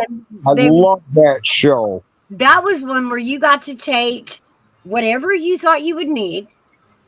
Everybody had clothes on, but they would, set you out in the wilderness apart from each other and just literally see who lasted longer. Yep. And I mean, it would go on for months. Yep. Some of them would lose their mind really quickly, and others of them was just like, they had, nice little cabins built and Yep. wood burning stove set up in it with a chimney, Yeah. I love that show. I hope it comes back on. Trying to remember it. I don't think I've ever seen that. They even have an Alone Australia version too. And I've watched that. I think that one is where they allow you to have a partner, but the way they set it up is they put you in camp and then drop your partner off somewhere, and they have to travel to you while you build up camp. Well, that was one of the episodes I remember, and I think that had to do with a challenge part on it. I'm not positive, but I remember what you're talking about.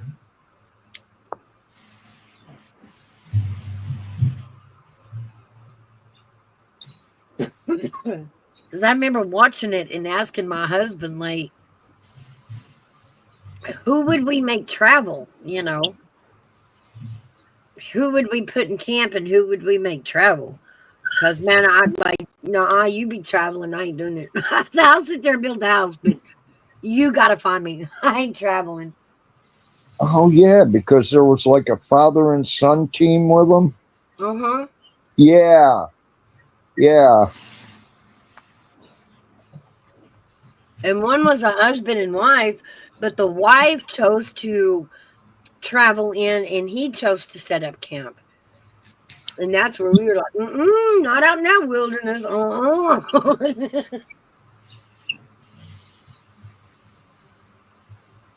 I don't remember how far they had to go to meet up either. It was only like 6 miles or something to that effect. It was like a day trip. It'd be more of a day trip if you were walking on a sidewalk. But if you're walking out in the woods, I'll bet you it would have been more than a day trip. Maybe. But you go back to Survivor, all you got to do is be able to eat rice when you don't have food and do a couple of challenges. But the thing about it is, though, it puts that social aspect into it that you go into this group of people. The only way you're going to stay on the island is to gain allies and trust, and friendship. Also, while knowing that if you're going to win, you are absolutely going to have to stab everybody there in the back to win. Yeah. Did you ever watch Deal or No Deal Island? Oh, that was. Are you talking about where they dated or? No. Remember the show Deal or No Deal with Howie Mandel? Yeah. Well, they got one out. It's called Deal or No Deal Island. Oh. They put the contestants in an island, and then they compete. And each week somebody gets sent off the island until they win whatever it is that's in the highest amount in the case. Huh. Oh, it's really good. They've had 2 seasons of it so far. I'm hoping they keep it going because it was a good show. It is. That one. In the first season, Howie Mandel ended up being the banker. But the second one, it was some woman. I can't remember who it was. It was How did they get Howie Mandel all the way out to an island? That's a helicopter and not. gloves, mask, No, he didn't have sanitizer. but he didn't touch anybody either. It's so funny to think, we grew up with Howie Mandel and we loved him. We loved his humor and all of the voices that he made, Bobby and all that. Yeah. To grow up and realize that he is an extreme germist. Germaphobe, yeah. Germaphobe, yeah. Sorry. But it's how do you when you're famous like that, you travel to a lot of places, you do a lot of venues, even a lot of stand-up. And to suffer with germophobia through all that must have been insane. Oh, he had them mics disinfected. You know that. Oh my goodness. But yeah. And try not to shake people's hands, you know what I mean? Because that's what you're supposed to do when you're famous. They had him on the Today Show yesterday. Oh, and they were now here's the kicker. They were down at that new resort that they built in Florida, about like Nintendo Land, World of Harry Potter. Wow. And he wouldn't even get close to the girls. Oh, no. He said, nope. Well, it didn't help that Savannah has laryngitis either. Yeah. He told a story one time, and God, it really broke my heart, honestly. He suffers with that. He was going into the studio one day, and there at the front of the studio, it had double doors. Like it had, a glass door, and then a foyer, and then a glass door. And as he was coming through, his people kind of went ahead of him. Long story short, he will not touch a door because of the germs. So he got caught in this little foyer thing there at the station. And there was this minute where he was actually panicking. Like he was about to flip out. He was panicking. And everybody thought that it was just a Howie Mandel bit that he was sitting there doing. And so they were laughing because they thought he was being funny. And the more they laughed, the more he flipped out. The more he flipped out, the more everybody laughed. He was like, I thought I was going to go insane. I couldn't get anybody to understand. I was stuck. I needed somebody to open the door. Lady Autumn, yeah, that's Mark Summers from Double Dare. He used to do that show Unwrapped on the Food Network. Any of you guys remember that? No. No. Back like in the 2000s, 2010s, he would do this show called Unwrapped. He'd talk about how popcorn's made, or hot dogs, or candies from years ago were made. Peanut butter cups or jelly beans, or we take a look at the history of hamburgers. That show is really good. Do you like Peeps? Do what? Do you like Peeps? No. I don't either. No, I don't like anything marshmallow. I like marshmallow, but I don't. Peeps are still not marshmallow. I don't know what that is. That's not a marshmallow. The closest thing I can tell you I like is probably moon pies. But even that's like, yeah. You want to do like a fudge round? Come on, fudge rounds are the bomb. I like the Keebler ones. So like the Keebler ones? Huh? Is she talking about like the Keebler fudge rounds? The little Debbie fudge rounds. And you know what? Oh. They've got them big now. They've got big fudge rounds now. Like yeah. Adult fudge rounds and kid fudge rounds. It's amazing. That's not marshmallow though, is it? No, it's not marshmallow. It is like a nice brownie and chocolate icing. Oh, good shit. Hell yeah. Stuff. I compared it to Mr. Rogers' Field Trips for Adults. I mean, I've seen how all that stuff's made, especially hot dogs. I don't care. I still like a good hot dog. Gigi, you're a sick woman. And Gigi would be the one to come up and be like, I eat peeps. Gigi, you sold yourself out just now. Andrea likes. If you will eat a peep, then like Andrea that likes, has nothing on my sugar. Like that. Andrea likes eating people too. Wait, oh, what? peeps. Wait, what?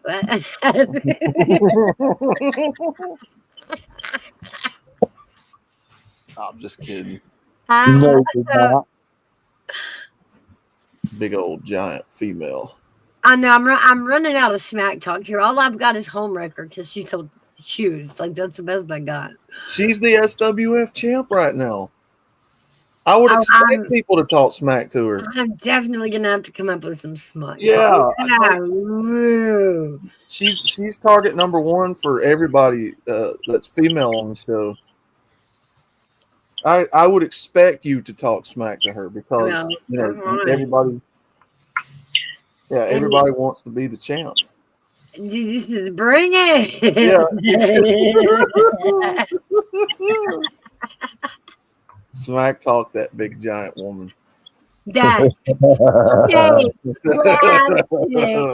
wannabe. Oh shit. Big old big giant. Oh my god.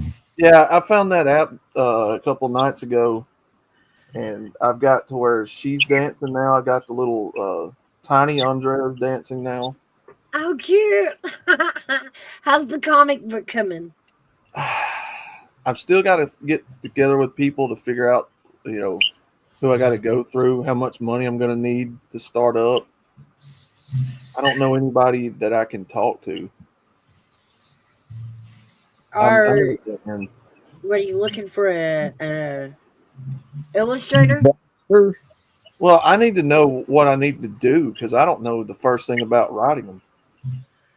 Hey, Sassy. Check out Canva. Sassy, how are you? This one. It'll load. Check out Canva. Her. And see if that might be some use to. Yeah, Canva. Cute little Chibi now dances too, so she's doing her little hip shakes and stuff. Canva also has added AI photos and now AI videos. Is it just a cute little Chibi? I love that little picture. That's her teenage picture. Yeah, that's her like high school picture. That's her. Now that's her supposed to be like what the anime people call a chibi, which is just a miniaturized version. Oh, okay. More like in line with a Funko Pop. If you ever seen those little action figure Funko Pops. Like you guys have never seen it, I don't think. If you're collecting miniatures. Right. Little mini action figures. Yeah, that's what that is technically. Oh, looks like a Bratz doll. She looks like a damn Bratz doll. Don't animate. No, I'm just playing. Yeah. She's flying. She ain't animated. She's just a Bratz doll. Just a Bratz. There. Take that, Andrea.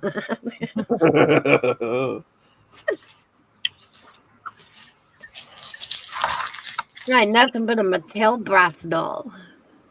I've had people tell me that she looks like a Barbie. My youngin' didn't get into Barbies, but she did get into those Bratz, and it was. Now I understood why it was so weird when we played with Cabbage Patch Kids, and our parents were like, "That is the ugliest thing," and like, "No, you must pay like $100 for this damn doll. I must have it." Like, yeah, Bratz. Yeah, I know what you're talking about. Those come out. Oh, when did those come out? Like back in the 2000s? Yeah, yeah. It would have to been after 2000, so it was. Oh wow, I was thinking the 90s. It's about 2009, maybe. Seems about right. Yeah, that sounds about right.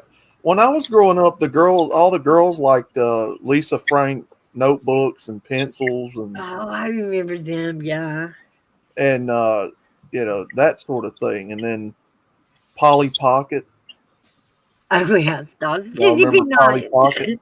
Yes, like that. Yeah, she was obsessed with Polly Pocket in her, 7, 8 years old. Little tiny miniature things of everything stuck in Yeah, everything. Like, yeah. yeah. You'd pull it out of your pocket, and it'd look like a watch or something. And you'd unfold it, and it'd be like a little house.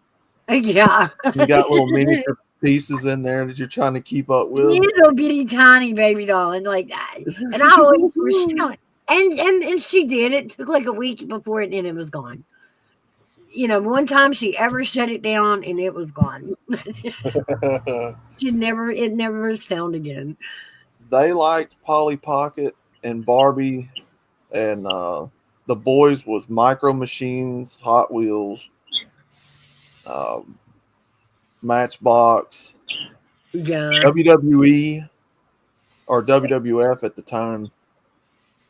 All the guys wanted to play with wrestling figures when we were kids, or skateboards. Tech decks were huge then. Oh god, yeah. The little bitty tech decks. Yeah, you'd bring them to school and flip them off on your fingers on the desk and grind the side of a notebook or something. Yeah. Pokemon was also huge when I was growing up. It was everywhere. I think 97, 98. Barbie took them to court and shut them down. See, the guy who made them used to work for the company that made Barbies, and they sued him because he made the Bratz doll while working for them. I could see Barbie doing that. I think of that movie, Legally Blonde. But to me, I mean, the Bratz dolls were way different than the Barbie doll. Brats were, from what I remember, they were more like exaggerated. Like the heads Yeah, were bigger and the eyes huge were head, bigger. huge eyes, and then Yeah. some funky hair with a dot strip in it, like Oh, black hair. Powerpuff Girls? Yeah, I remember them. Oh, I mean, yeah. I love that show. I used to love watching that show. That was Cartoon Network. Everything on there at one time was good. I mean, it was the same people that made Dexter's Lab. It's funny. I can tell you, I can remember the exact night that MTV went 24-hour music videos, but I cannot remember when cartoons flipped to 24-hour channels. I think it was Cartoon Network was the first one. It might have been. I know mine were younger because I was thankful for it. I'm like, yes, cartoons. Anytime I need them, thank you. But we didn't have that. Like cartoons to us was only a Saturday morning thing. Yep. Or first thing in the morning. Because I remember there was a few times I missed the bus because I was watching Inspector Gadget. We weren't allowed to. Okay, okay. I mean, I was all into it. He had the gadget. It was cool. Now, Gadget Chopper. Go gadget, every damn thing. I never understood the physics of pulling a pair of helicopter blades out of your hat and then somehow that making you be able to fly.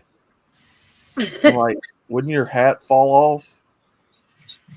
Well, the whole point that Inspector Gadget was really an early version of Mr. Bean, and that Penny and the dog always had to save him. He always thought, he was investigating something, and he was always just about to get killed or wiped out or fall off a cliff. And It was always up to the girl and the dog to save him. No matter what gadgets he had, he still needed somebody in real life to go, mm-mm. The guy that voiced Inspector Gadget was the guy from Get Smart. Was Don it? Adams. Yeah. Back in the, what was that, 60s, 70s, 60s, and 70s? 60s. Yeah. You're talking mid 60s there. Yeah. So the main guy that from Get Smart was the guy that talked for him. I thought it was the cartoon version of Get Smart. Anyone remember? It might have been. Possibly. I don't know. Yeah, now we got Mo Rocca on Sundays. Yay! Who the hell is Mo Rocco? Morocco Mole, Secret Squirrel. No, it's a man who actually changed his name to Morocco. Like Morocco, you know. Yeah. But he does, you know, things on, it's a show that comes on Sunday morning, and he usually explores how things are made or how food is made or some educational crap like that. Educational crap. Oh God, what was it? Hong Kong Phooey. Oh yeah. Top Cat. Yeah, I got a channel dedicated to all that. I've talked about all that at some point. Now I'm going to really run something for you that I found out the other day. Killed it. Check out not Fred Flintstone, but Barney Flintstone compared Rubble to Caveman, and you'll realize it was actually the same character. Captain Caveman. Yeah, Captain Caveman, and what was it? Barney Rubble. Yeah. If you put the outlines together, they're the exact same outline. We're like, wow, we never even noticed that. Yeah, Hanna-Barbera was known for that back in the day. He would pretty much duplicate popular shows and make a spin-off of them. You know, like Scooby-Doo, that's technically the same gang, and Josie and the Pussycats. Almost damn same voice actors. Yeah, and the girls are the same. Casey Kasem talked for the one dude, and yeah. What was that guy's name that talked for Fred and Scooby? Frank Welker. I'm not sure.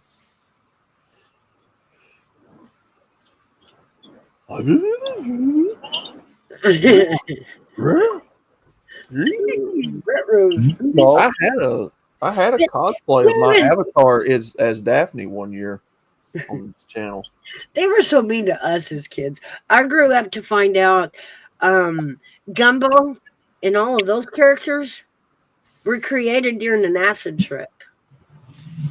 Oh, really? And you know the mammoth that blows ice chunks out of his trunk?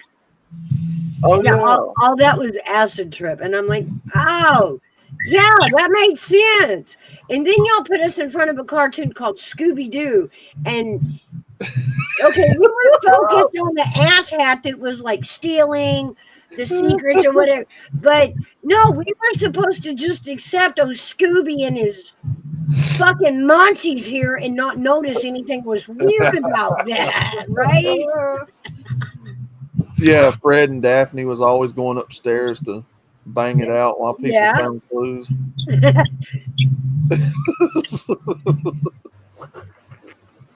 Oh my God. Yeah, you didn't see it as a kid, but it's like now. Scooby-Doo and Shaggy were just working off the munchies. Like they were fried. The whole time they were fried. Fred and Daphne wanted to go bang while everybody was looking for clues.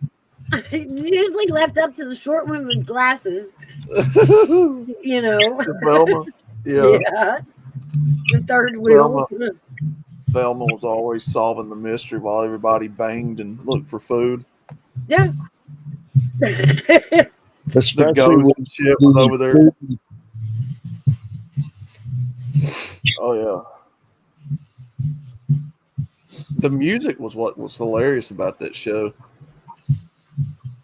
You'd hear people laughing in the background like they were in front of an audience. And then they played that mind game on us. Remember when they would always run the intro to Scooby Doo? The whole door thing, run in this door, out that door, from another door. Yeah, that they made us think you could do that now. You can't do that.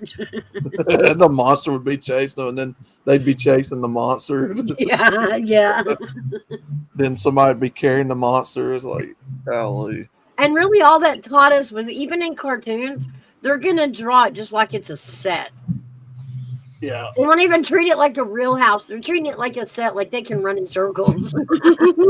Come in this door, go out that door, come in that door, go out this door. Hey, Kim. I ain't gonna lie, some of them snacks that Shaggy and Scooby would put together, I'd be sitting there getting hungry while I was watching it. I know. Make a hoagie sandwich. Because usually we're sitting there with a bowl of cereal on Saturday morning, and yeah, you put that big old sub, and it's dripping lettuce, and you're like, yeah, my cereal looks like crap now. I'm just sitting there like, y'all are in an abandoned mansion, and you found food in a refrigerator that's how does that work? Exactly. It was like, and nobody stopped to say, okay, kids, there's this issue with Scooby and Shaggy that, say no to drugs. They never did none of that. Yeah, that you saw. Look at, like he just said, they go into an abandoned mansion, find food, and what was wrong with that? They were tripping. They thought it was good. Yeah. Well, and then what else gave it away was look at the Mystery Machine. It was painted up like a hippie van. It was. Oh, they were, Scooby Dooby Doo. Dooby. That's what they were called back then, with doobies.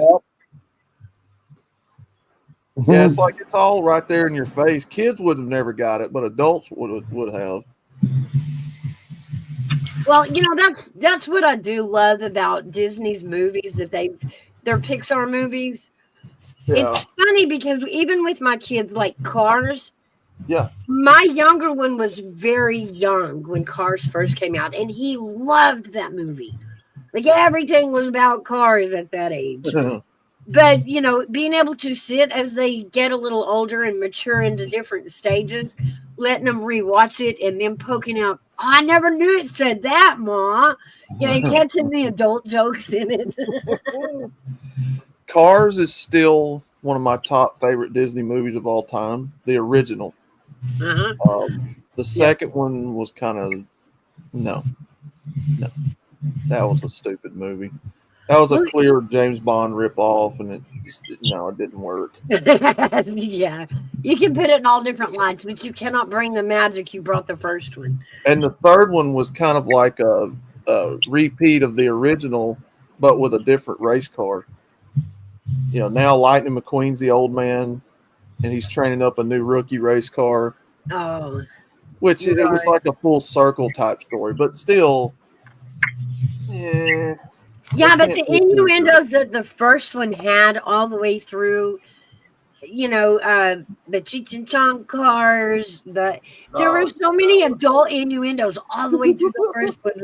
Even Frank the tractor, when I seen that tractor tip over and blow a puff of smoke, knowing I came from West Texas, like I know what cow tipping is. Like that was still my favorite part of the entire movie.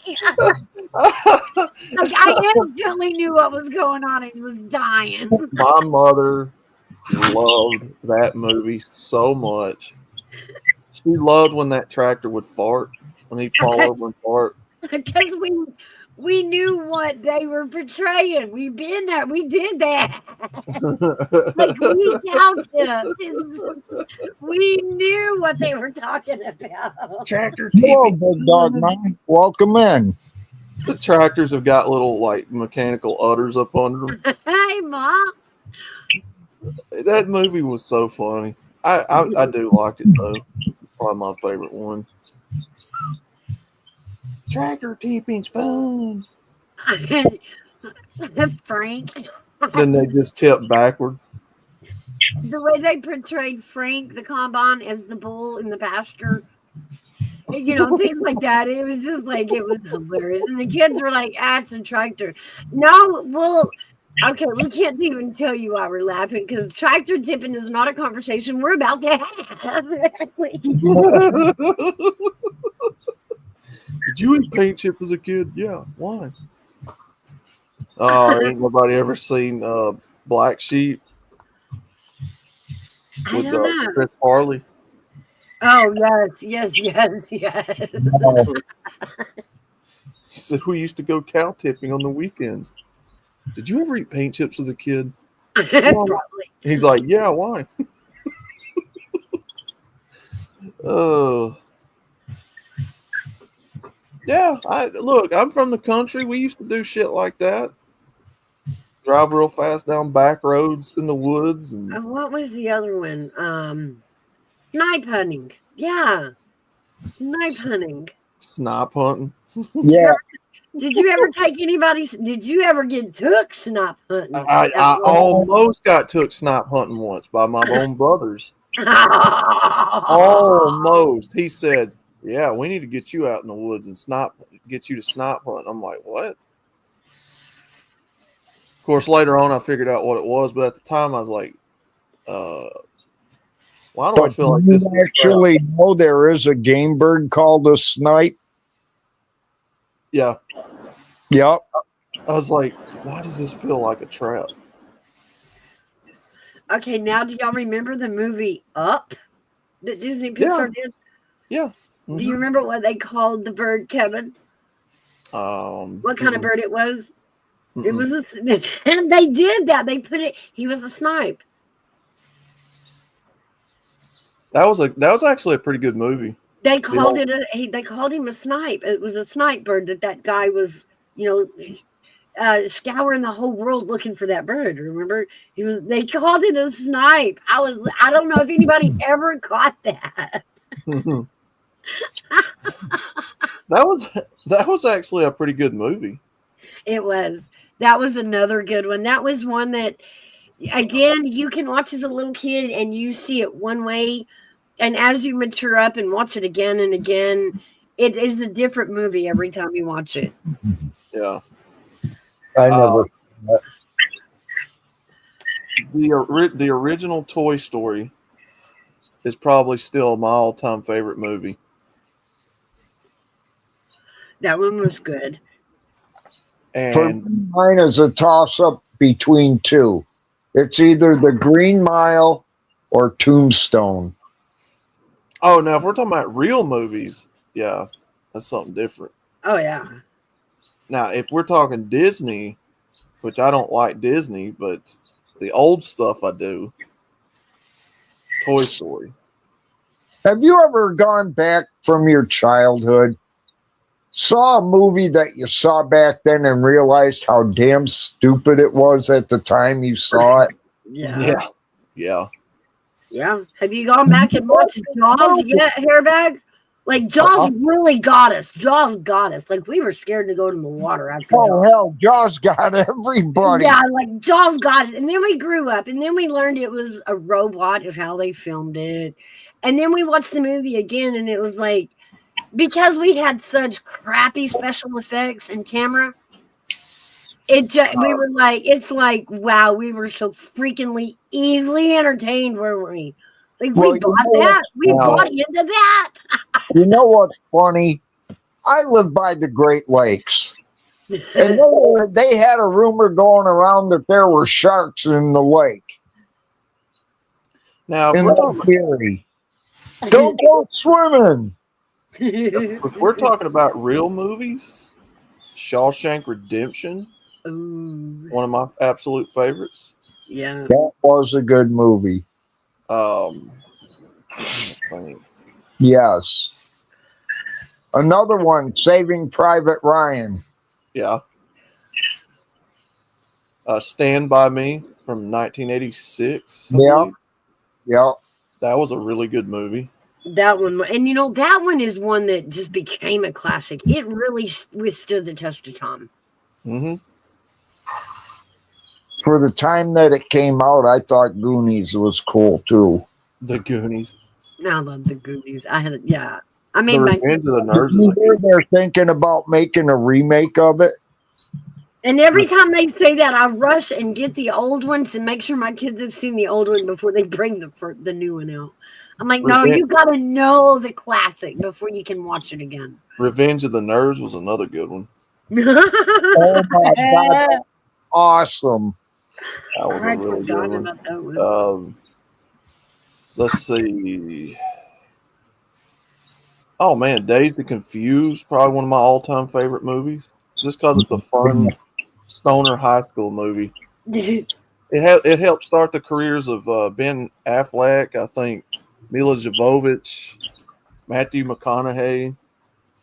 I think that was all of their first debuts. What was the name of the movie with the character that Sean Penn played where it was Spicoli?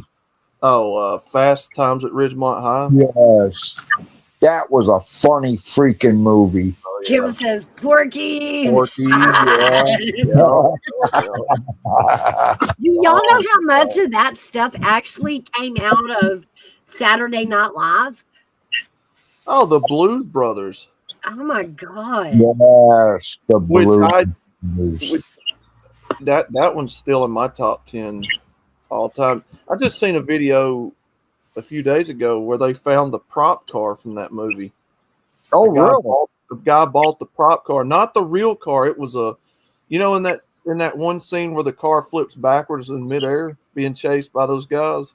Okay. Like near the end of the movie when they're on the bridge and the car backs up and then flips through the air, and then they go to the Daily Plaza to end the movie. Okay. Okay, they found that prop car. Somebody still had it. That was a massive fucking little scale car for that part of the film. I agree, Big Dog Mom. The original Saturday Night Live.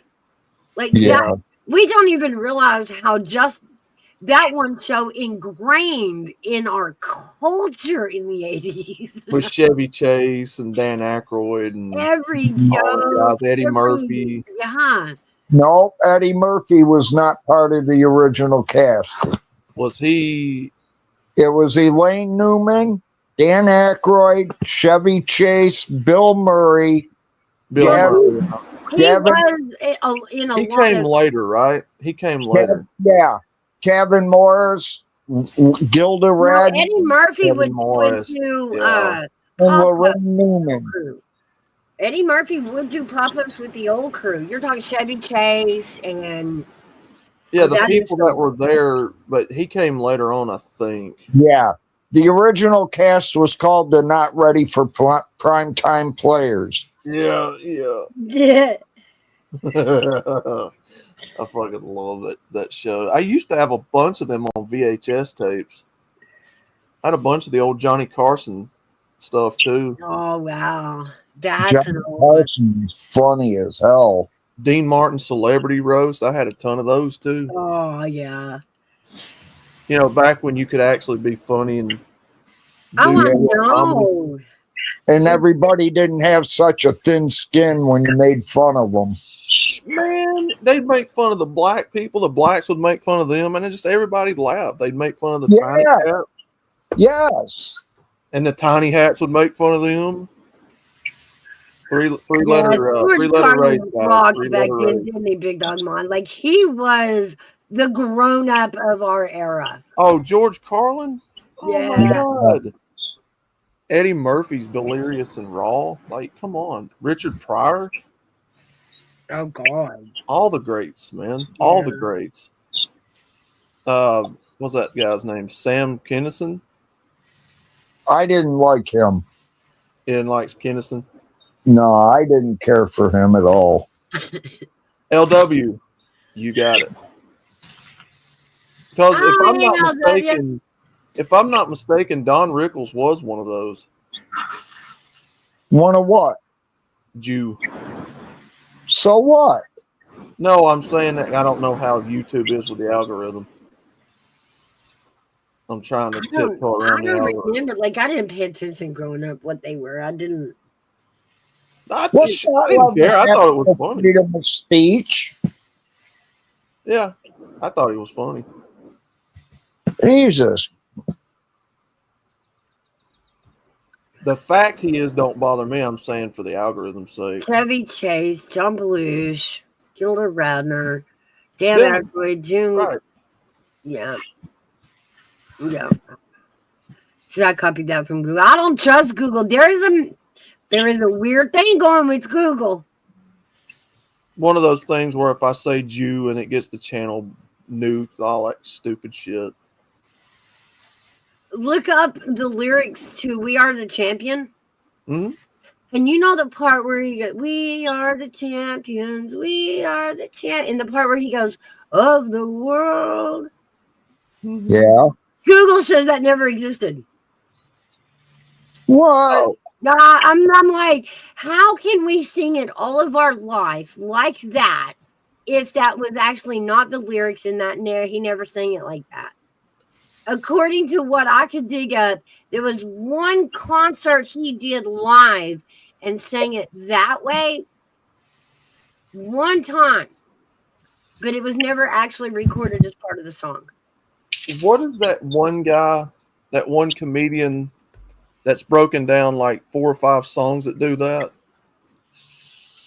What is that guy's name? I don't know. We're calling it the Mandela effect is what us Gen Xers are calling it. And like Google is messing with us and trying to make us think that our childhood did not exist in certain aspects. They try to say that Tinkerbell isn't in some of the Disney openings. They try to say that the Flintstones isn't spelled with a T. Yeah, like they're changing all kinds of little things that we're not seeing. And then when a kid brings it to us, we're like, no, that's not. And we go look it up and Google agrees with the kid. And we're like, no. Like, I grew up with that. Google ain't nothing but a psyop anyway. Nah, it's messing with us. It's messing with us. I'm telling you. Google's how a psyop. How can not be in that song if that's the way we all sang it as a kid? We didn't sing it that way unless we heard it being sang that way. We didn't, we weren't a part of that one concert. Come on. Of course it was a part of the song. It had to be. How come we were singing it that way? Of the world. Like, we sang it that way. Don't tell me it wasn't there. It was there. It was there. They are, big dog. They're messing with our history.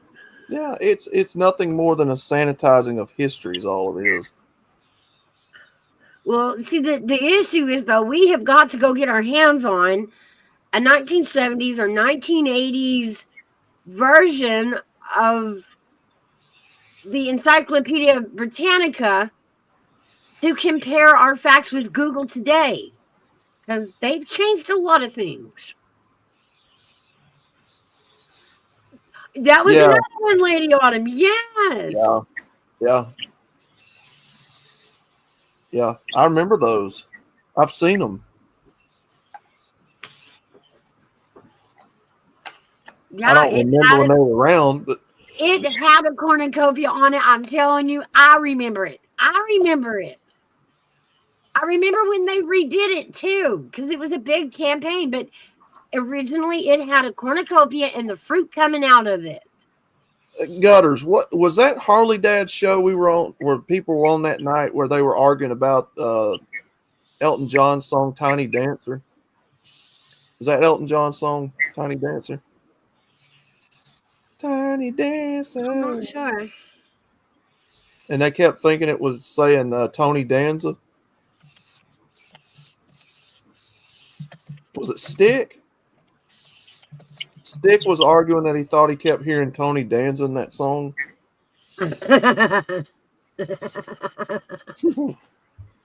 Gutters, I thought it said too.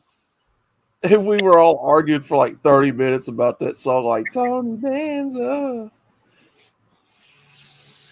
Yeah, well, I mean, that is true. We had to get a hold. Actually, we had to go buy a cassette or a record, because sometimes they would print the lyrics on them so that we could read it and go, oh, that's what that word is. Oh, we were saying that wrong, weren't we? Google came out and we were like, oh. That's how that song was? Oh, wow. That's not what I said. Holly's stream or somebody's stream. I can't remember. They were all on there one night arguing about Tiny Dancer saying Tony Danza. That's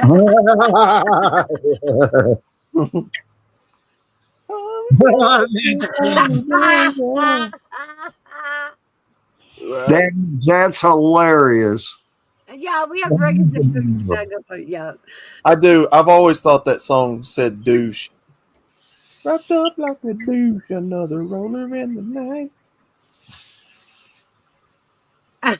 Yeah. Is it douche or deuce? Yes, you're right. Okay, that's fair. We did have a lot of our own crap that we didn't know, but I'm telling you, Of the World was in that song. Yeah, I literally hear Freddie Mercury say that at the end of that song. Exactly.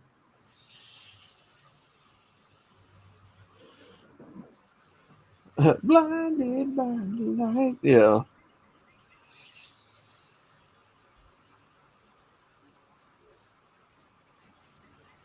I thought it was Wake Up Like a Deuce. I couldn't tell you. I've always heard it wrapped up like a douche.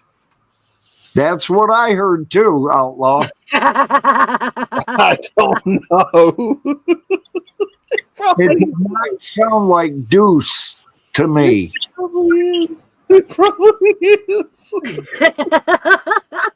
I don't know. Oh my god. Wake up with a deuce? I don't know. That song came out what, in the 90s? 80s, 90s?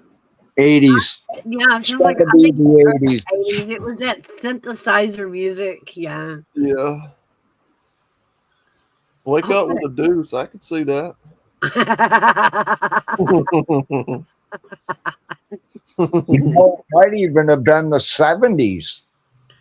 Possibly. I'd say, who is that? That's who's saying that? It's right on the tip of my tongue. Oh, who's saying that?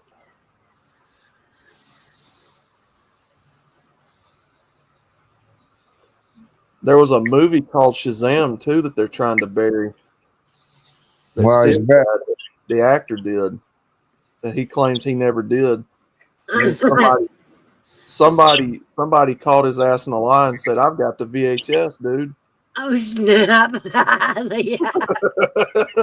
That's what I loved about growing up in the 90s is still we were the last generation to get to play My Damn Word Against Yours, fool. Like, ain't got no proof, you know. Yeah. Autumn, they were trying to say that Shazam never happened with Sinbad, and that one guy was like, "Yeah, he did." Wasn't Shazam the one with Shaq?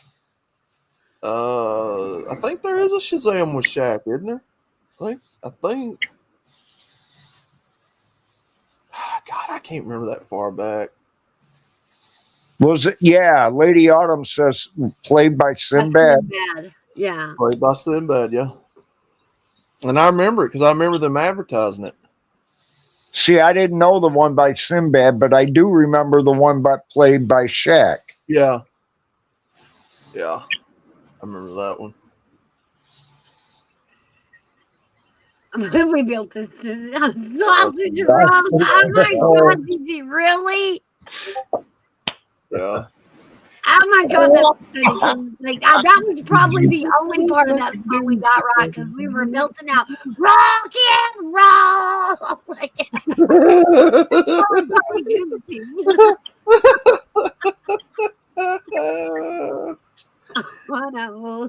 See, when oh shit, what's her name? I want to hold your ham. Right. When Van Halen would sing Panama, I always thought he was saying animal. But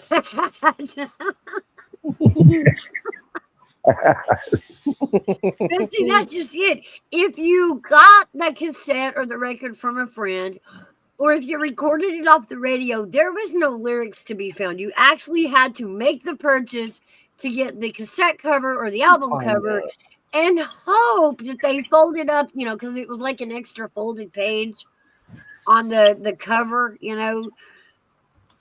If they didn't have the lyrics, we all just sang it wrong. All of the 90s, we all sang it wrong and argued about it.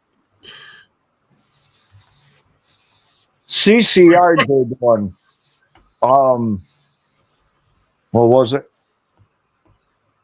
It was from the Swamp Music one. Mary, oh Jesus, what the hell's her name? The name of the song. Help. At any rate, it was there's a bathroom on the right, or there's a baboon in the rice. Oh, there's a Bad Moon Rising. Yeah. Oh yeah. Yes. There you go. Mouse, if you decide you want to play that, there's that skit where that guy's taking those song lyrics on stage and thinking it's saying something else. It's hilarious. I wonder if we'll get struck. Yeah, I mean, don't play it if you don't. But that's the skit right there. He takes I think 4 or 5 songs, and then they play the lyrics. And it sounds just like what he's saying.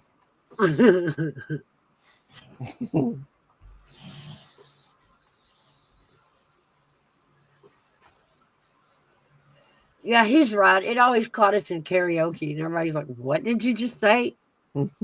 Or you read the lyrics, and there's that split second where you're trying to keep up with the music because you're going karaoke, and your brain goes, "What the hell? I didn't know that's what it said." Oh shit!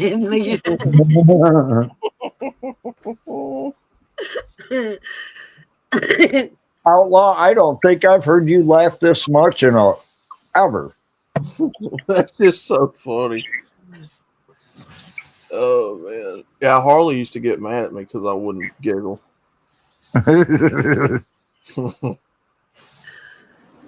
Boy, I guess he's missing out today, huh? I saw him here when I first pulled up. I don't know where he went. I can see clearly now Lorraine is gone. Yeah. Lorraine is gone.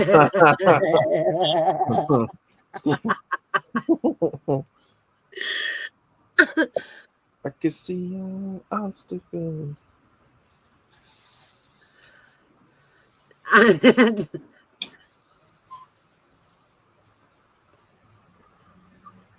I got heels. They're made of plywood. I got chills. They're multiplying.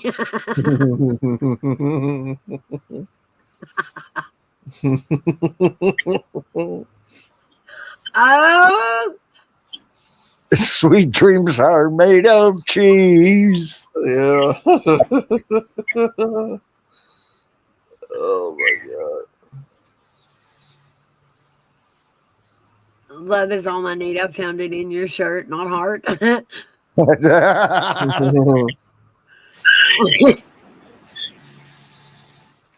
Hold me closer, Tony Danza.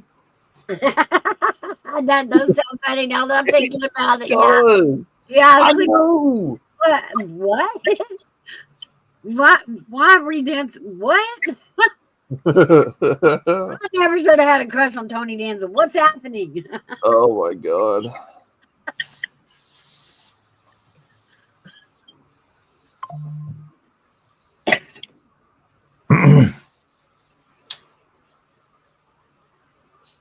Yeah, their big thing is trying to prove that Tinkerbell's not in some of the Disney openings for the movies, and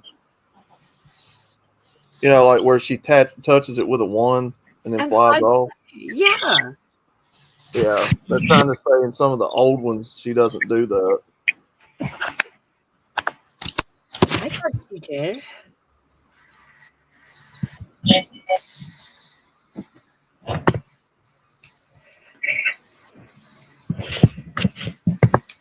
They call what, Gigi? I don't even know what song that is. Oh my goodness. Having an allergy attack. Holy cow. You'll never hear music the same way again. Well, I'm still mad they lied to us about rock and roll. Did they not tell us kids in the 80s, rock and roll forever? Rock and roll's never going to die. And now here we sit, a rock and roll concert means they come out on, Walker, cane, oxygen. Like they ain't thrashing their head or they'll. Rock's never gonna die, man. Yeah, yeah. That was. Who's ready to dance, bro? Hang on. Hold on, I got winded. Oh.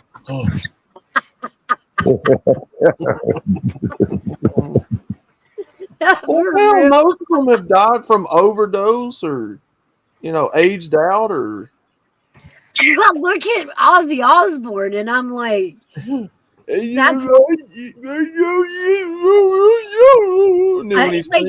one vocabulary word shy of being Biden. Oh, where am I? What is that? It's like, Then when he sings, "No more tears." Yeah, I know you get on stage and all of a sudden he can formulate words in a pattern, and you're like, Me and my buddy was okay. talking about that yesterday on the phone. I'm like, he's one of those people. Mel Tillis, remember Mel Tillis? yeah, the guy that stuttered. Yeah. He talked and stuttered. He actually did an interview years back. I remember when I was a kid watching it. And that's actually why he started singing, was in his speech therapy because of his stutter. His therapist learned that he could sing without a stutter, so he had him learning to sing and was trying to teach him to sing everything he said to stop his stutter. But it's weird. He could sing without a stutter. It was just a Coca-Cola cowboy. Yeah. Well, a lot of stutterers are like that. They can sing the words, but they can't speak them straight out. That's crazy. Yeah. It is. The older I get, the more harder I have with pronouncing some words. I will still stutter through the song. Watch me. Like, I think we all stutter, to be honest, to a degree. Yeah, because you know I do. something just right, and you go, shit. Sure. Sometimes I get brain fog, and I don't even know where the fuck I'm at. I'm just kidding. I'm not that bad. We're getting there. I'm just gonna fair warn you, since I'm a little bit ahead of you. It's getting there. Oh my I do God. get that brain fog sometimes, and I have to give my head a shake. Feel like It starts with like a virgin touch for the 31st time. It starts with where are my keys, and then you get lost somewhere along. Why the fuck am I in the kitchen? Oh, Sabu, the wrestler? Yeah. I did that. I do that all the time. I'll go in the kitchen like, why am I in here? Yep, that's the evolution. So, like I said, first it starts with where's my keys, where's my phone. Should I be in mid-conversation and start kind of like blank out for a second what I was talking about? Then y'all know what the next step is, though, right? That's when they hand us a set of keys and we ask, what are these for? Then yeah, we're done.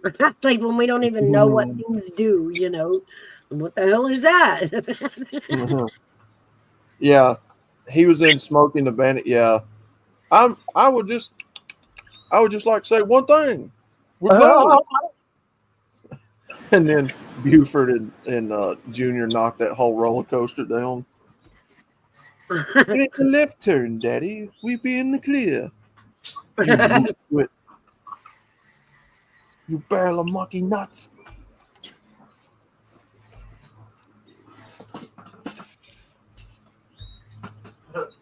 Do what I tell you, barrel of monkey nuts.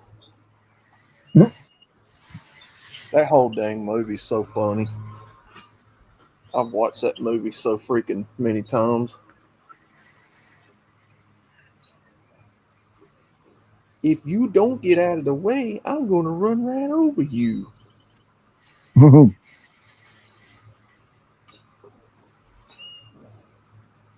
Yeah, I'd just like to say one thing.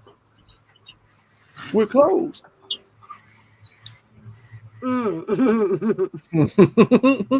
I did not know what Big Dog was talking about. I still don't.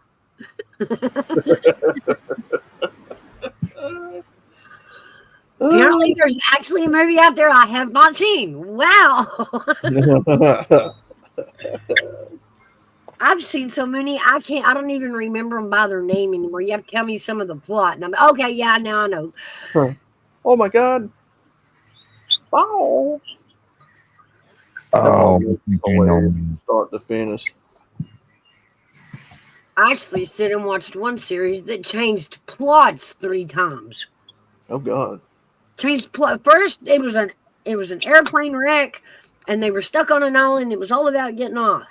Lost. Yes, and then it was a whole science double thing. Like you wrecked, Yes. you didn't really wreck because the real you is out in the real world.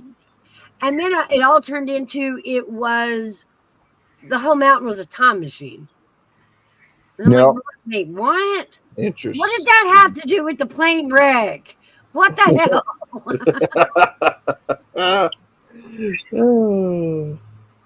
What kind of movies freak me out? Yes, apparently you could go to the center of this island and go down into this, I don't know, a bunker type thing and turn the island. And as you turn the island, you flip through time. And I was still like, and what did that have to do? That sounds like a plane crash.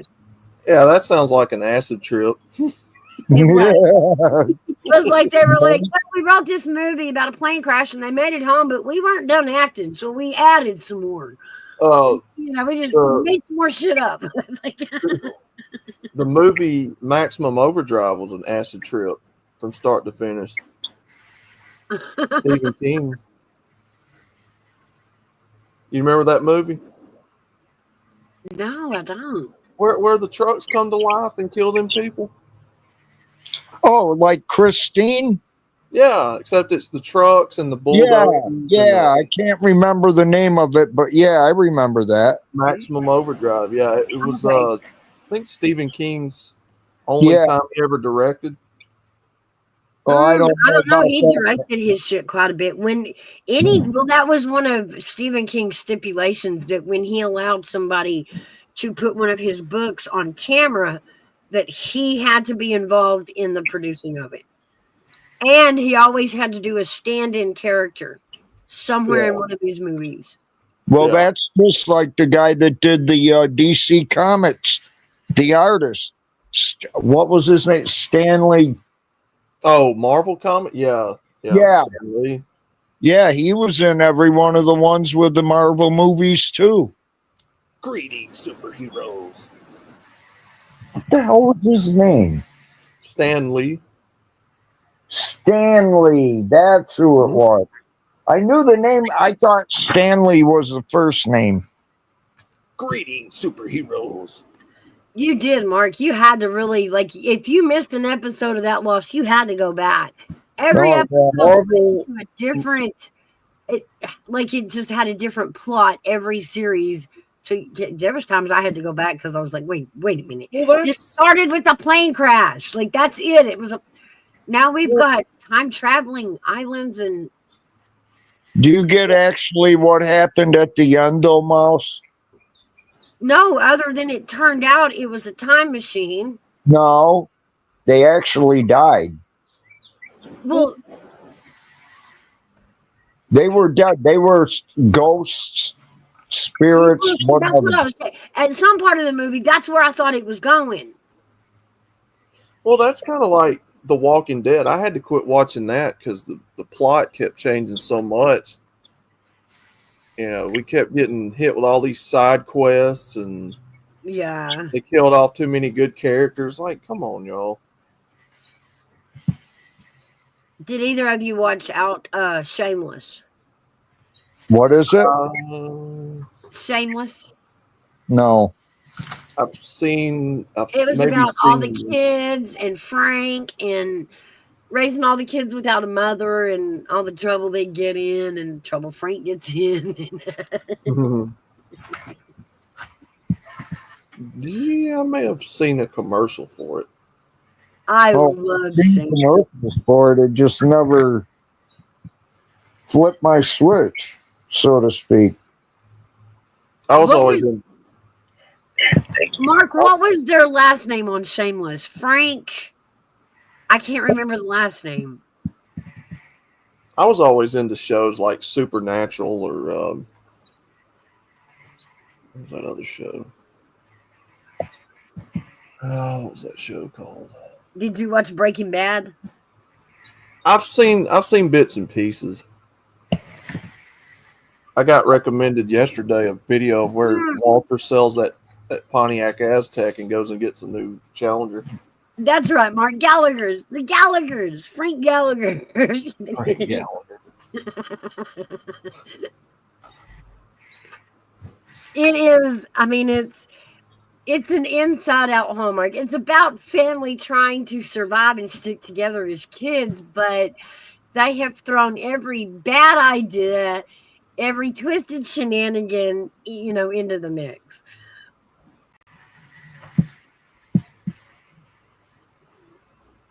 Yeah, I've seen bits and pieces.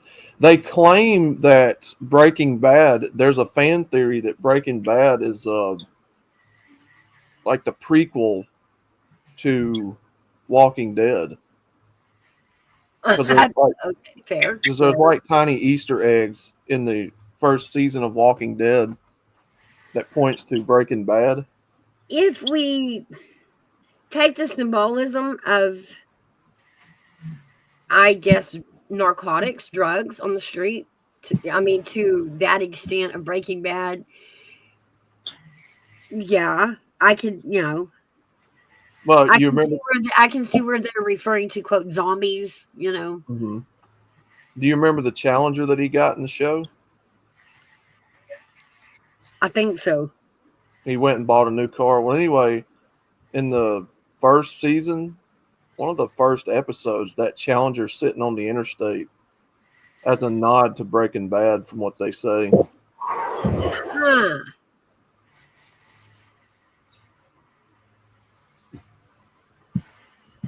Big Dog Ma, many years ago, that come out about The Simpsons. Hey, Flatty. Hey, Flatty. But have we actually stopped and checked the actual shows of The Simpsons to see if it's all in there? I mean, it's a cartoon. You can always, What's his name? Matt Groening. They claim that he was part of a cabal where he had insider knowledge of what was going on with current events. It was a conspiracy theory. You know how those go. You ever seen Beavis and Butthead?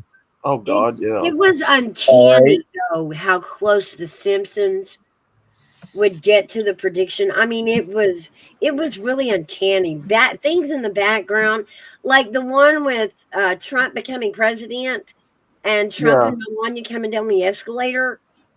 Like, we actually got that shot from the media, and I do remember that episode. It was actually in an episode. It was uncanny. Flatty, real quick, let me apologize to you because I know my chat the other night probably didn't welcome you with open arms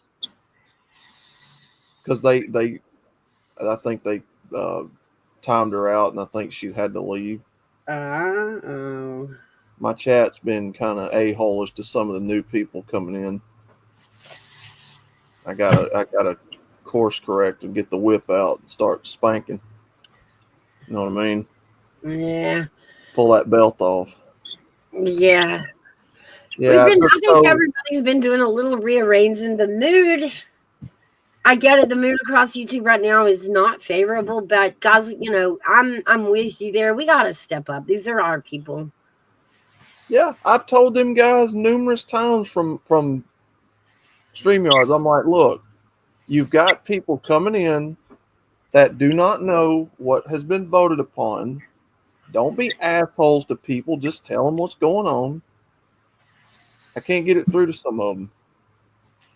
Then you block them. Yeah, and I've had that suggested. They take their wrench. Yeah. Oh Hey, yeah, big dog mom. if they can't follow the rules that you've set up, what other recourse do you have? Well, that's the funny part, because that was something they voted upon that we all talked about. Well, then it's on them for not upholding it, then, isn't it? That's it. Yeah. So I've had, let's see, Friction Vixen has went over there, Flatty's went over there. 2 or 3 other women's went over there, and they've done that, and I've had to get on to them about, don't be assholes. Oh. Because it makes me look bad, and I'm not the one, That's it. And this, I mean, it's hard because you want people to have their own opinion, but you don't want it to mess with the love. Yeah. Well, it is very surprising to me that a lot of women want to hear MGTOW red pill stuff. I still can't wrap that one around my brain. Sure. Maybe it's they want to see what the topic is about and what you are about. Yeah. But I mean, God forbid we prevent you guys from having a place that y'all can go and give your opinions, voice your concerns or just vent, because I mean, us women do it too. And you guys know when us women are venting that y'all probably shouldn't come in, right? I mean, as you know. You boys always know with us women to kind of stick your head in first. Like, okay, what's the temperature in here? Oh, man.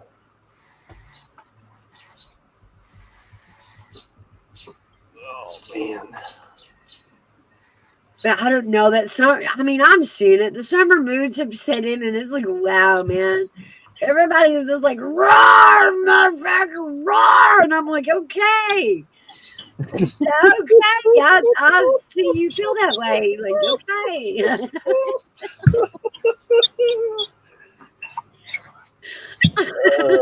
Oh, man. I think, let's see, they've come in there and saw the chat. Lucky Strike come in there a while back and saw them. I don't know if y'all remember Lucky Strike. Well, now, technically, Big Dog Ma, AV goes in knowing what he's up against. Like, he knows what he's walking into. That, and he walks in with the little twist. He always does.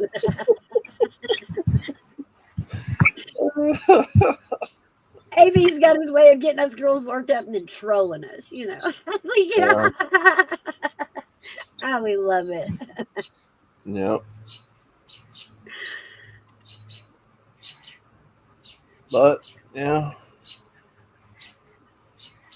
I go in with the hottest rod I can get. Be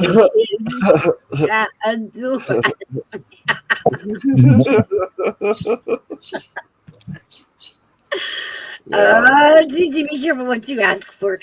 I'm like, he'll come in. Oh, man. I always take Kleenex in for their sniffles. We will overtake your whole channel, GG, with music.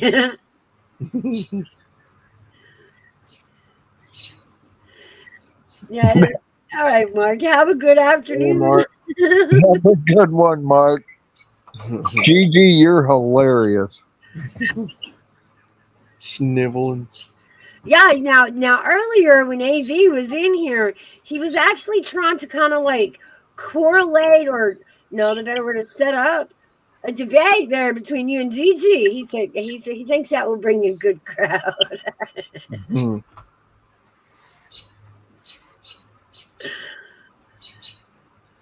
But see, AV's never seen Gigi wrestle either, so he don't know what he's asking for. Yeah. Yeah, he was here when I first got here. I don't know. Everybody kind of just pulled out and ran. Everybody went, from the morning crowd. Yeah. Hey, Lori. How are you? Hey, Lori. Been a while is right. Yeah, you barely missed him, Big Dog Ma. He knew the girls was coming. He's like, no, not today. He's walking around bragging that he won a panel argument. What do you women think about that? Are y'all gonna let AV walk around like a winner after that? Oh, Ma, I've got a new one on you. Have you ever heard of maple bacon fudge? Yes. What? That's a lot. Hold on, let me process that for a minute. Maple bacon fudge. Like, It's fantastic. I love it. The first time I ever heard of that, my mouth started watering. I was like, I know, right? I gotta try that. my brain started calculating grams of sugar, and Yeah, yeah. you made it. Yeah, Oh, it'd be right up your alley, Mouse. Oh man, yeah. sounds good. Get the sweet taste of maple. Then you got salty the bacon on top of it. Oh my God, is that good? Oh, I've got to get with her and order some. There you go. I am. I'm like, oh, that's a I don't lot of think- sugar. Ma, I don't think you live too far from me. You're in the South like I am. Shouldn't be too much to get you to ship me some. Dude. Moose Jaw Fudge Store makes it. Moose. So I follow this candy channel called Hercules Candy. Uh-huh. And I sit there and I watch them jokers pour out that hot candy mix, and they'll make all kinds of stuff. Peanut brittle and There's like candy channels that make. Man, you're gonna have to hook me up. Do you guys know you can make candy brittle or peanut brittle at home? Yeah, Mom always made it. I've heard of that. Easy as hell. Don't like peanuts. I've heard you could. I've never done it. Oh, it's really easy. If you like peanut brittle, it'd be worth it. Oh man, some of them women in church like to make that homemade peanut brittle. Whew. Son, you talk about good. Yeah. Now, the weirdest thing I've ever heard, and it's probably something that the old timers used to do, is potato candy. Yeah. I never had it though. We had a guy and a couple that used to go to our church many, many years ago that used to make that potato candy. And it reminded me of a sugary potato chip. Huh. Wasn't too bad. They rolled the potato out in balls. Oh yeah. Cut it up and then kind of form it. Kim just said Oreo balls are so good. Somebody sent me a recipe for that just the other day, as a matter of fact. Oh man, that does sound good. In the South, we've got what's called reindeer poop for Christmas. That sounds like some chocolate covered raisin business. Y'all ain't never heard of that. Oh, that's good. Yeah, reindeer poop's good. I played a trick on my friend's son one time when he was a kid. We'd always go out in the woods. Well, I happened to notice every once in a while I'd come on an old pile of deer dung. And it was all concaved, and stuff from drying out. Well, we got this bag of chocolate-covered raisins. And some of them looked like that. Went out in the woods one day, and I brought this bag with me because I wanted something to munch on. So I offered him some. So I says, "Hey, you want some chocolate covered deer poop?" He looked, seen that little indent. No.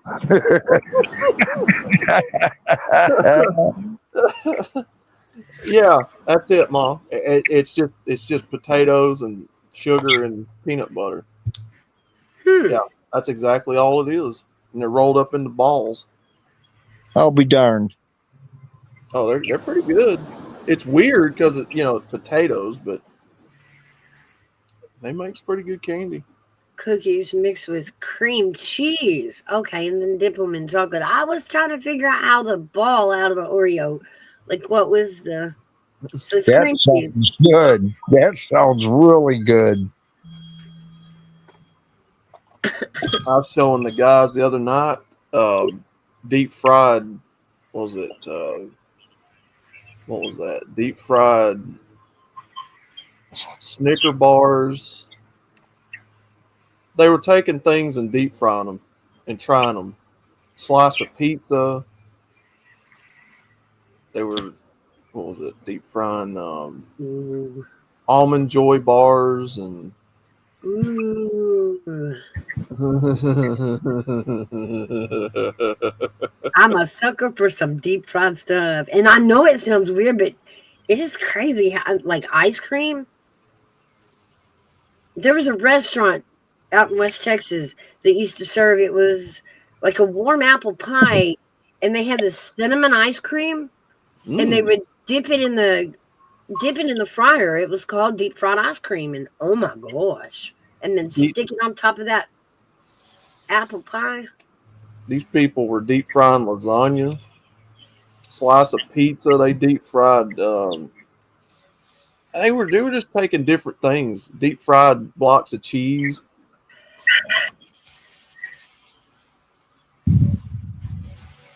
Like, okay, because if there's one thing in the South we know how to do is deep fry stuff. Yeah, we do. The healthiest, but man, does it taste good.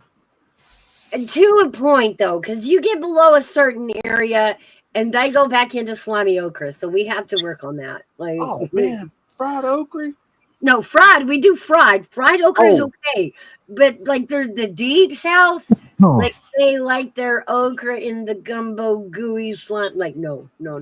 So in the South, but not in the deep South. We've got to teach the deep South about deep frying stuff. Oh yeah. Yeah, okra. We've been doing pickles for a long time at the Sonic. They called them piccolos. Deep fried pickles, yeah. Mm. Yeah, y'all need to get on the game with that deep frying now. Deep fried okra, and I just seen Mom say mac and cheese. Oh yeah. It's no crazier than some weirdo coming up with the idea, look, drop an onion in the fryer and see what it does. Well, it makes an onion ring. So why is it so crazy to drop other stuff in it? Oh, you can't beat a good onion ring. Oh no, I'll agree with you. Man. Son, that's good Rings stuff. are the bomb. God, that's good. Deep fried turkeys at Thanksgiving and deep fried chicken. Man, y'all just ain't never lived. I was watching a guy the other day take a Big Mac and he deep fried it. Really? Made it. Ew. Yeah, I know. And okay, but the bread, no, you just trash that soft bread. No, ew. Blech. Oh, freeze dried Skittles, Sassy. Yeah, I've seen them. I ain't never tried them. That's a big thing right now. Is freeze dried candy. I'm seeing it everywhere. Walmart sells it. My local grocery stores are selling it. Never had fried Twinkies. Flatty, I hope you have a wonderful day. Thank you for stopping by and saying hi. I've missed you, girl. Have a good one, Flatty. Yeah, have a good day. Yeah, fried Twinkies. Yeah, deep fried honey buns. Ooh, Never that had would one probably either. be really good because my favorite thing to do is take a honey bun and heat it up, like put it in the microwave. Oh, it's so good warm. They're really good warm. I used to do that with the Krispy Kremes, the Oh, donuts. yeah. I stick them in there for like 10 seconds and let that sugar melt. Oh, Yeah, Big Dog Mall's got it right. In the South, we will fry anything once, and if it's good, we fry it often. uh-huh. If it can be deep fried, it's been deep fried here. Yeah. Batter it up, Everyone, throw it in the oil. everyone, And just, every vegetable you can imagine, even down to zucchini, because my favorite thing is fried zucchini sticks. oh yeah. Oh man, that stuff is great. Oh Mm. yeah. Deep fried Fried squash. tomatoes too. Deep fried squash, eggplant, Mm. okra, tomatoes. I'm gonna tell you what, fried tomatoes, you in some high cotton right there. That shit's good. Yeah, you ain't shitting. Oh, especially those fried Sorry. green tomatoes. Oh Yeah. yes. Oh yeah.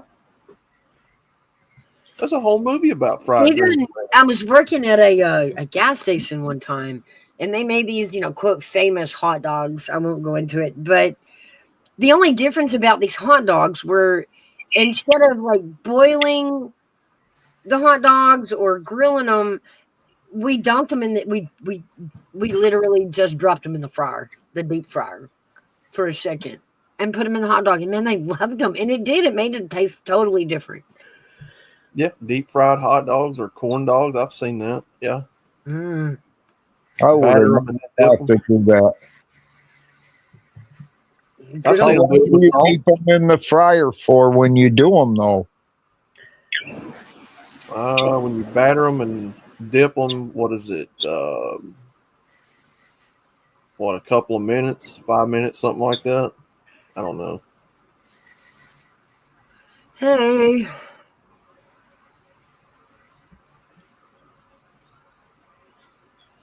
Now y'all got me thinking about them honey bun in a fryer. I don't know. That really sounds good.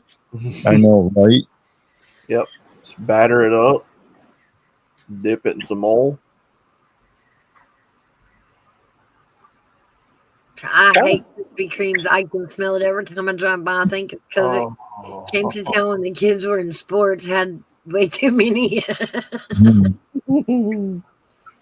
Oh, Krispy Kreme is, man, you heat them things up for a few seconds. That's like liquid crack. Yeah, no shit. That's the kind of shit you fight people over. Oh, There is a real easy microwave hack for both of you guys that when you have to reheat something that is made with bread, like pizza, with pizza crust, yeah. or donuts or anything like that, Mm-hmm. put it in a plastic sandwich bag. Yeah. And put a paper towel in there under it. And you know how sometimes when you microwave something and it cools, it gets hard and rubbery and weird? Yeah. No. When you put the paper towel in it inside that plastic bag, it'll reheat it beautifully and suck all the extra moisture back out of it, where it doesn't get that weird gooey, from microwaving bread or pizza crust. You know the problem what I have with microwave? It makes things tougher. Listen, That's why I was like, if you'll put it in a bag with a paper towel, it keeps the microwave from absorbing it or changing, the moisture in it, but it pulls it into that paper towel instead of makes your food item sweat and then go dry in the microwave. look, air fryer. You'll thank me. Trust me.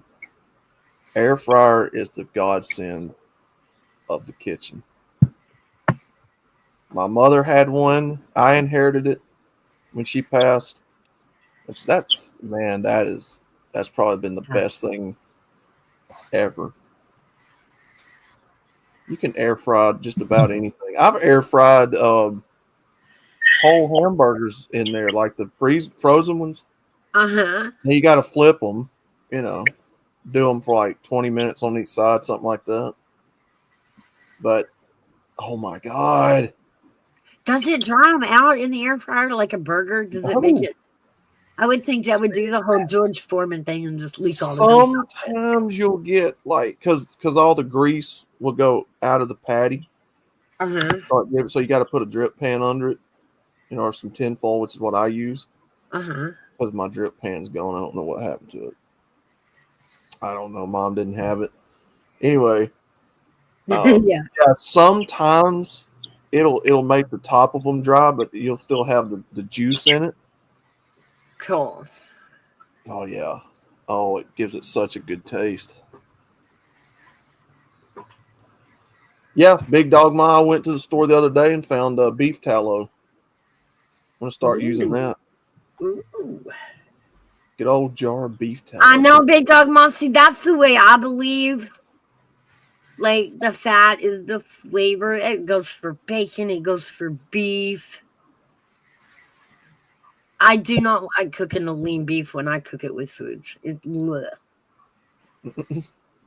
got to have fat on it. That's where you get a lot of your flavor from. That's me. I like my meat easy. I try to get, whenever I go to the store, I try to get, 70-30? Yeah, that's what I get. Because the 80-20 is too lean. You got to add a little bit to it. Yeah. The 70-30 is about right.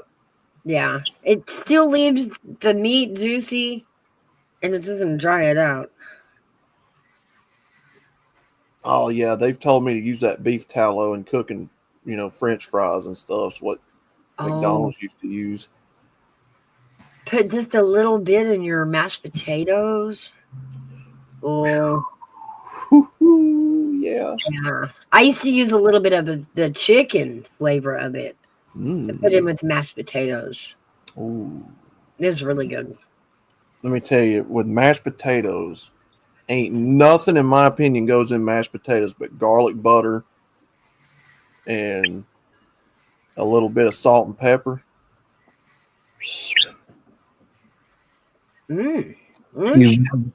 You've never tried chip dip in them? Chip dip? Yeah. In mashed potatoes? Yeah. Mm-mm. Do you like chip dip? What kind of chip dip? You talking Yeah, like what kind of chip dip? French onion? Oh. I've never tried it. But that's... Well, it would stand to reason. I know people that do add sour cream to their mashed potatoes and also that ranch seasoning. So, yeah, it's dip. Yeah, my mother... It's really good. If you get enough nerve to do it, try it. I think you'll like it. My mother taught me to use French onion soup mix, the dry powder. Yeah.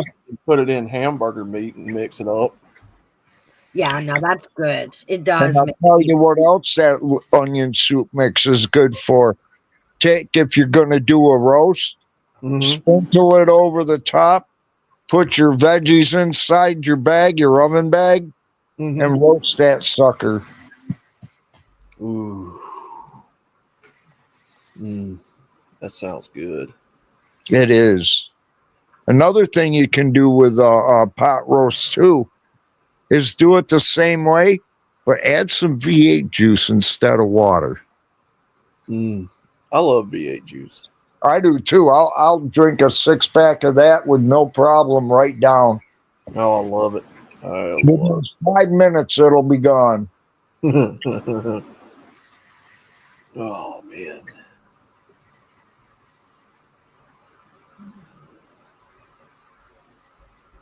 No, y'all does make me hungry. Don't it? I still haven't eaten yet today. No, me neither. In about another 30 minutes to an hour, I'll be in here cooking.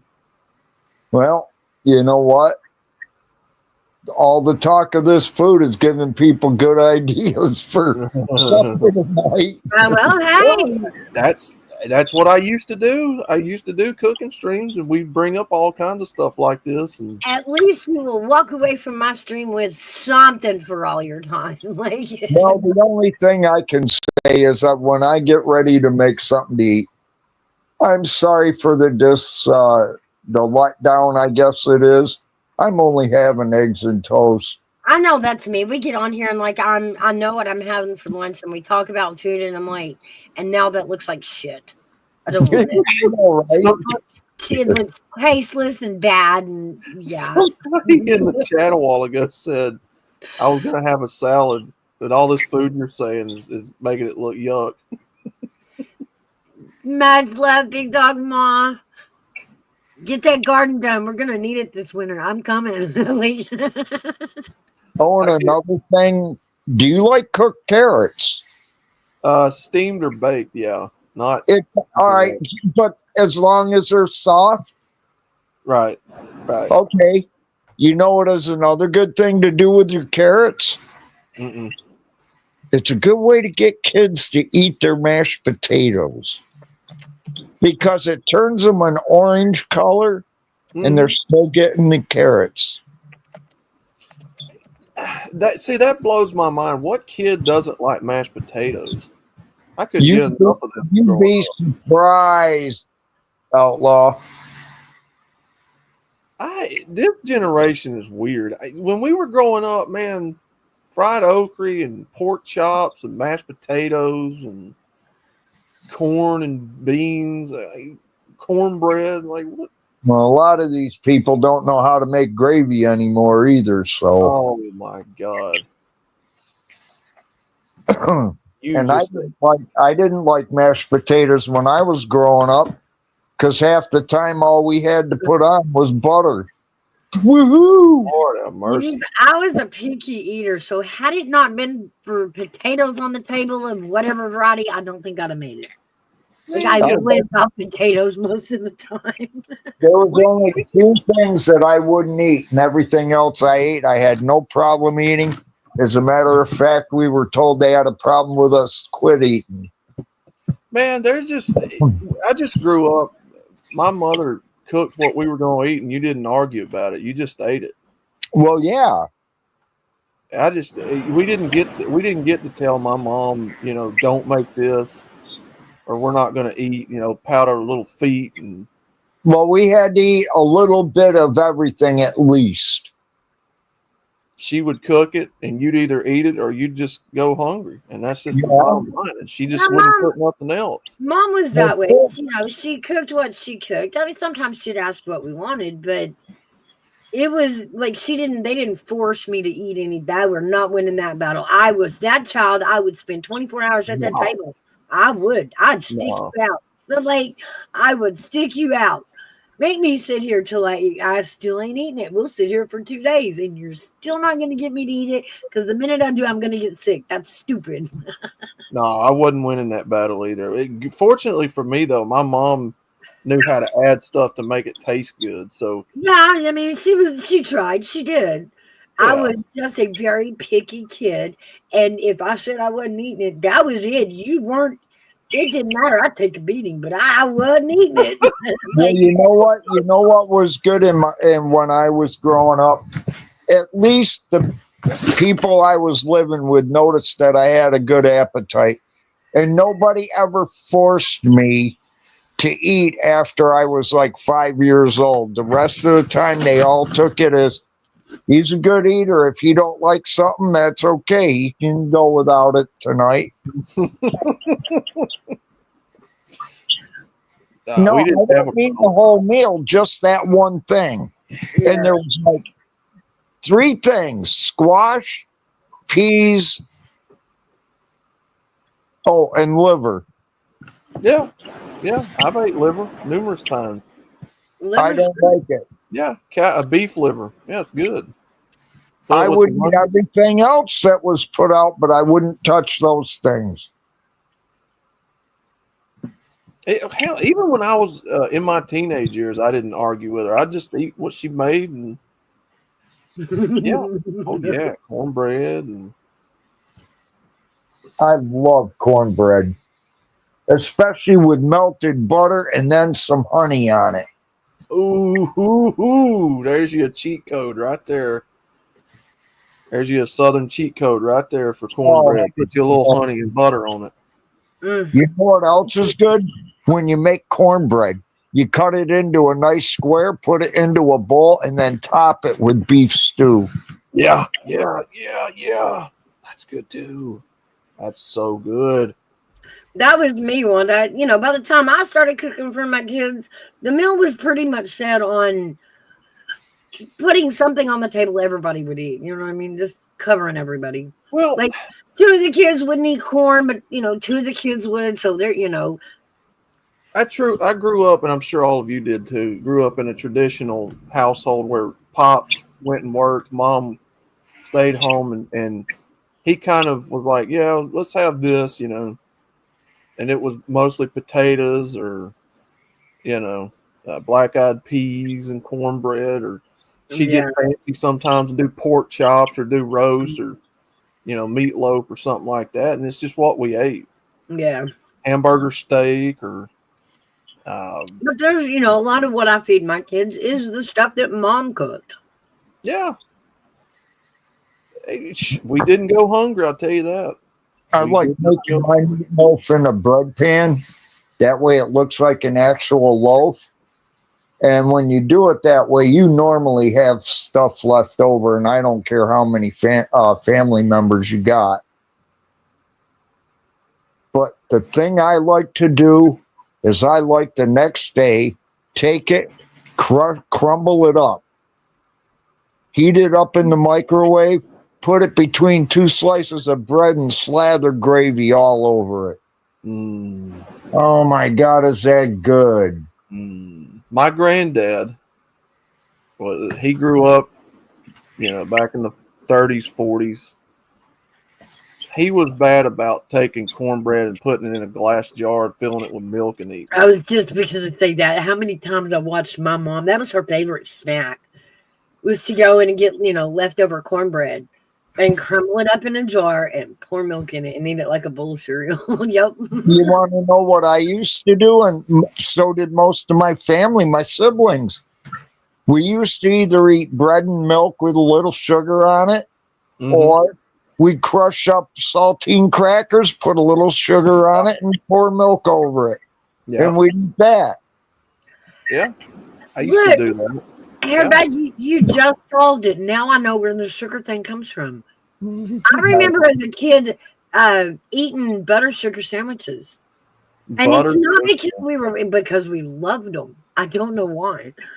I never heard of that until you She would mentioned. take a slice of bread and she would, rub butter on it and then coat it in sugar and fold it in half and hand it to us. And we loved it. We would ask for it, Yeah. But, that's where my sugar thing comes from, Gigi. Now I know. For me, it was peanut butter and banana.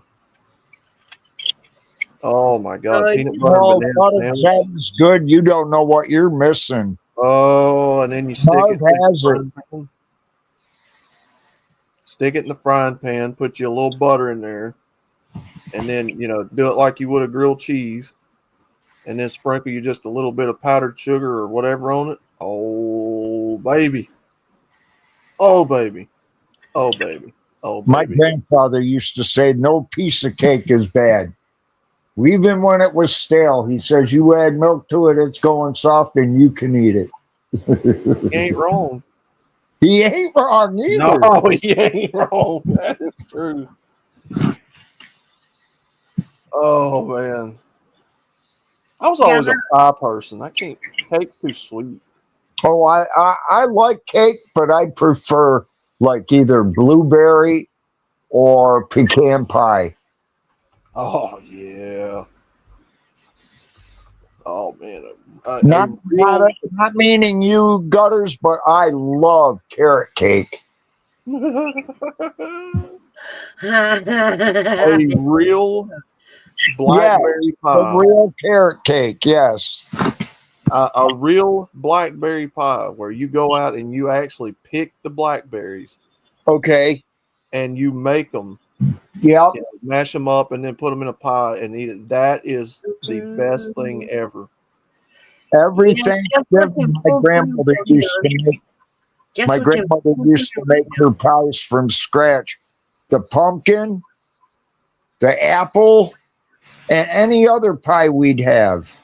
Yeah. They were all made from scratch, and I couldn't believe the work that went into it to make a pumpkin pie from scratch.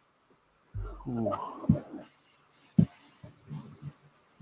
There is just something about going out and picking your own blackberries. That's what I was going to tell you. You know what's in full bloom right now? What is just perfectly ripe in Tennessee, Outlaw? Ooh, Blackberries. blackberries. Yeah. The only thing I Pick- hate about blackberry hunting is that they're in thorn bushes. Blackberries grow on these damn thorn bushes, and Mhm. you work for every blackberry. Believe me.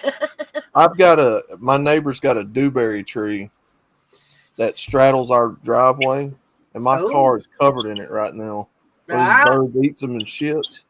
yeah. That's usually where we find the patches. Is we look for the birds that with the blackberries in it. And we're like, okay, there's a patch out here somewhere. I gotta get out there this weekend and watch it.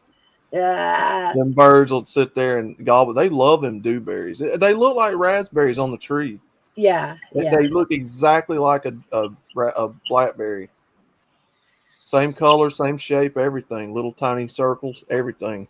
And they will stain your clothes. We used to have one hanging near our park where we grew up, where we'd play as kids, and we'd have fights with them. And it was definitely like doing a paintball fight. You knew you got hit and you were out because you had a stain right there in your shoulder where it hit Yeah. Oh, my mom would pick them, and me and the grandkids would sit there and eat them. you. You'd have stains on your fingers and all that, and over your mouth. Yeah, Oh, everything's so good. purple. She loved doing that, man. We'd find a pecan tree out walking somewhere, and she'd just start picking pecans. Like, yeah, we got enough for a pie. Ooh, yeah.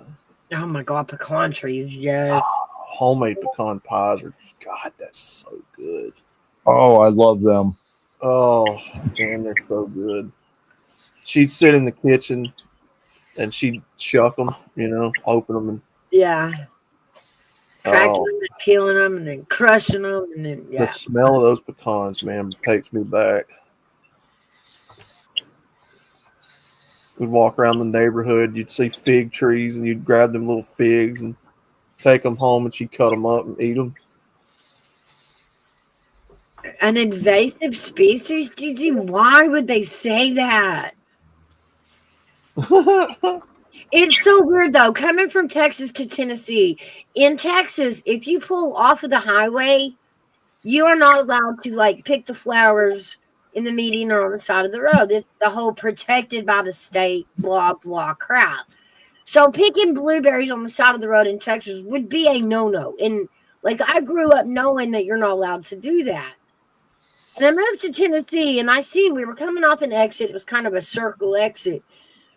And I seen a bunch of cars pulled over, and I asked, well, what's happening? He said, they're picking blackberries. And I thought, oh my God, that'll get them in trouble. You can't do that. Like in Texas, you can't do that.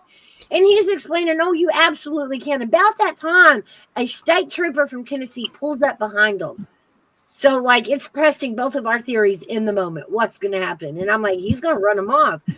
He gets out of his vehicle, walks to the back, flips the back open, pulls out 3 buckets, and hits the hill with everybody else. I was like, okay, fair enough. It's legal.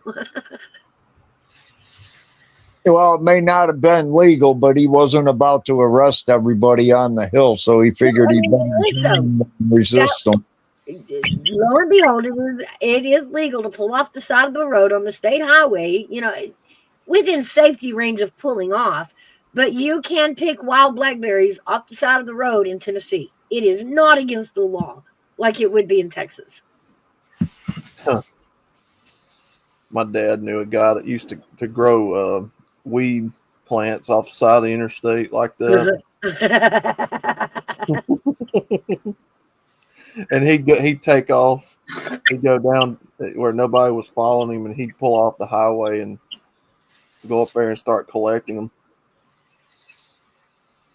And he did that way so that he couldn't get caught, It's not his land. I get it. I get They're it. naturally growing, man. I don't know where these came from, Well, you know what those usually were, though? Those were the CBD ones, not the THC ones. Yeah. That's true. Yeah. And then he'd pick a bunch of them, and then he'd go, do what he's going to do with them. But I'm telling you, make a peanut butter sandwich with blackberry jam, guys. It is exquisite PB&J. Like, ooh, yeah. You are making me hungry, man. You know who sent me something good a couple years ago? Kelly. Yeah, Kelly. What's the She thing? made me a jar of homemade blueberry jelly and a homemade jar of blueberry jam. Ooh. OMG, was that good?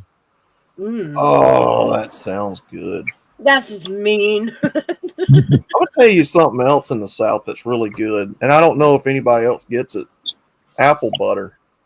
Yeah, I it's love a big apple thing here. butter. Oh, dude, I could eat tubs of that stuff. Oh, Man. I know. It Awesome. is a big thing here at the farmers markets.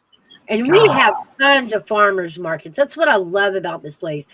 When you have overgrowth in your garden, and you want to get rid of it before it goes bad, there's actually a place you can load it up and take it to and sell it to the public. And man, that apple butter, yeah, I mean, we're on a waiting list for that stuff here. Oh, Oh yeah, my! I can imagine. You know what's good with apple butter? Next What's that? time you have it, how do you eat it? What do you put it on? Oh Lord, apple butter for me goes on fresh biscuits. It goes on. I Do put you it on ever bread do it before on you toast toast it. on bread? Yeah, Lisa's glad I had a salad. yeah. The only way I've had it is on toaster bread. So this is why I'm saying what I am. When you get your layer of that on there, try putting a little bit of extra cinnamon on it. Mm. That's Oh, dangerous. So dangerous. Just a little bit of cinnamon. Just see, yeah. Cracker Barrel. I don't know if anybody else in the country gets Cracker Barrel like we do down here. No, Yeah. And Cracker Barrel's got apple butter. And when they Mhm. bring you out them fresh biscuits, before you get your meal, cut them jokers open, slap that apple butter all over it. Now Oh, wait a minute. Ours doesn't have it sitting on the table. They've got it over in the gift shop. What's happening here? you have to request apple butter. They naturally bring you the jelly or whatever, but you have to request the apple butter. Oh, I didn't know that. Yeah. Mm. And oh my good golly God, to slap of butter on top of that. yeah, Son, we I'll sit there. have Bob Evans up here. Son, I'll sit there and just eat that. Look, I'll be happy to just eat that. Bring me a glass of tea or something. I'll just eat that. I ain't gotta have a full course meal after I eat that. That shit'll fill you up. Oh yeah. Cinnamon toast. In fact, I've damn near done that at most restaurants. Just sit there and fill up on appetizers. Like, no, I don't need to eat no more. And they bring that plate out, and you're almost like, oh God. Mexican restaurants are bad too. Them chips and dip. And, Oh, I Oh love no, that. damn queso gets you every damn time, won't they? yeah, I'm telling you. Yeah. I'm telling you. I'm okay if they just bring the salsa, but if anybody asks for the queso, I'm like, okay, I'll eat it. And then I eat all of it before my enchilada comes out. The time Wanda, I was at a Mexican restaurant was when I was out in Phoenix, and they had this place called Macayo's. This place was amazing. I fell in love with Mexican food there, I grew up. and they don't have it around here. And I don't consider Taco Bell a Mexican restaurant. That's not. No, that's not It fair. ain't. Now, I Oh, will say that to me, there is a difference between the old, authentic, traditional Mexican and what we call today what we know as Mex-Tex. Basically, it's everything in red sauce. You know what I mean? Enchilada sauce. mm-hmm. I prefer the Tex-Mex over the original, black bean. What is the original? Really spicy? Well, it's instead of made with baked beans, it is black beans. Um, Everything is made with green chilies, so Mm-hmm. everything has a green tint instead of a red tint to the sauce. Mhm. And the queso is usually like the white cheddar cheese Mhm. instead of yellow. That's really the only difference. That Bob Evans, what you saying, Bob Evans mac and cheese? That shit's off the chain. You know what I like from Bob Evans? Their biscuits and sausage gravy. Oh I know, hairbag, shut the hell up. yeah, Wanda, apple jelly is absolutely delicious. I also am a big fan of like the red pepper jelly and the mint jelly too. I've never had either one.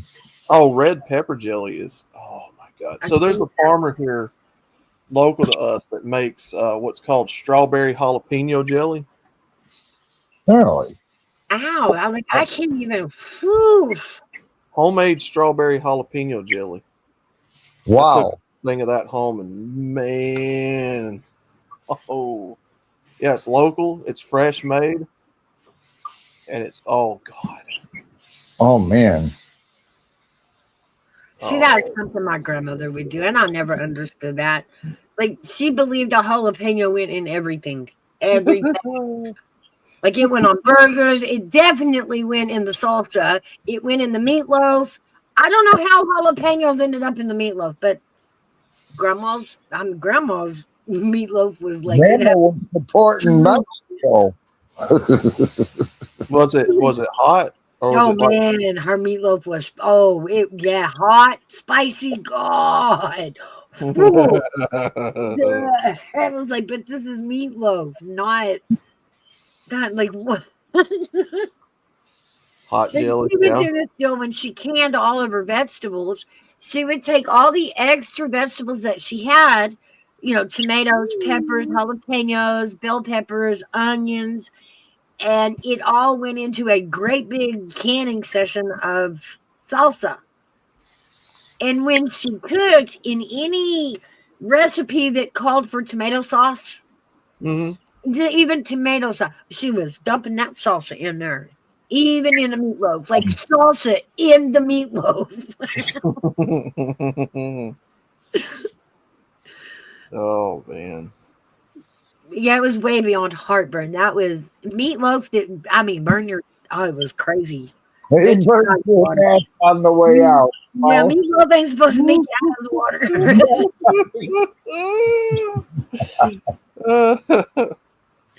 That was something us kids used in dares, I dare you to eat a bigger square. Woo, look at his eyes. You cut into it and have all the jalapenos in that one cut. It could be your grandmother telling you that she didn't want you to eat there. Eat too.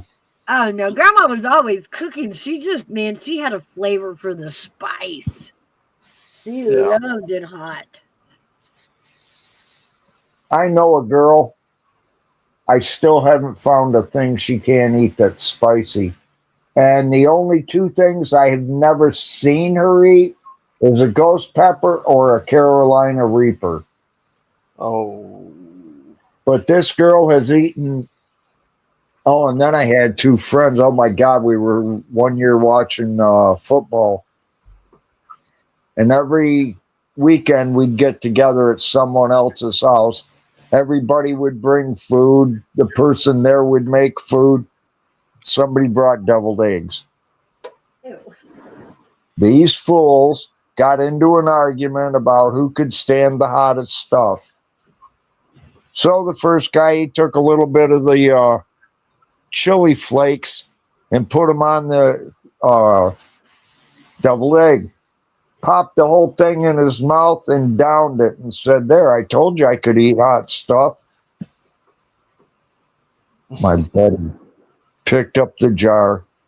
I am not exaggerating. This pile could not fit anymore without falling all over the table. It was so high on top of that egg. Wow. And he ate that shit.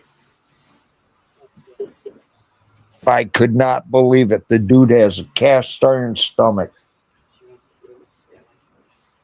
I gotta hand it to the other guy. He stepped up and he met him right at the door.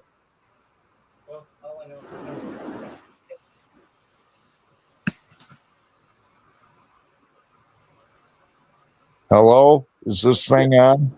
Yeah. Yeah, I can hear you. Okay. Sorry. I'm here. I just couldn't believe he ate all of that pepper seed. It was Yeah, like, holy crap. definitely the hottest part of the pepper. Yes. Did I ever tell you what I pulled on my nephew? Uh-uh. Well, actually, he kind of asked for it. Oh, I ate a whole bunch of spicy stuff. I ate ghost pepper sauce at some restaurant he went to. You know, the oil. That was no Yeah. big deal. So my buddy, the one that helped me out after me and my wife broke up, he was growing jalapenos, what is it, Panama? No. At any rate, a bunch of different peppers.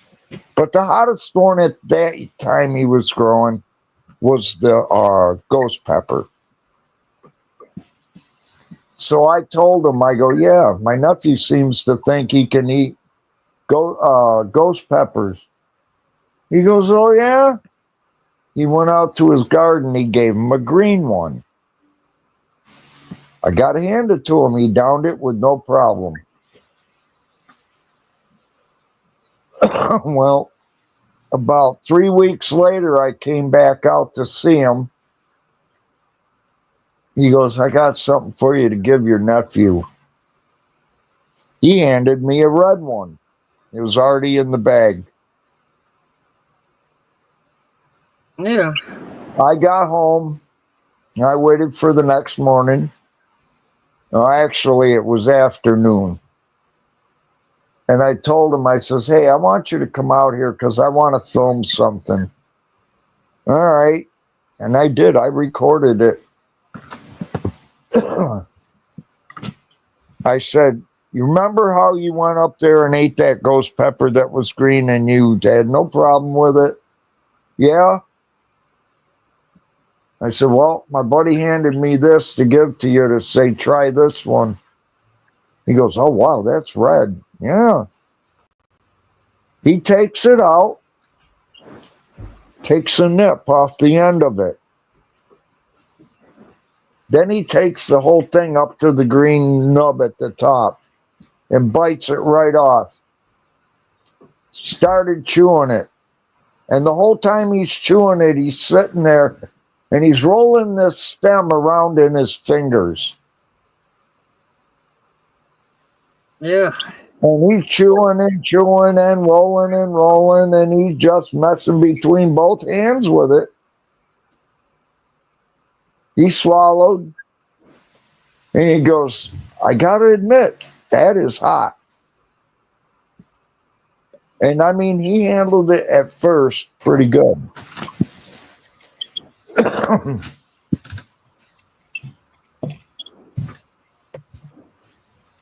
Wanda says she's giving up canning and stuff this year.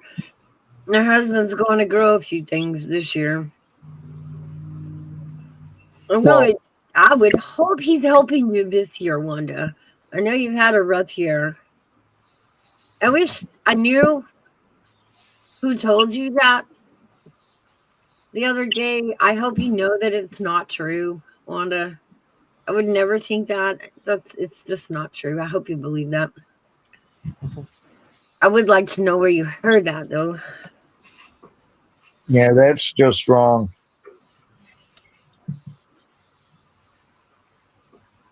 But yes, I do hope he's helping you this year. I know you've had such a rough year with your foot and your arm, your foot and your arm, and all that you've been through. Don't feel bad. I'm going through it right now. I feel like something fell on top of my foot and it hurts like shit. What is that, gout? Well, it's just people being jackasses more likely. Because why would there's no reason for what All right, allegedly, somebody said, and it's not the truth. Oh, anyway, what did you do to your foot? I don't know if I just hit a nerve or what it is, but it man, it hurts to walk on it, and it's like the middle toe. That's what it sounds like. It sounds like gout. And that is where the tissues between the joints. Oh, okay. It's where like the joints and everything get inflamed, and I don't know, something like that. It has to do with arthritis too, like from old injuries and stuff. All right, well, that's cool. No issues, no worries. Yeah, it could be.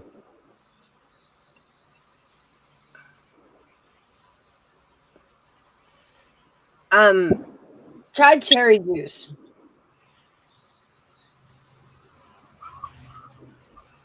I think that's what the natural remedy is for it. It's supposed to help with inflammation. Either that or you might need to get it looked at. Yeah. No, it's not that bad. It just feels like something fell on top of it. It'll be all right in a few days. Well, if it ain't, go get it checked out. But you're not that stupid not to. So yeah, I guess I'm that sure it's worse. Yeah. Or if it, grows weird lumps or something, go get it looked at. Yeah.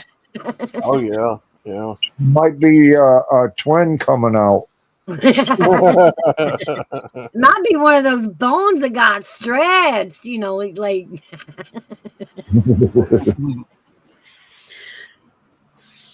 if you tried to stretch me up to 20 feet, I'd have gaps in my bones too. Oh shit. Andrea has any of that, I can't help her. Well, I'm hoping I need some sort of vulnerability. Otherwise, I'm in trouble. I'm talking smack. Somebody's going to stomp me.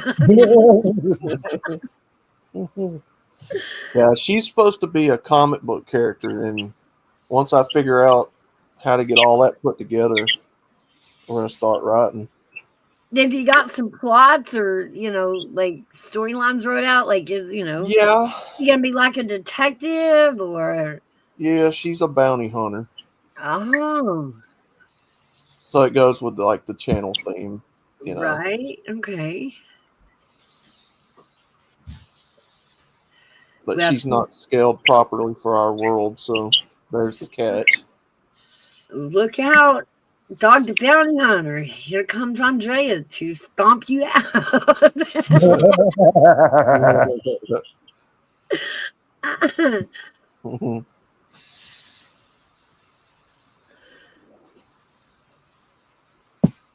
Yesterday, I seen a meme of Dog the Bounty Hunter sitting beside the Tiger King, I guess he's called.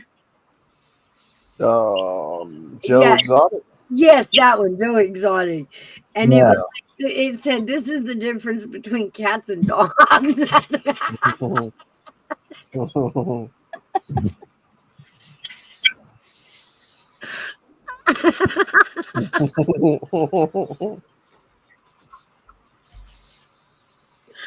I couldn't stop laughing at it. It was funny. I look back and I'm like, of all things that they threw at us in a reality series through COVID, like that was our first taste of, what did we call it? Where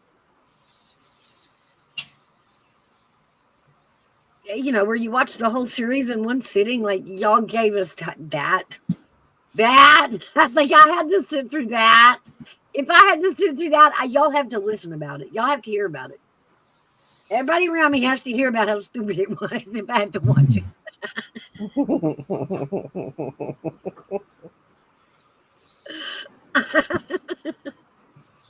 And then they came out with that little song, that little Carol Baskin song. What's happening, Carol Baskin? I said, oh my God, if COVID doesn't kill us, this is going to.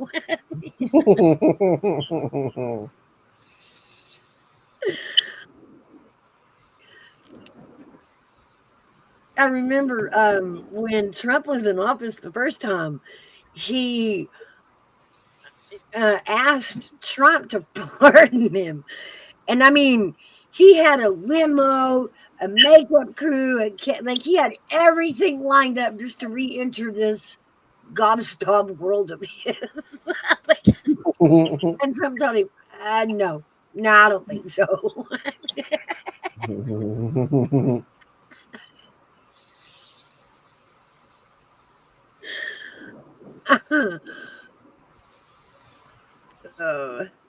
Well, guys, we have been on here quite a while. Gosh, going on 6 hours. And Yeah. we're pretty much running everybody off. So I guess I'm going to wrap this one up for today. I do appreciate you gentlemen coming up and joining me today. Oh, I didn't know you were back there, Ron. Oh, she just left. I'm sorry. I didn't know Horse Lover was in the background. I didn't see her. Oh, neither. I didn't either. I apologize, Horse Lover. I will, next time you can come up with us. But I'm going to wrap this up for today, guys. It's been a great one. Everybody go enjoy you some sunshine before the storms hit again. Or if you're in the path of the storms, stay safe. Oh, yeah. There she is. Hello. Hello. And we see you guys on the next one. Bye, you guys. See you later, guys.